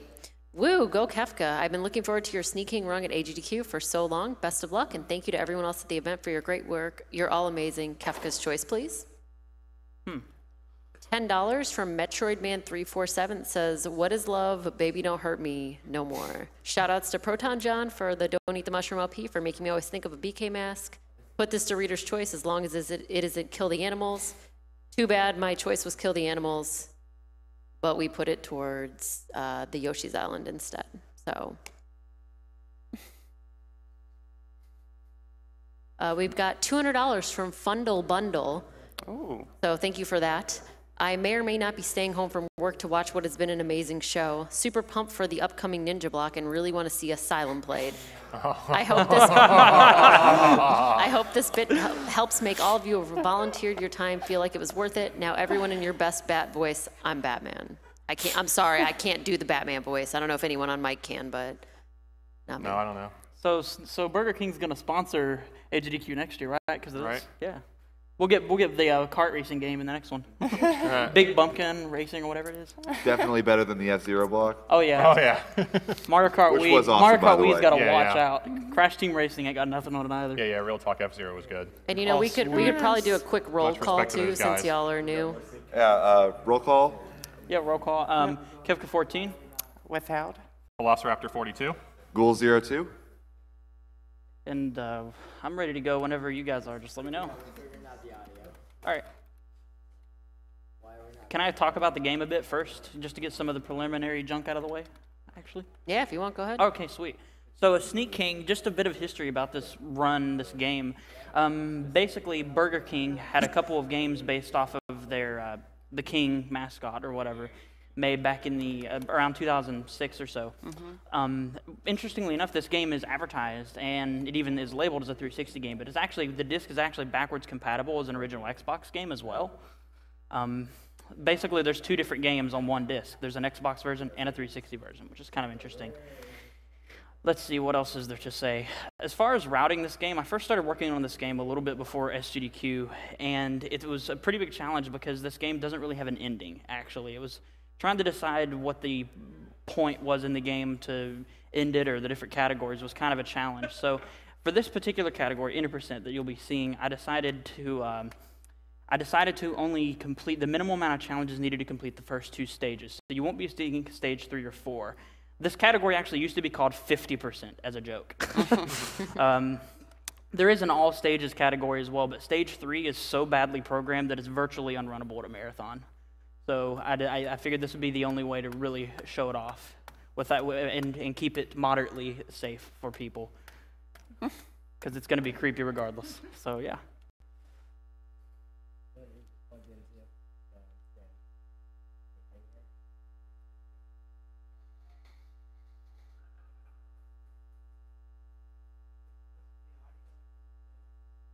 It's muted. I think that's the only thing we're missing right now is audio. Unfortunately. Hey, Blue Glass, what's going on, buddy? You're going to want audio. There's a total of 1 completely atonal, messed hype. up track in the game that you'll be hearing Bet your pretty Twitch much. chat's blowing up And right you're now. going to really want to hear it. Yeah, we might want. Hey, Kafka. Yeah, what's up? You want to turn off mute on the TV and then. I turn the volume all the way down. think they muted No, it I mean, for so that you don't have the mute symbol. You might want that one little square for something. I don't know. Is this the remote for this TV? Yay, nay, I don't know. Try it out. All right, here we go. Trial and error, I guess. Where's the mute button? Where's the mute button? Oh. Right there.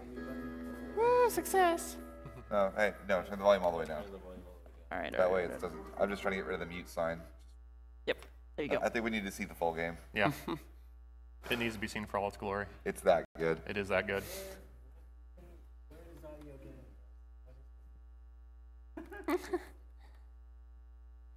Let's see, what else can I say about this while we're waiting? Yeah, there were multiple Burger King games. This is probably the most notable, and it also had the most development, if you could call it that. The premise of the game, I'll go ahead and get this out of the way. The premise of the game is you play as the Burger King, and you sneak up onto unknowing pedestrians and deliver them Burger King products, trademark. So, yeah. That's literally all it is. But basically, you do a series of challenges where you have to deliver X amount of food within X amount of time, or gain a certain amount of points by doing something called a flourish. In other words, you'll deliver your food item and you'll literally dance. You'll see that. It's pretty great. Yeah, flourish hype on this one. Oh, yeah. So it's funny that you mentioned the development. I did a little bit of reading, and this game started, or the developers of this game started off when they took this game on with 15 people and grew to 80 because of this game. So interesting. Yeah. Do you know any other games they've made since this, or? I do not. I'm sorry. They mostly have made a lot of really strange movie games. I actually looked at their website, like the developer, I forget the name of the team or whatever, but this is one of their like crowning achievements, which is kind of funny. Crowning. I see what you did there. Yeah, they're probably good developers. I mean, no offense, but I mean, you know, let's be real. You know, someone's got to make that shovel well. But that's all right. Thanks to this getting situated, we get to see Creepy King again up here with the. So sorry for the delay. We're apparently having some audio issues. I don't think we've actually had any 360 games in the marathon yet, so they're trying to figure out how to get the audio to pull through for this.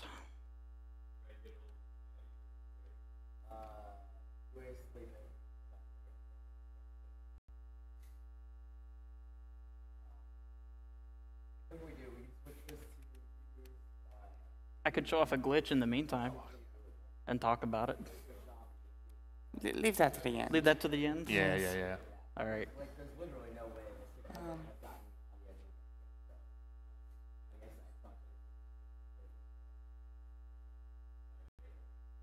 Shout outs to the whole Sneak King crew, me, LCC, Mr. Big Stuff, and my brother Sco for helping me route some of the third stage. I want to shout out to the fact that there is a Sneak King crew and that Right. there's actual routing in this game. Yeah. I want a major shout out to that. Believe it or not, because of the weird nature of this game, it actually took quite a long time to route it. Strangely enough, that's the sad part. The sad part is I have spent quite a few hours with this game.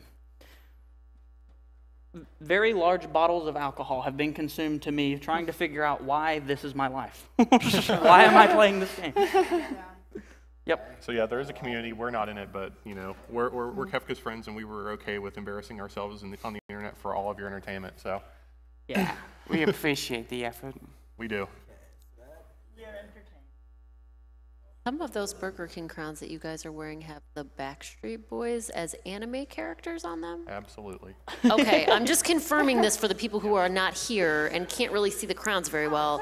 There is legit Howie and Kevin and I'm amazed Nick you and, recognize that was the Backstreet Boys from that angle. well, it says the Backstreet Project on it. Also, I'm a girl who was a teenager in the 90s, so... Even so, it's not the best drawing.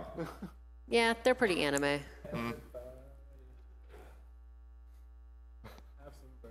Hey, oh, there you go. That's good. Slurpee Ninja laying down the sick beats over here. So this game is so bad it can't even be ran. It broke the audio for the 360. It's just can't even be ran. It's done. For any of you out there that are thinking about picking up this game after this run, just don't. You know. Yeah, It's not worth it. I like Awful Block when the runner of the Awful Block game is like, let's, come join the community. This one is just like, no, we're just don't. I'm drinking and I don't understand. No, don't. It's actually kind of fun. It's very repetitive, I guess you could say. But what do you expect when you go this low on the spectrum of gaming? You tend to find the real poop. What was the original price of the game again? $2.99 at Burger King, actually.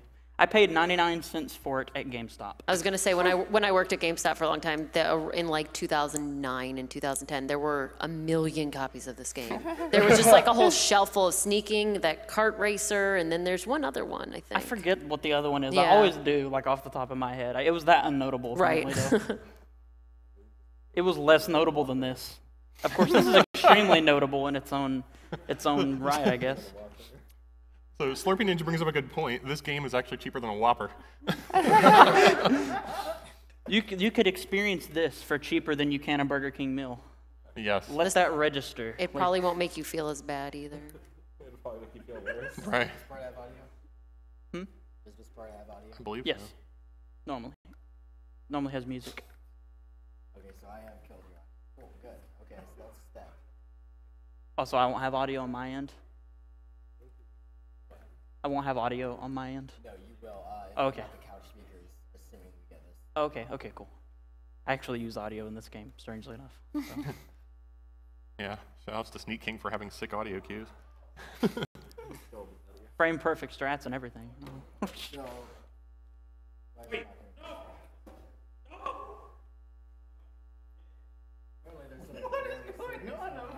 I know.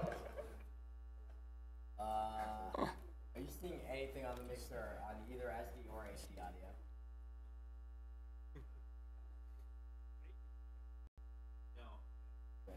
Awesome. Yeah, sure. Go ahead. You're not logged in or anything? It's it's that 360. So now. Oh, that's true. Yeah. Okay, well, good. Oh, cool. I've got a good pair of batteries.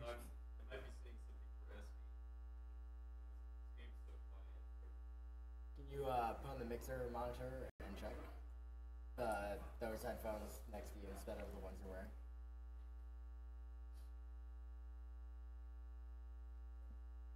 Kafka, does this game have achievements? Yes, actually, that's something worth mentioning. The 360 version actually has achievements, but the programmed into the disc original Xbox version doesn't. So you're gonna ruin this person's account by putting sneaking achievements on it, most likely. Oh my god, I didn't even think about that. But yeah, they're gonna have very minimal ones, but yeah. Sorry, whose ever Xbox this is. Are we just red? Rest in peace, AGDQ. Alright, that was cool. So Rip Marathon. We don't have anything? You guys didn't want anything, right? This is better than playing blindfolded, right? Oh, there it is. Wow, that must be the best Xbox 360 ever. That took like 3 solid minutes to bring up the menu. So in the meantime, I like Whoppers. What? Yay! We got audio. Alright, unmute it. There it is. Woo! Yeah. All right. Shouts to the tech crew.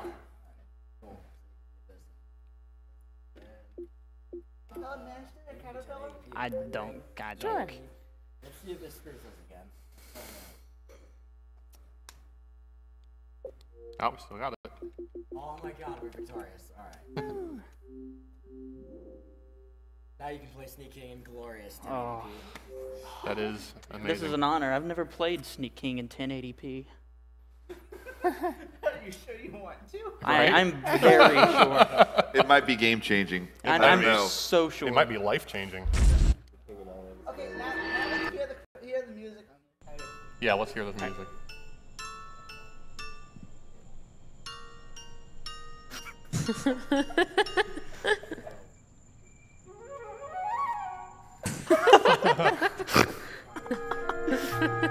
This is like some stuff you'd expect to hear on Scooby-Doo when people sneaking around or something.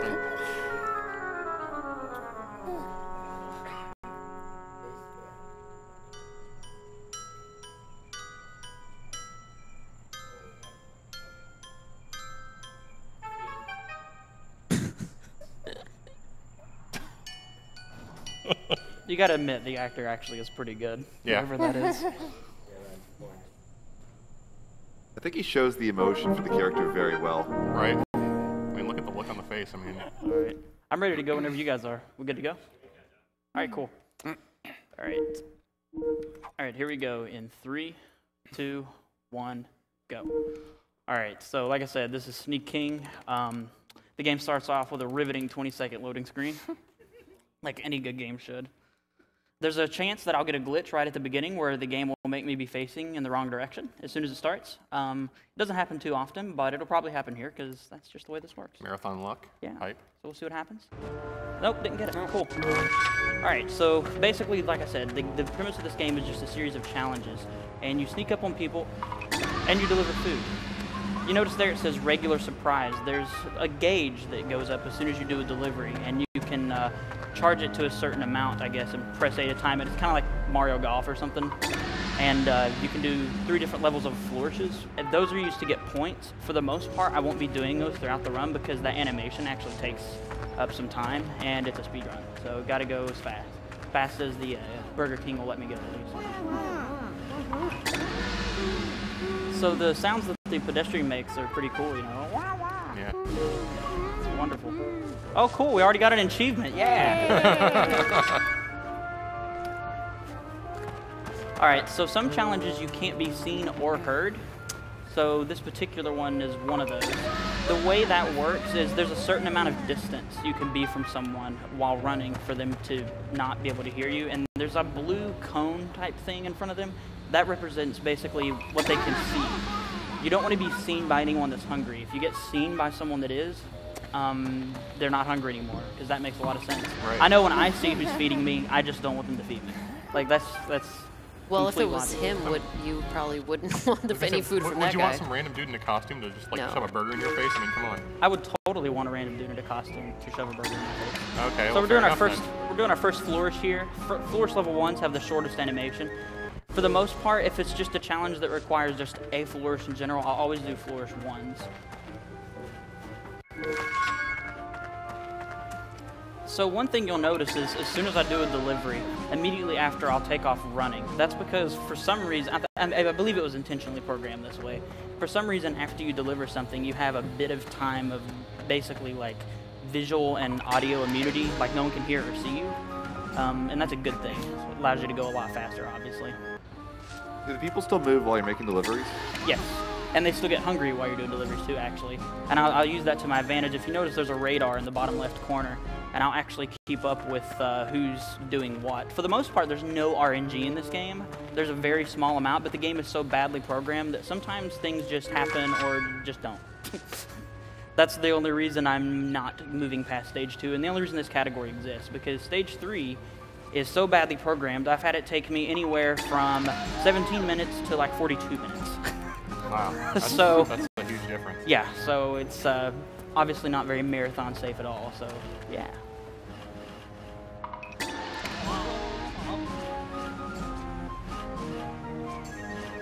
So you're saying we shouldn't be surprised this wasn't 2006 Game of the Year instead of Oblivion, right? Oh, this should have beaten Oblivion. I think it should have. It should have. Bethesda, you got lucky. Yeah, definitely. So if you notice, he's doing this like shrug thing. Like, well, come on. What that's doing is when you press A, that's how you do a delivery. And if you press A, oh my goodness, that's horrible. That doesn't happen often. There we go. This is one of the few challenges that does have RNG, and I was trying to get the quickest cycle. It's just quicker to reset than it is to do the other cycles. Anyway, if you notice, he'll shrug when I'm outside of a challenge. That's because the game, for some reason, is still registering that I'm trying to deliver something, and because I'm not near anyone, he's just like, what are you doing?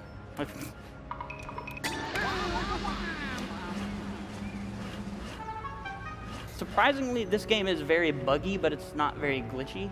I don't know if that makes any sense at all. There are a lot of things that can go wrong because just the game is badly programmed, but there aren't really any useful glitches for speedrunning. But at the end of the run, if we have time, I know we're quite a bit behind schedule. I do plan on showing off a glitch that I discovered Monday night, actually here at AGDQ, that's quite new, and it's quite entertaining. So shout outs to cups of coffee that you can pull out from the ether or whatever and not spill. Oh yeah, exactly. So this is the only challenge you'll see me use a hiding place. You can do deliveries from hiding places, which gain you more points. For the most part, though, I won't use them because it takes up a lot of time. Obviously, the animation for climbing in and out of that truck was quite lengthy. And there are some challenges later in the game that require you to do like 10 deliveries from hiding places, and it's like, it gets nuts. So here we're going to go through this door and go to the other side of the stage. I won't be doing this anymore, but there's one challenge over here that's extremely quick, and you'll also get to see your first flourish level 3. So everybody get hyped for this. It's extremely funny if you've never seen it before. I love how much taller he is than everybody. Like I don't know, I didn't really realize it at first, but he's a good 6 or 7 inches taller than just about anybody else in the game. I know how he feels, man. All right, here we go. So here's the first flourish level 3. This is why I don't do these ever. Oh, look at that. We got another achievement. Get it, Burger King. All that precious gamer score. Yes. Sweet. So many achievements. All right, so this is the first challenge where it shows how bad the game is programmed. It always starts off with this guy here sawing this log. Next, it's either going to be this woman right here or the guy chopping the tree. It was the guy chopping the tree. So the next person is either going to be the woman right below me or the woman walking. The order just changes at seemingly random, but it's not always random. I don't really know how to explain it. Oh, look at that. See, it wasn't either. I was completely wrong. The game messed up. Oh, actually, I really messed up there. I got to restart the challenge, actually, because the game kind of threw me for a loop. That's fun. Welcome to Sneak King. That's what happens. You get to improvise a lot of strats on the spot because the game just decides it's going to forget what is happening. Also, that's never happened before? Nope, that's never happened. There it is. Hashtag that's never happened before. There it is. So we're going to stand right here and, oh, okay, it was, oh, all right. This is interesting. So this hasn't happened either. This person never gets hungry on this challenge, almost ever. Correction, they do. It's just extremely rare, so I'm not sure it's RNG. I'm not really sure about anything with this game, and I run it. That's the best way to explain this game. All right, and now it comes the waiting game. Usually it's, oh, okay, it was her. All right, let's go grab her. So I take it there are multiple options on this mission for people that can get the last delivery? Yes, it's extremely inconsistent, and there's no way to really plan accordingly for it. But we're almost done with the first area, and we'll be moving on to the second area, which is a lot more entertaining. There's a lot more happening there. All I have to say is Sneak King for best stealth game. Oh yeah, this beats Eat your heart out, anything. Splinter Cell. Rainbow Six, Metal Gear Solid, nothing. They ain't got nothing on this. Sam Fisher ain't got nothing on the Burger King. All right, so here the goal for this challenge is to get 10,000 points. If you notice, I have something down there called a chain count, and what that is basically is if you do consecutive deliveries without being seen, you gain a chain and you can gain more points. So I utilize that quite a bit in the run for challenges that I need to gain more points. So here I'm just waiting for her hunger level to go down. Oh, that's something I forgot to mention. If you notice, the burgers over their head are different colors at times. That actually indicates how hungry they are. Green is they're not very hungry at all. Yellow is, I guess, moderate. And then there's like 2 more levels of hunger, or 3 or something. All right, so that's stage 1. Skip this cutscene. And there's another 20-second loading screen. So that's fine. Tutorial on running. Yeah. In case you didn't know how. Put one in front of the other very fast. Very important to know as you enter the second area. All right, so there's one new mechanic introduced in this area called, I don't know what to call it, but if you notice down there, I now have an inventory count. It means I have a finite amount of things I can deliver. If I press A2 preemptively, I can actually drop what I'm about to deliver and lose it forever. Does that make sense? Like if I'm gonna hand someone something and I am nowhere near them, I just throw it and it's just gone forever. I don't know if I'd want to get one of those whoppers since it seems to stick to the plate as he's pulling it out, you know? It's magic. It is magic. He's moving very quick, and that's what's keeping it on the plate. Here, I'm gonna show off a pretty weird glitch right here, actually. So for some reason, the NPCs in this game have a sloped hitbox, and if you approach them from a slope that's higher up than what that slope starts, I guess you could say, you can actually stand on top of them. You're about to see an example of that, and I'm actually going to do a delivery, and the game doesn't really understand how to process it. So we're already on top of this guy here. Watch this. So the game doesn't really know what to do. If you look in the background, everything's really stretched out and skewed. So yeah, that's fun. I don't know why that exists, but I'm glad it does. This particular challenge here, the goal is to get 20,000 points. So yeah, lots of being creepy. That's the best way to explain this game. Lots of being creepy.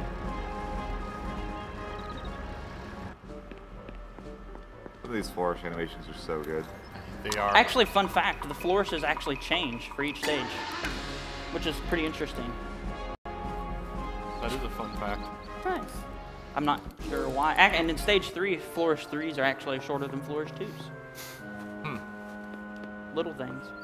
I think this game, though, in all honesty, I think this game is honestly a representation of modern society. How we ourselves, as a whole, expect things to be handed to us on a silver platter. Like, where am I going with this? Let's see.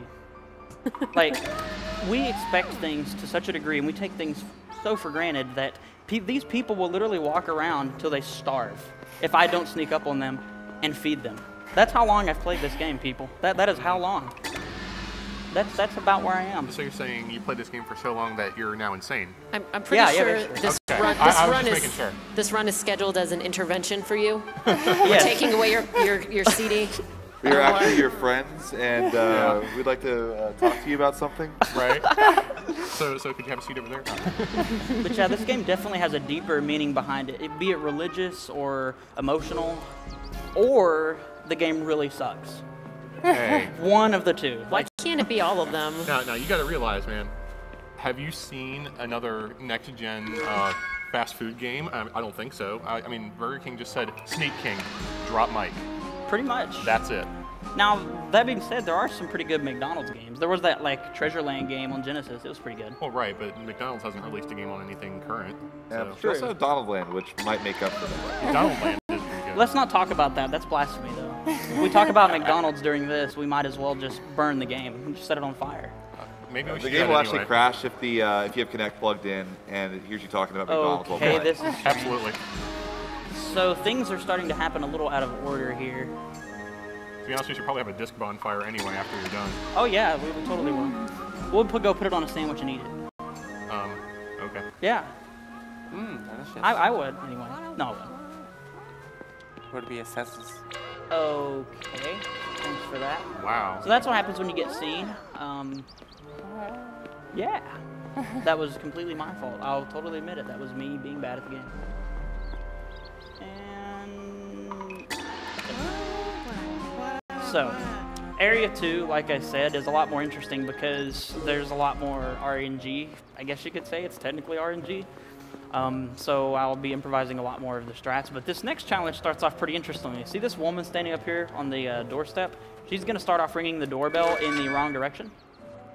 So I don't know why that happens, but it's pretty neat. And now I'm going to demonstrate first-person mode. Yes, there is a first-person mode. You can't move during it, but it's That heavy breathing, though. It's pretty great.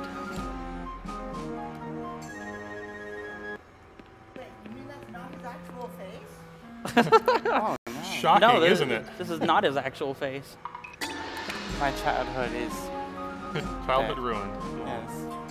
Well, I'm not Everything sure what I happened knew was there. a lie. Everything. I'm gonna go to Wendy's after this now. Wendy's? Wendy's. Thank goodness we don't have a Kinect plugged in. Yeah. Come on.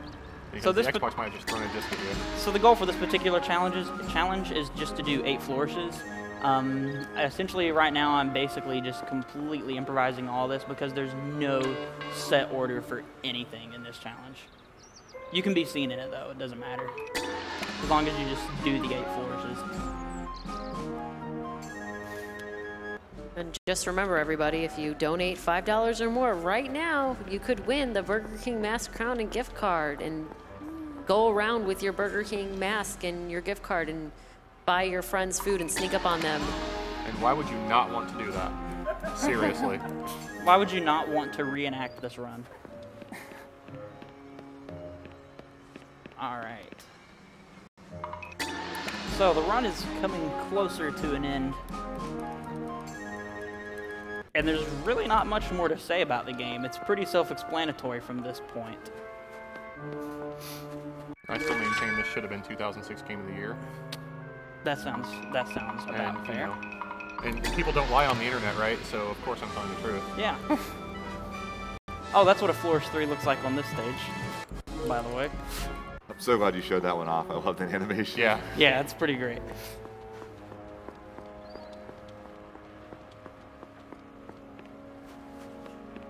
Alright. So if you notice, I immediately walked to the right as soon as that challenge started. That's because this challenge always starts off with this guy being hungry, and the challenge always starts with him looking directly to where you are for some strange reason. He's like, I'm so hungry, I'm gonna go work on my car. Pretty much. So if you're making a delivery and the bar goes all the way Actually, up the top, I'm gonna take up a little bit of time here and show something kind of interesting that I should let everybody see. Normally, I would just go ahead and do this delivery here and in the challenge, but I want people to see what happens if you don't feed someone in time, because it's kind of funny. So it starts blinking, and then basically they just like, oh, I'm so hungry, and they just die. They eventually wake back up though, so that's good. Beware the mailman. There you go, LCC. We mailed the mailman just for you.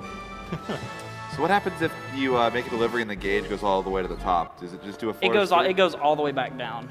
Okay. Similar to, like I said, Mario Golf. Like the meter just continually goes up and down until you time it. I think LCC should donate again since you served the mailman. Yes, LCC should donate again. He should donate $1 for the mailman, at least.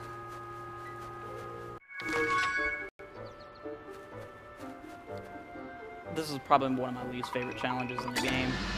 You have to get 5,000 points without the use of any flourishes, which isn't actually very difficult at all. This game in general isn't very difficult. It's just a matter of memorization of routing, essentially, and learning the timing for the flourish gauge. But I guess what the most difficult thing about it would be is just trying to memorize it, because when you think you've memorized it, you actually haven't. So many things have happened in this run that have never actually really happened to me while playing it.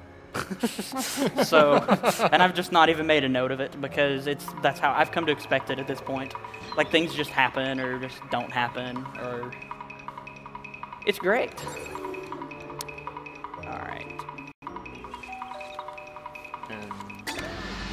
you rang a doorbell that didn't exist? Yes, you gain more points. There are a couple of factors that go into points. The flourish level, how hungry they are, and actually how close you are to them. So if you notice, when I'm trying to gain points, I'll be all the way against them. So I guess we just shouldn't question Burger King logic at all, right? Because, like, I think that lady rang a doorbell that didn't exist. I got the bad cycle there, so it's like I said, it's quicker to just restart the challenge. These challenge restarts look like they're relatively quick. Yeah, they are. They don't take up much time at all. Obviously, on a serious attempt, too many. That was dumb. Too many challenge restarts would be a bad thing, but. You just said serious attempt of this game. Yeah, a serious attempt. He's done them. I've seen them. Yeah, it's been done.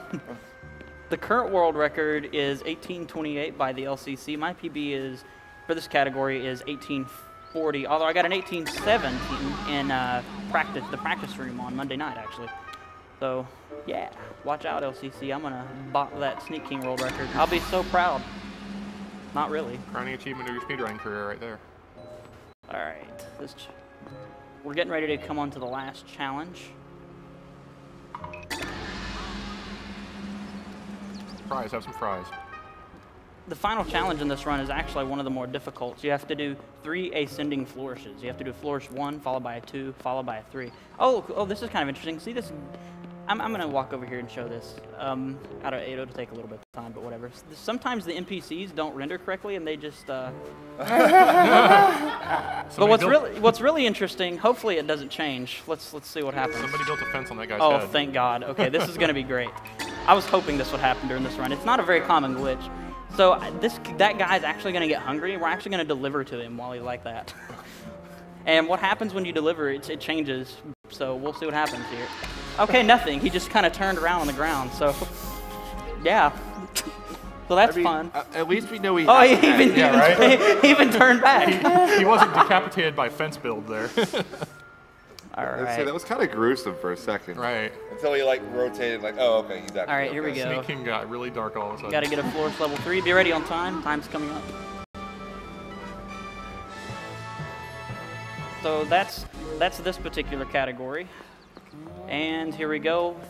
And time. Oh, cool. Sub 20. Nice.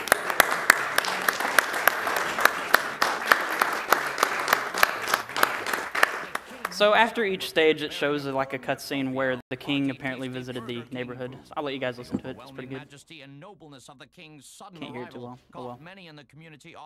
We really need to. No, we don't need to hear it. All right. We're a bit behind schedule, but I have a glitch I want to show off right quick. It will. No? Going on? Going on. Okay. Sorry, but thanks. Nice. Thanks, everybody. All right. Well, that's Sneak King. What is next? We have Swamp Thing up next. All right, everybody stay tuned for Swamp Thing. That's going to be fun. And then after that is Super Pitfall by Klaige. But first, thanks Kefka14 for playing Sneaking. And everybody keep donating. Thanks for having us. Thanks AGDQ. Before you walk away, I have a $5 donation from Zach M, who's asking, who said, I got every achievement on Sneak King. I'm a maniac. What is your favorite Burger King item, Kefka? Ooh, that is a really good question. Actually, I forget the full name of it, but it's the long burger. It's kind of like a sub sandwich, only it's a burger. Oh, the Big King. No. It's like the extra long cheeseburger. Yeah, it's called like the extra long cheeseburger. cheeseburger. The extra long cheeseburger. Yeah, bun. It's pretty good. That's fantastic. But I like that. All right, Swamp Thing. Let's get moving. All right, I'm going to read a couple more donations now. We got $20 from Cake Sphere. Why am I watching this? And why am I suddenly craving a Whopper? Well, I don't know, but I'm not sure. Depending on where you are, you can possibly go get one. And $100 from Mike Johnson. It just says, "Hail to the King, baby." Thank you for your donations, everyone. We are going to go to a commercial, but we will be right back with the greatest game of all time, Swamp Thing.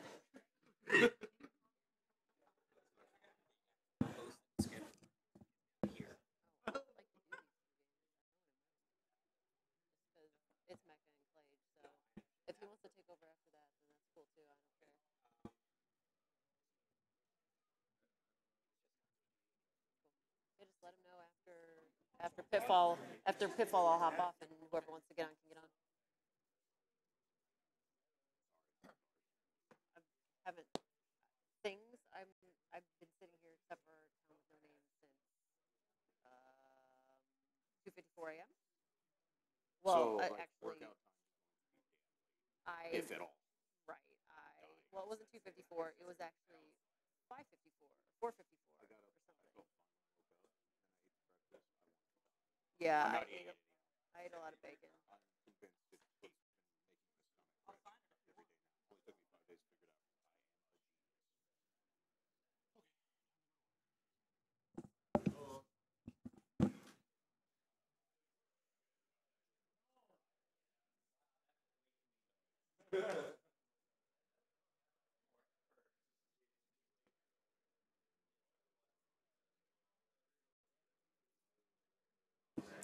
And we're back with, again, the greatest game of all time, Swamp Thing.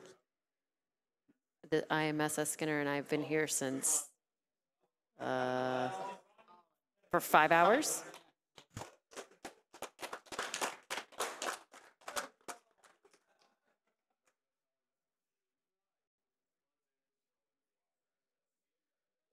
That was beautiful.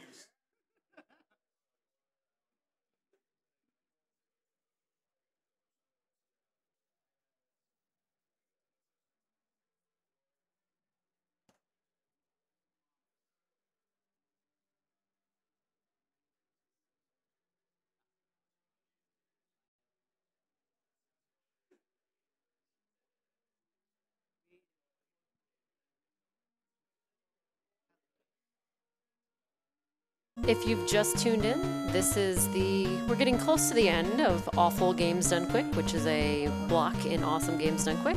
This is a Games Done Quick event held every year in January, featuring members of the Speed Demos Archive and Speedrun Live communities.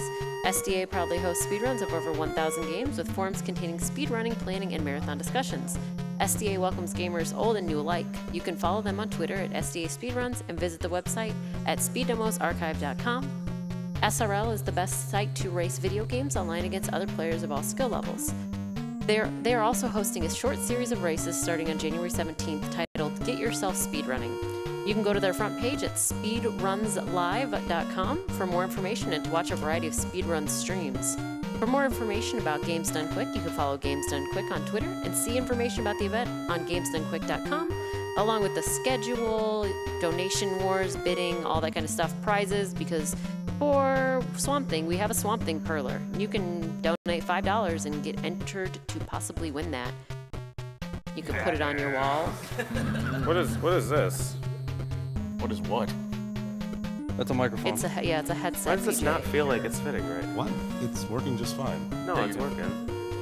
I can hear you. Oh, right. I forgot it grew. Are you really asking why something isn't working while you're sitting here? I'm hopeful. Let's just all get through this together. I hand you my controller, plug it in, and crash the game. Yeah. So it's Thursday is what you're telling me. Also round all right, we good? Yeah. The timer starts when I gain control, so I'll let you know. Okay. All right. And go. Well, that was a hell of a countdown. Yep. Swamp Thing doesn't deserve numbers. Swamp Thing wouldn't understand him anyway. So, this game... Yeah, I should explain when I started running this, or when I started running me. I'm sorry. Anti-shout out to Gilder, who ran this during what he called Nest Roulette, where he randomly picked a game out of his list of games, and this unfortunately was one of them. And I was watching it, and I'm like, well drunk if I'm not mistaken. Yeah, of course. I'm like, great game.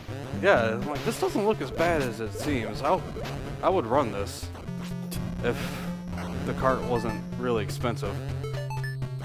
Then, like an idiot I am, I said, if somebody gets a cart for me, I will run it. Oops. And that's where my hero, Eggman MN came in. Hero? Yeah. At SGDQ, he handed me a copy. He's like, there you go to town. And that's it. This is why you were cemented on Team Poor Life Choices. We will never trade you. Yeah, because of the Swamp Thing and not Cool World. I refuse to move this Perler any further after that. Yeah. All right, so that was stage 1. This is one of those games where the dash and jump button are the same button, right? Yep. Yeah, if you're, you know, if you're like most kids of the 80s, you probably played the Simpsons NES games, and you're probably thinking, these sound effects sound awfully familiar, and that's because recycled sound effects from the same developer. A lot of four-letter Yeah, it was words made about by those the games, same team as Bart versus Space Mutants. Yes. So, Bart not being one of the four-letter words you're thinking about, Bart versus the Space Mutants. yeah. That's how you know it's a good game. Yes. Yeah, they mostly start with F. Yep. I don't think people can tell, but these jumps are pretty precise, right, across those pits? Yeah. Yeah, it took me a while to figure that out. I'm like, I don't think I can make this jump, but... Really, every jump that he makes here is deceptively hard. Yeah. Yeah. Especially that one. Yeah. And that one. Yeah, these cauldron jumps are actually pretty easy to do. Because, deceptively hard. Yeah. All right, I got a couple donations I'm going to throw in real quick. $20 from Northern that says, donating in support of Team Poor Life Choices. Keep up the great work, guys. Thank you. Thanks. And an anonymous $200 donation with no comment. So thank you to whoever that was. We really appreciate everything you guys are doing for us here. You actually don't even have to jump on the cauldrons. You can jump right over them, but I just jump on them to avoid possibly getting hit by one of the bubbles at the end because it's random where they come out. Your health is super important in this game because you just ideally will not stop running. You just run through everything like that and just keep plugging forward. And you don't refill health between stages, right? It just continues. Only on stages that don't have bosses in between. Okay. And it will give you 4. You can have up to 6. Fortunately, Swamp Thing is powered by tri-cell batteries. Yeah. Which are everywhere in the Yeah, swamp. those are batteries I'm collecting. If you collect 20, you get 1 health refill. And 40 will give you another one. 50 will give you a 1-up. And then it reverts back to 0. What are the little the beakers of, well, apparently nothing new? The white power-ups, the white square things, those are health. Okay, I kind of figured, but... Oh, excellent. Got a Wiggletron. Yeah, nice. Yes. Yeah, there's no way to get that platform early. It like spawns as soon as you get it to appear on screen.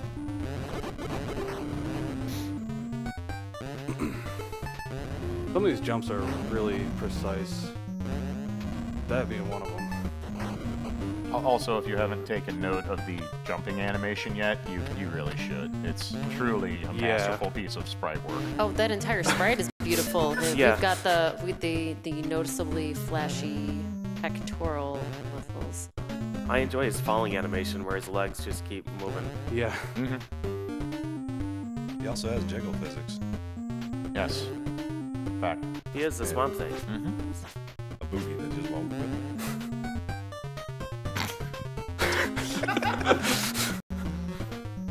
Well put. Here all week, ladies and gentlemen. Try the meal. Here all week. We're getting kicked out for this. You know that, right? Yep. Well, I didn't say run Swamp Thing. We're still alive after Super Pitfall. No promises. Alright, so this is the first boss. He is a jerk because he's completely random. As you can see. A strong start. It's ridiculous looking as yeah, well. you can't duck and attack, so. Yep.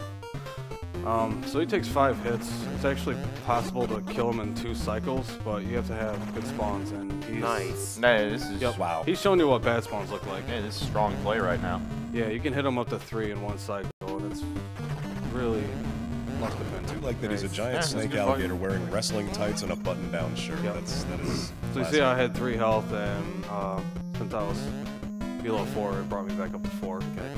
But that's only on stages with bosses. In the other stages, it's like... So this is the start of the stages where the jumps just become completely unapologetically ridiculous. This stage is stupid. This stage is so terrible. It's like... It's half the game. Yeah. Well, like and on top of the jumps being stupid, they remind you that they're stupid with that atrocious sound effect to let you know that the hooks are falling down. So it's just like, you just want to hit yourself in the head. Watching Mecha do attempts at this was like kind of a 1 or 2 affair for me. Alright, I can't hear that sound anymore. Yeah, so this stage is like keep climbing up, and if you miss a jump, you go all the way back down. Yeah.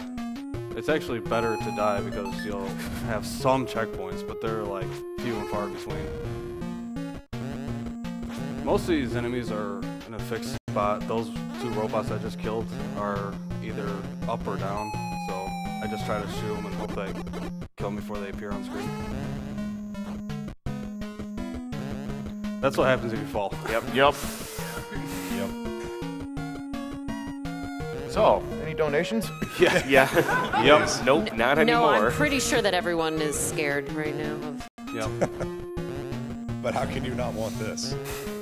The Perler is pretty awesome. Perler It's only a is amazing. $5 donation. Badass. Do it. Donate. Win the Perler. Just showing you more of the jump animation. Exactly. So the first time I played through this game, I didn't know that you can just hold up on the elevator. Yeah. And I would just constantly jump. And I'm Yeah, like, that this was is entertaining. the dumbest thing Those ever. are the best attempts to watch. They're like, wait, what the? What's going on? Why is the elevator going up? Oh, I'm holding up. Huh. No, I like saw a video, like someone did a speed run of it before I did. All right, I have a $10 donation from Nerez. There you go. Watching you guys do good with all those awful games has helped me through some tough times. Much love and hope you get to the anatomy lesson level of the Swamp Thing game. Huh. Pretty sure we don't need to dissect a Swamp Thing. This is all the anatomy lesson you need. Yeah. Jump animation.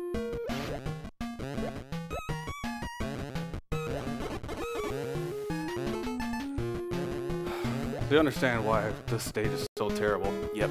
Like, I didn't even hit the first checkpoint yet. What? Yeah, no. Yeah, the stage is no joke. There it is. Half the length of the game. That's like a third of the stage. This is stage 4, and there's, what, 8 stages? Yeah. 10? 8? Yeah, the last Didn't realize the checkpoints were that. 5, 6, and 7 are super short. Yeah. Like, I didn't even know they were separate stages until someone had to point them out. Yeah, this is a silly stage. Yeah. Such a special game. I don't think I explained it yet, but I'll do some weird jumps here and there, and it's probably very, very subtle because I'm actually despawning some enemies. I actually despawned one right there. Yeah, that was pretty subtle. Yeah. Jump to the right. Okay, he's gone. Yep. Good work. Shoot slime here. Despawn another one.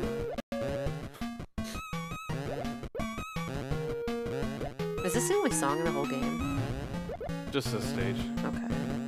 You also notice now Mecha is not willingly just jumping through things to go quickly because the stage is too huge and the checkpoints are too few and far between that he has to conserve health now.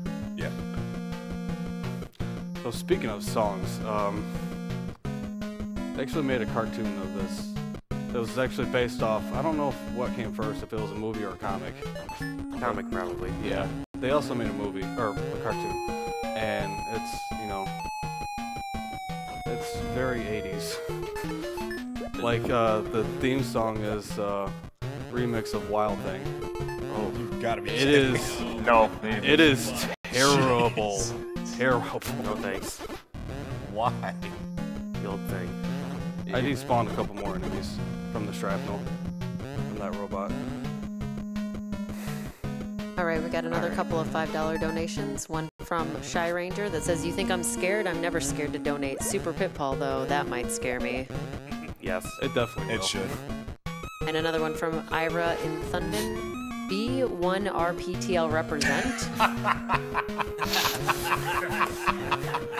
And this is for the Broken Man on the Couch, hero. Gilder. Gilder, $5 to you. What's that? That's $5 to you. Donations, like what do you want? Yeah, I'm unsure. Actually, Blaze JP should have a trials donation incentive for showing off something at the end. Throw it to that. enemies are random. Pancakes? Yeah. Delicious. The mind-shaped pancakes. Yep.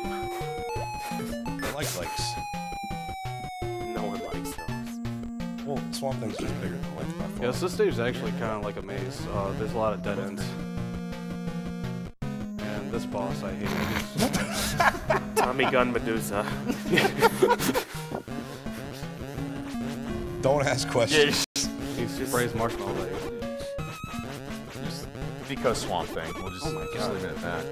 Did I mention my hitbox is terrible? I mean, are you saying This is a surprise to me. Yes. Yeah. Are you telling me these? Curse it all. Why was that guy a raisin? Like a California raisin? Because Swamp Thing. Okay, that's what I'm okay he's with the main that. villain. Because he heard it through the grapevine. Wow. Get off this couch.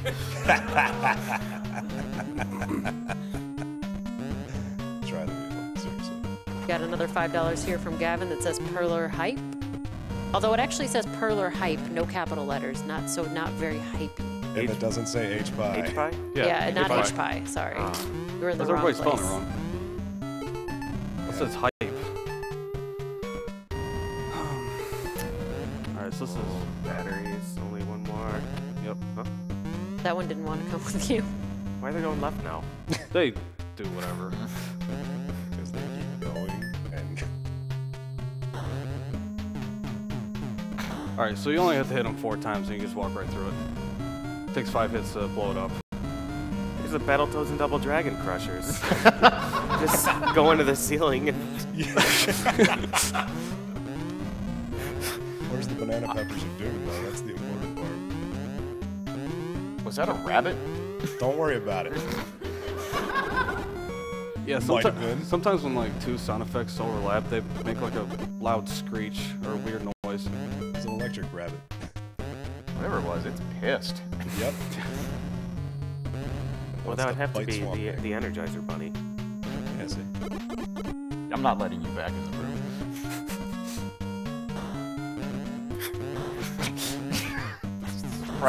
This sprite gets me every time. Yeah. Alright, so I'm not too worried about my health right now because you'll see why in a minute. Yes. Also, he just got more. Yep. So, I didn't know about this until recently, but Swamp Thing can possess certain things, including an apple, and if he dies with the apple, something bad happens.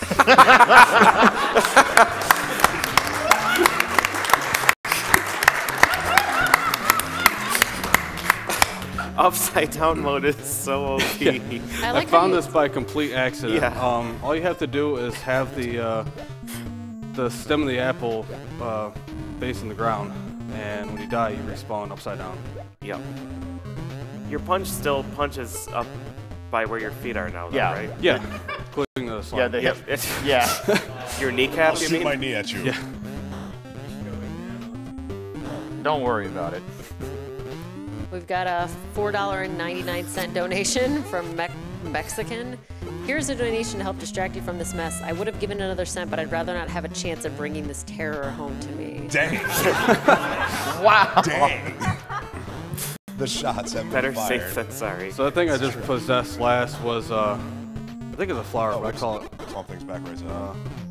popcorn. And this box. Alright, hopefully I can time this right. Something, I'll just show you. I got it. Nice. All right. Nice. This is So,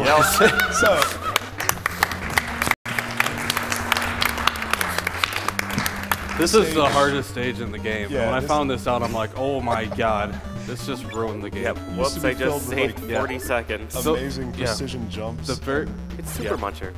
It is. yeah, the very first time I played this game, or made it to the final stage, I crashed the game loading that stage, and I couldn't figure out why.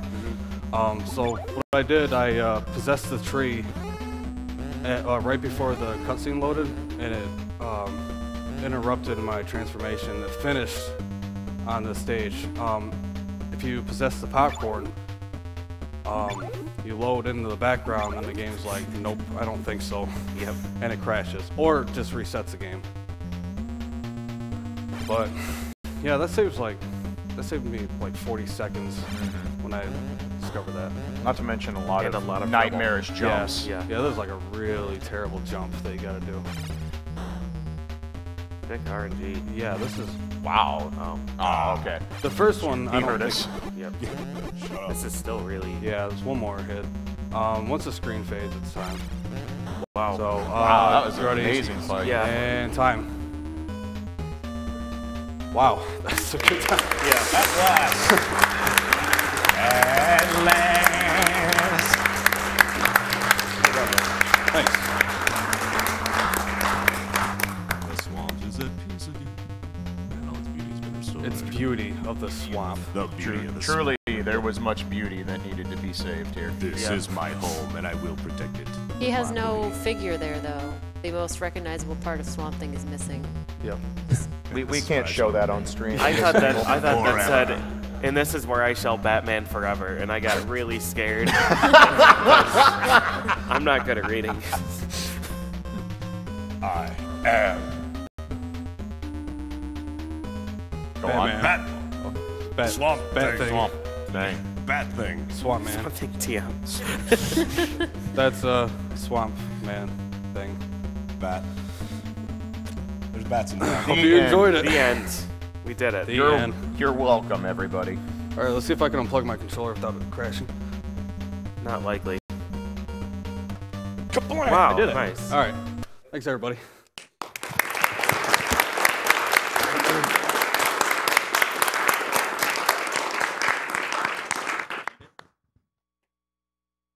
All right, that was a game. It's over. Thank you, thankfully. Thank you, Mecha Richter. And thank you, Mecha Richter, for all the cool perlers for these next couple runs. We have the Swamp Thing one. We have a Super Pitfall perler. We also have a Karnov perler coming up, too. And next up is Klaige, playing Super Pitfall. And for now, we're going to do a commercial. So we'll be back in just a minute.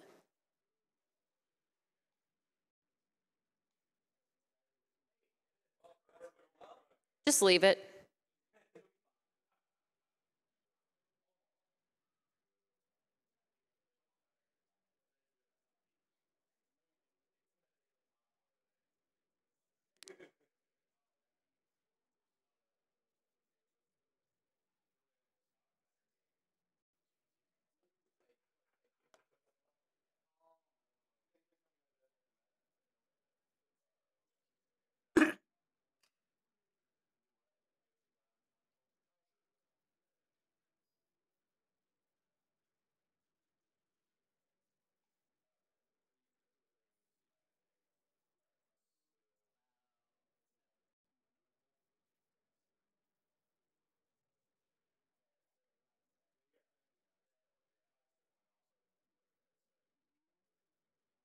Doing things.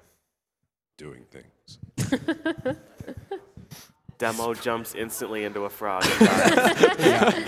How to play Super Pitfall. Yes, exactly. That's exactly right. You game over, then you turn it off and never touch it again. So, just a couple words about Super Pitfall. I'm sorry. Klaige, we're back now. So back go now. ahead. I don't think there's supposed to be audio here. No, there is no audio at this point. Trust me, you don't want audio anyway. The other words that we have to say about Super Pitfall also involve the F. No, here, I'll just start it real quick. And okay, there should be audio. Now, there should be audio. Okay. It's not audio you really want to hear. Oh, yes. yeah. You haven't seen anything yet. It's great. After So this is who's the Castle lucky person Quest. behind the stage So every there time that you has die, to I wear gotta do headphones this. for this whole run and hear that music? So, the first thing you should notice is that I'll notify you next the of player kin. select sprite is in fact both missing a leg and pointing the gun at itself. So, if that doesn't clue you into what is about to happen, I don't know what will. So, yeah, I apologize in advance for what I'm about to do. This game was also reprogrammed. Reprogrammed by Pony. Yeah. So if you were a fan of Pitfall in the Atari days and one of the truly classic, platforming adventure games, turn the stream off right now. Yeah, just come back in 10 minutes. So this game is basically a giant adventure map with a lot of hard to find objects and such. And so I'm just going to go ahead and skip a lot of it by becoming friends with this spider. This is just basically death abuse to warp down this area. I just cut, I don't know, way too many minutes off the game. Yeah. And No, not enough. You're welcome. Well, you know. So, as you can see, the frame rate on Super Pitfall is nothing short of amazing. So, 6 frames per It's second. actually several short So of amazing. this item that I just grabbed is basically a key. You use them later. All the items you need in this game are not apparent on the map.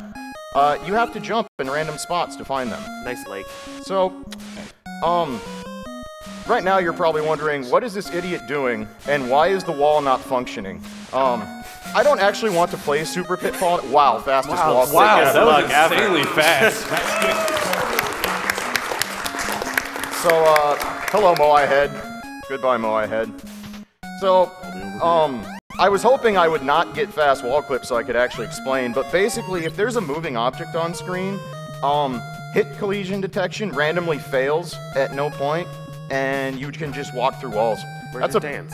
Where's the dance? What, this dance? That dance? What do you want? What do you want from me? Yeah, I do things. Hey, what's over there? I think it's blackness. This bat wants to hurt me, so we're going to avoid it. So, yeah, rather than actually play the game properly, I, just walk into the wall until it lets me through. Your applause was nice, but I literally held right on the controller until the wall gave in. That was not techie. So you said play the game properly. That's how ladders work, by the way. Nice ladder. Okay, yeah. So, the collision detection can also just fail on ladders. Oh my goodness! Applause for Super Pitfall, everybody. Yeah. It's playing real well today. Some strong ladder. So I wasn't actually sure where I was going to spawn, but I had to wait. The fireballs here are very random. I'm actually going to be extremely safe here because apparently Super Pitfall wants to make it known what it can do. Just fell right through the concrete. Yeah. But yeah, at any random point, I can just jump and I can fall through X number of tiles because the game just says, "What's a floor?" So let me explain how good Pitfall Harry's hitbox is in this game. Oh god, oh god, oh god, what do I do? What do I do? That's fine. So yes, his entire active hitbox is basically from the waist down. Yep. So you're probably wondering, what is the goal of this game other than to make people never want to play Pitfall again? I need that key, come back. You have 5 main objectives in this game. You have to get that key to save your lion. It's a lion, I swear. We're just gonna go ahead and balloon through this wall because what are walls?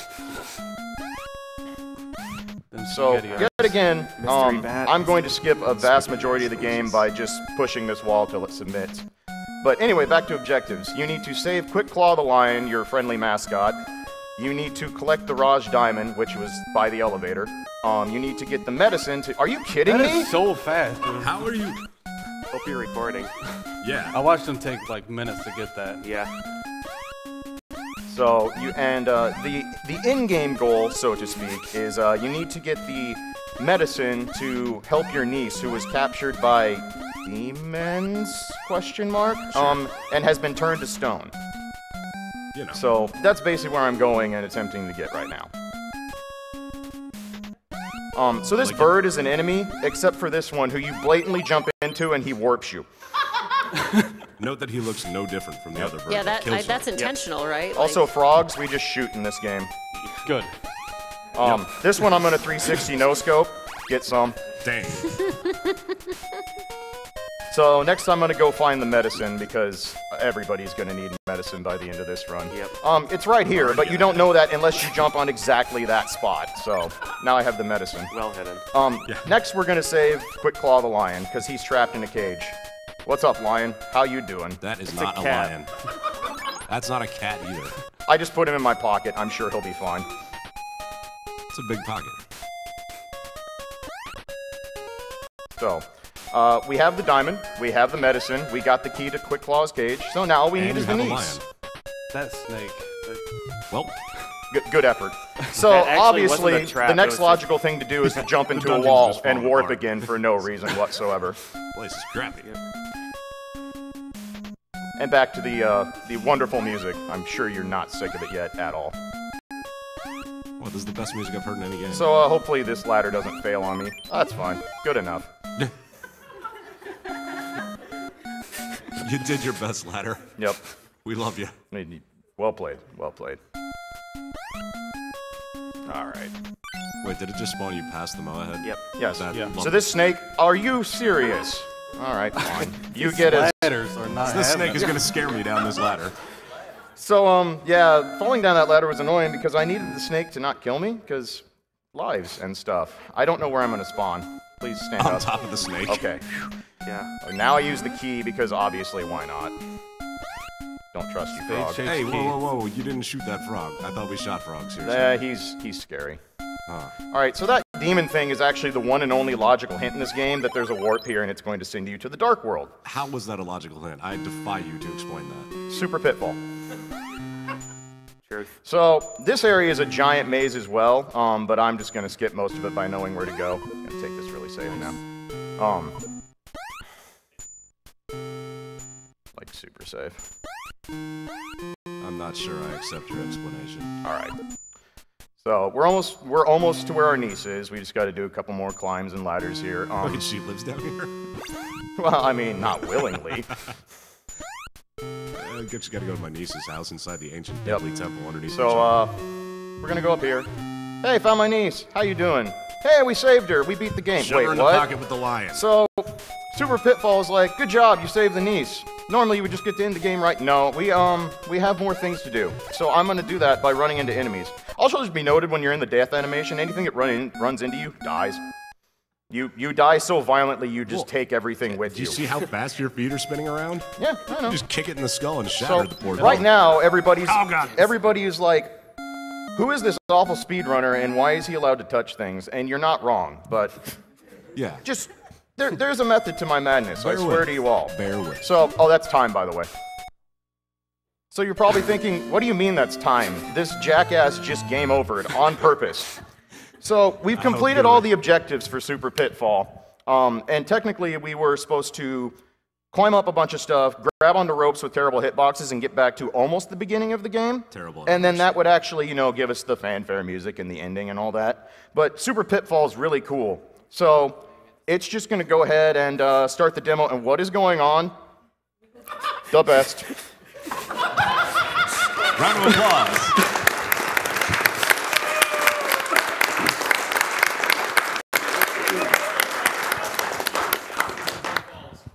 And so Can this game try another world? So yeah, the Like Mars? Please Try Another World is if you beat the game, which I did, don't question it.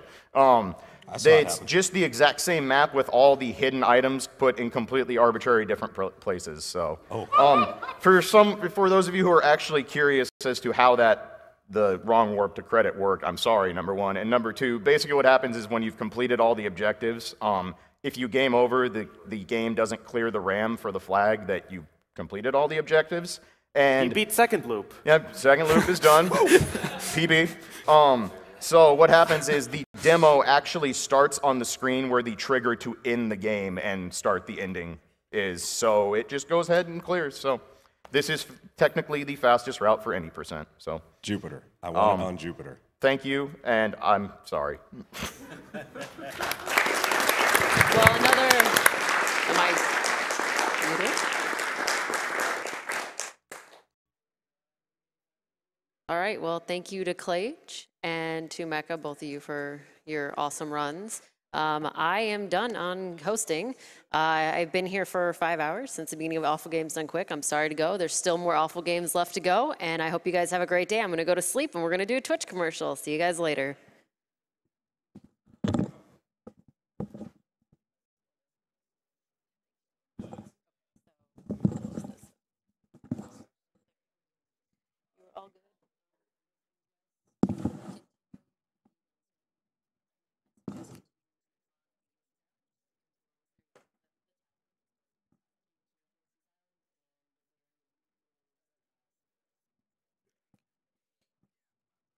To get here earlier, but I had Yeah. We got a couple of still actual things, and then this Yoshi's Island thing coming up. Everything else.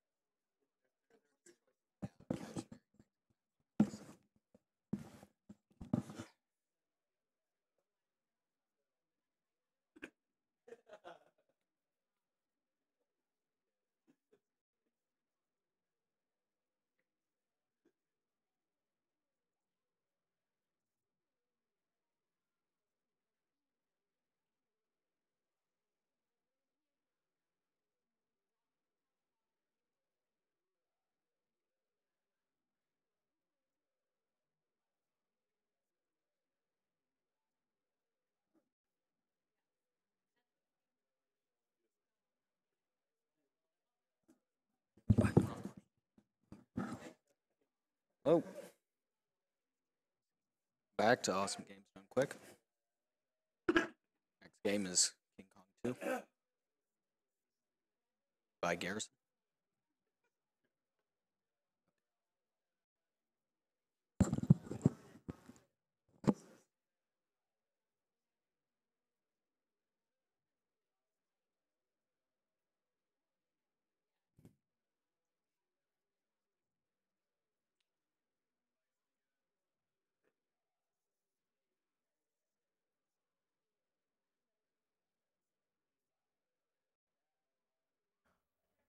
I don't know which mic I have, but I'm talking. Filling dead air. Okay? Doesn't say. All right, we're good. Okay.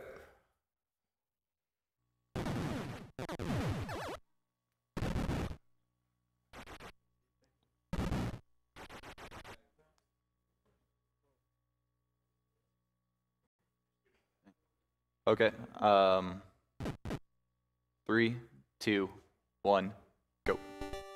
Okay, so this is King Kong 2, Ikari no Megaton Punch for the Famicom. It's a very early game, released in 1986. And as far as the format goes, it is very much like a Zelda 1 style game, very exploration heavy. However, I gotta play it safe here. There's a couple jumps I'm leaving out on purpose because they're very risky. Yeah, so just to give you a quick overview, there are 9 worlds in this game, and there are hidden passageways that lead to each of these worlds. Each world contains a key. 8 keys are required to go to the final 9th world to finally complete the game. But due to game-breaking exploit, we can skip all that and just simply go to the 9th world, which Gary will be doing shortly. And this is one of the warp zones I was talking about, which is leading to a different world. The thing about this game is, since there are 9 overworlds, it's... Ooh, 1-frame jump. They are all linked, but you can't see where you're going, and they're all one-way doors. So the pathing doesn't make a whole lot of sense. There's a lot of variety in the levels. We're in some sort of jungle military base. I'm going over here to collect something under the statue, which is a boulder upgrade. So my boulders will flash and do crazy damage. And that's just going to be useful for the final fight.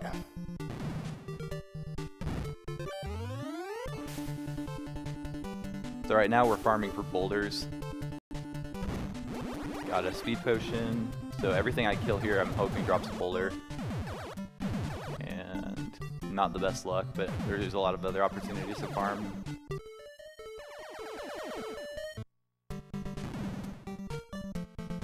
This is the squid room.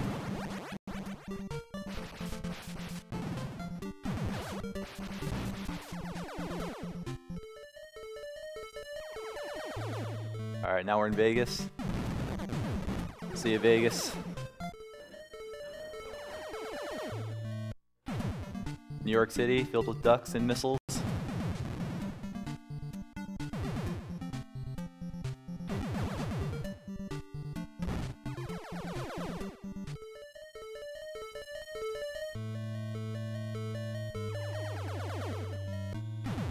So this is the final world here.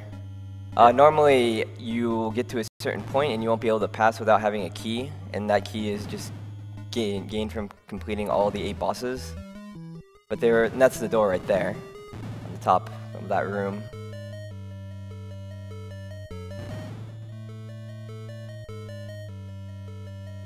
Yeah, this is hell, by the way. In case the skull and fire wasn't a good indicator.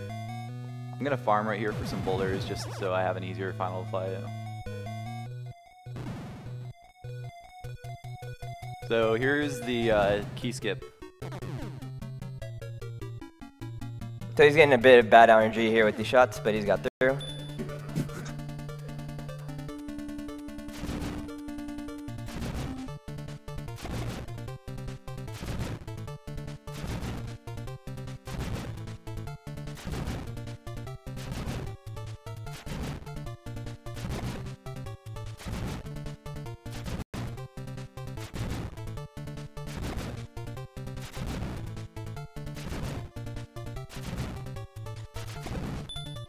And time.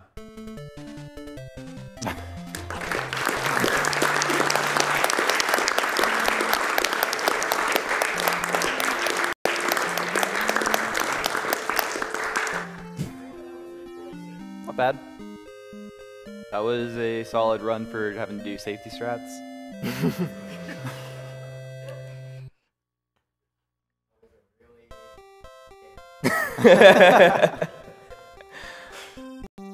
Okay. Credits are very short but not worth watching, except for there's a game time. So they'll just take just a second. Windy Hidemi-chan.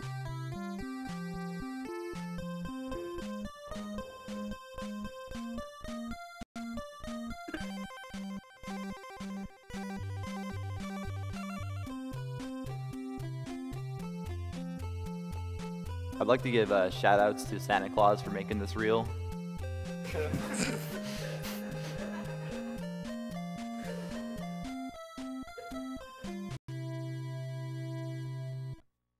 Okay, so sub 3 game time. I don't know what that means. Alright, we're good.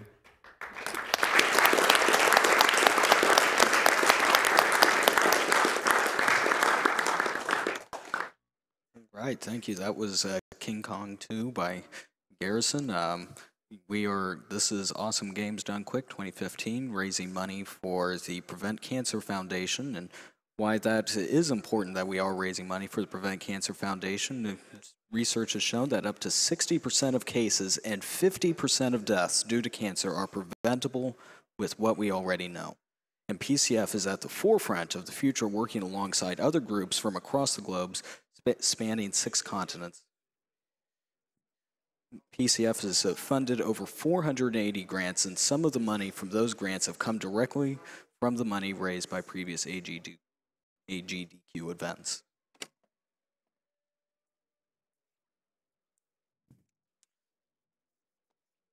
So up next is going to be Karnov by Dragondarch. Be a pretty short run.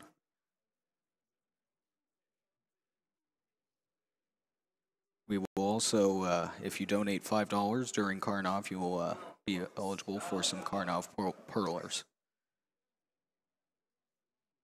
Also, there are still the Burger King mask, crown, and gift card going, that if you donate $5, you will be eligible for that.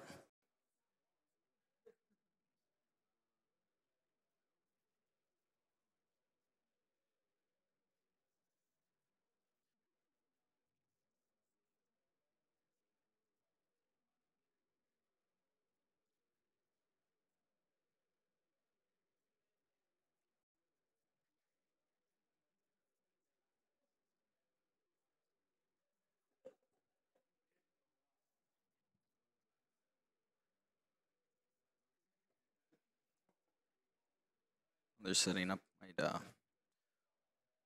read donations.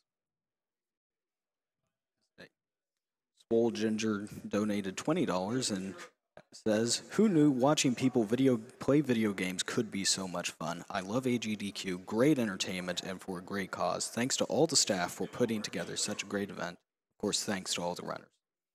You're awesome. Keep up the great work." Thank you for your donation.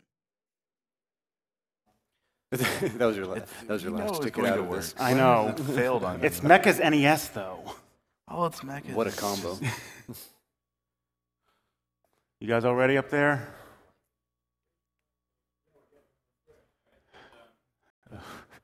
All right. All right, in 3, 2, 1, go. All right, so this is Karnov. This is a story about a guy who's trying to hold up his pants. Pretty much. He's on a quest for a belt. He needs the strongest of belts, obviously. No, that was too early. That was a 3-frame jump I just missed. So Karnov is very interesting. If you notice, the screen's kind of scrolling a bit slow. Oh god, my jump button didn't want to work. And that's the whole gimmick with this game, is the game basically can only scroll in one direction at a time. From great, wonderful technical limitations. So you'll see that a lot of times you want to minimize the screen scrolling up and down so you can move farther in the stage. That was stage 1. Yeah. Got the finish. That first boss will actually supposed to spawn in front of you, but spawns behind you if you're far enough ahead of the screen.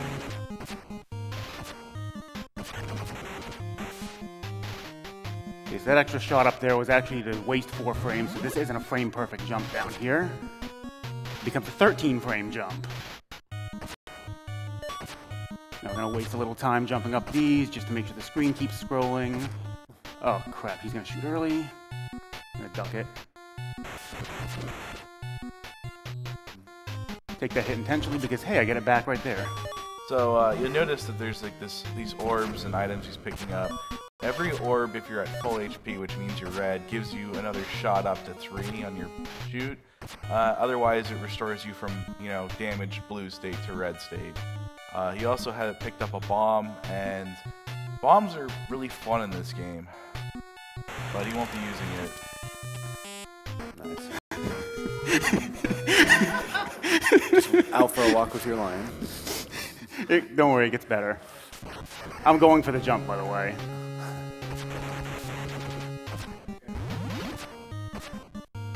And I got it. Nice. That's a jump that makes no sense. That shot in midair is what causes me to be able to make it. Don't ask why. There's a lot of weird things with this game. Basically, I would say the game is it's more static than most other games because the RNG is basically based off the screen scrolling. So if you do it the same, you usually get the same results, but it's really, really hard to do so a lot of the time.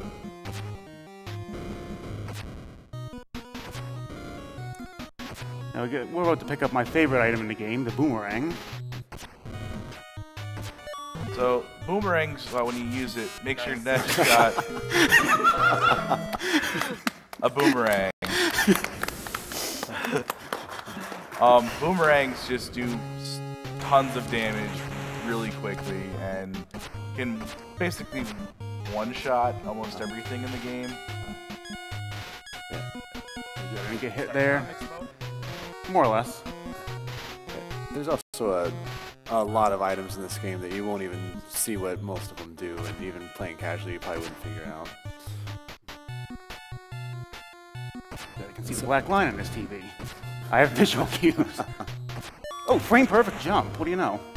Ooh, that's actually super tight there. It is pretty crazy to actually get without getting damaged. Well, it's not so much getting damaged, it's landing back on the platform I started on. Well, both are kind of shaky. And I have wings. And there's going to be a boss here.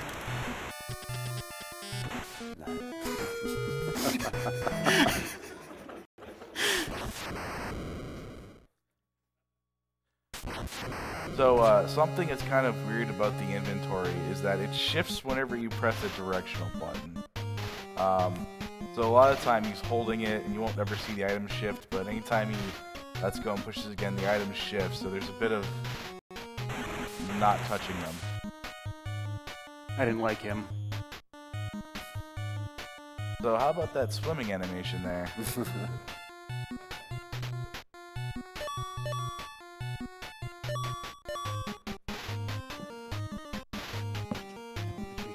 Oh, crap. Oh, now I'm behind.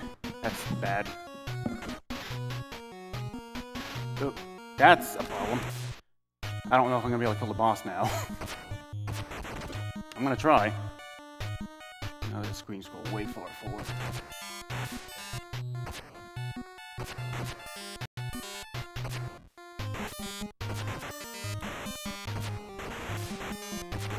I can't believe I just pulled that off. Clutch.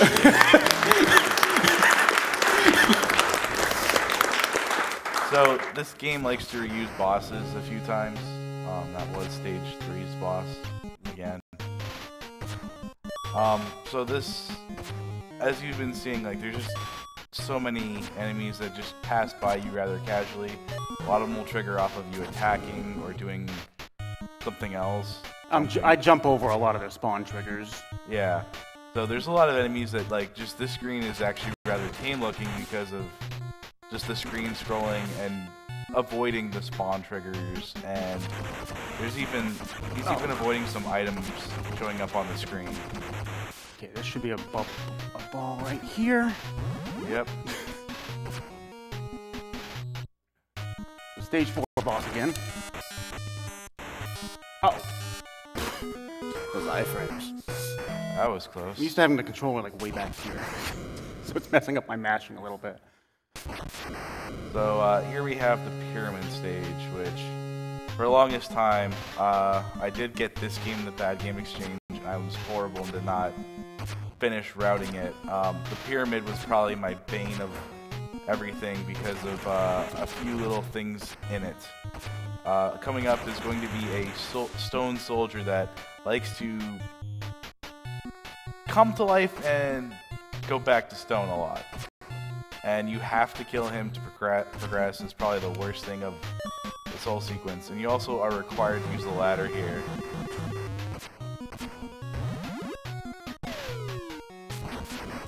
Nope, so much for him. Now for a 2-frame jump. I missed it. Missed it again. Oh, come on. There it is. I do that because otherwise you'll fall straight down. This saves about 4 seconds of camera not scrolling. And it also makes this section a bit easier because the boulders don't bounce in a way, or it'll ixnay a boulder too. Oh, you die. Screen catch up. There we go. I let the screen catch up there because I have a visual cue I use, but the camera has to be focused on me for me to see it.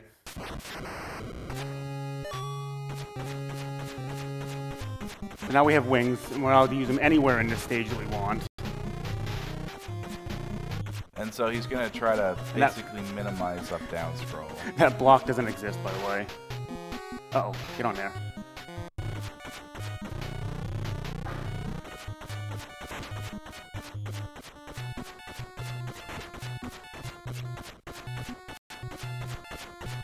Go all the way up to the top at this point.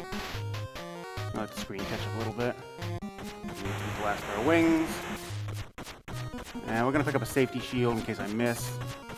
And another boomerang.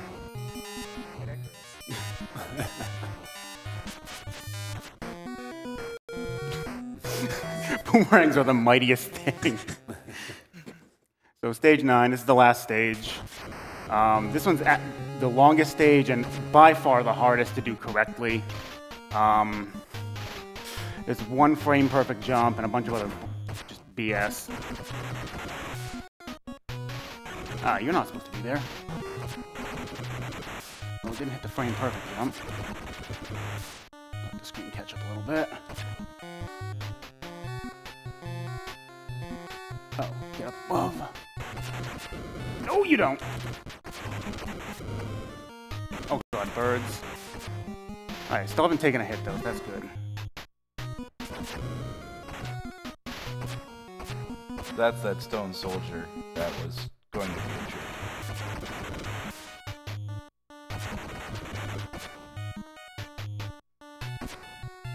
And final boss.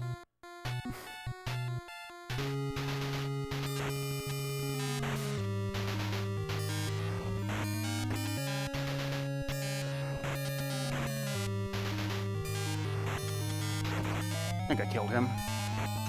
I did. So they did strip all his power-ups for that. Time will be right about now.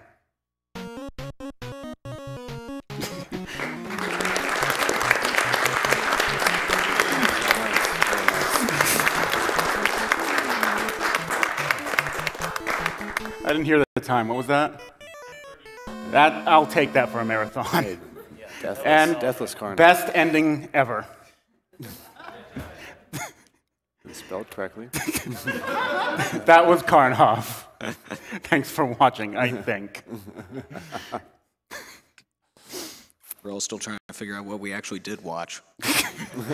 You watched a guy who was trying to hold up his pants and he found his belt at the end of the run. They spelled congratulations. Yeah. Not when I played it yesterday.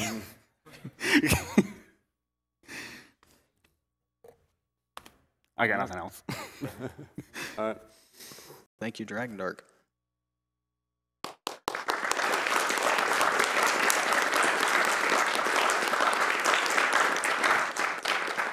All right, we are going to be going to a quick Twitch commercial. Stay tuned.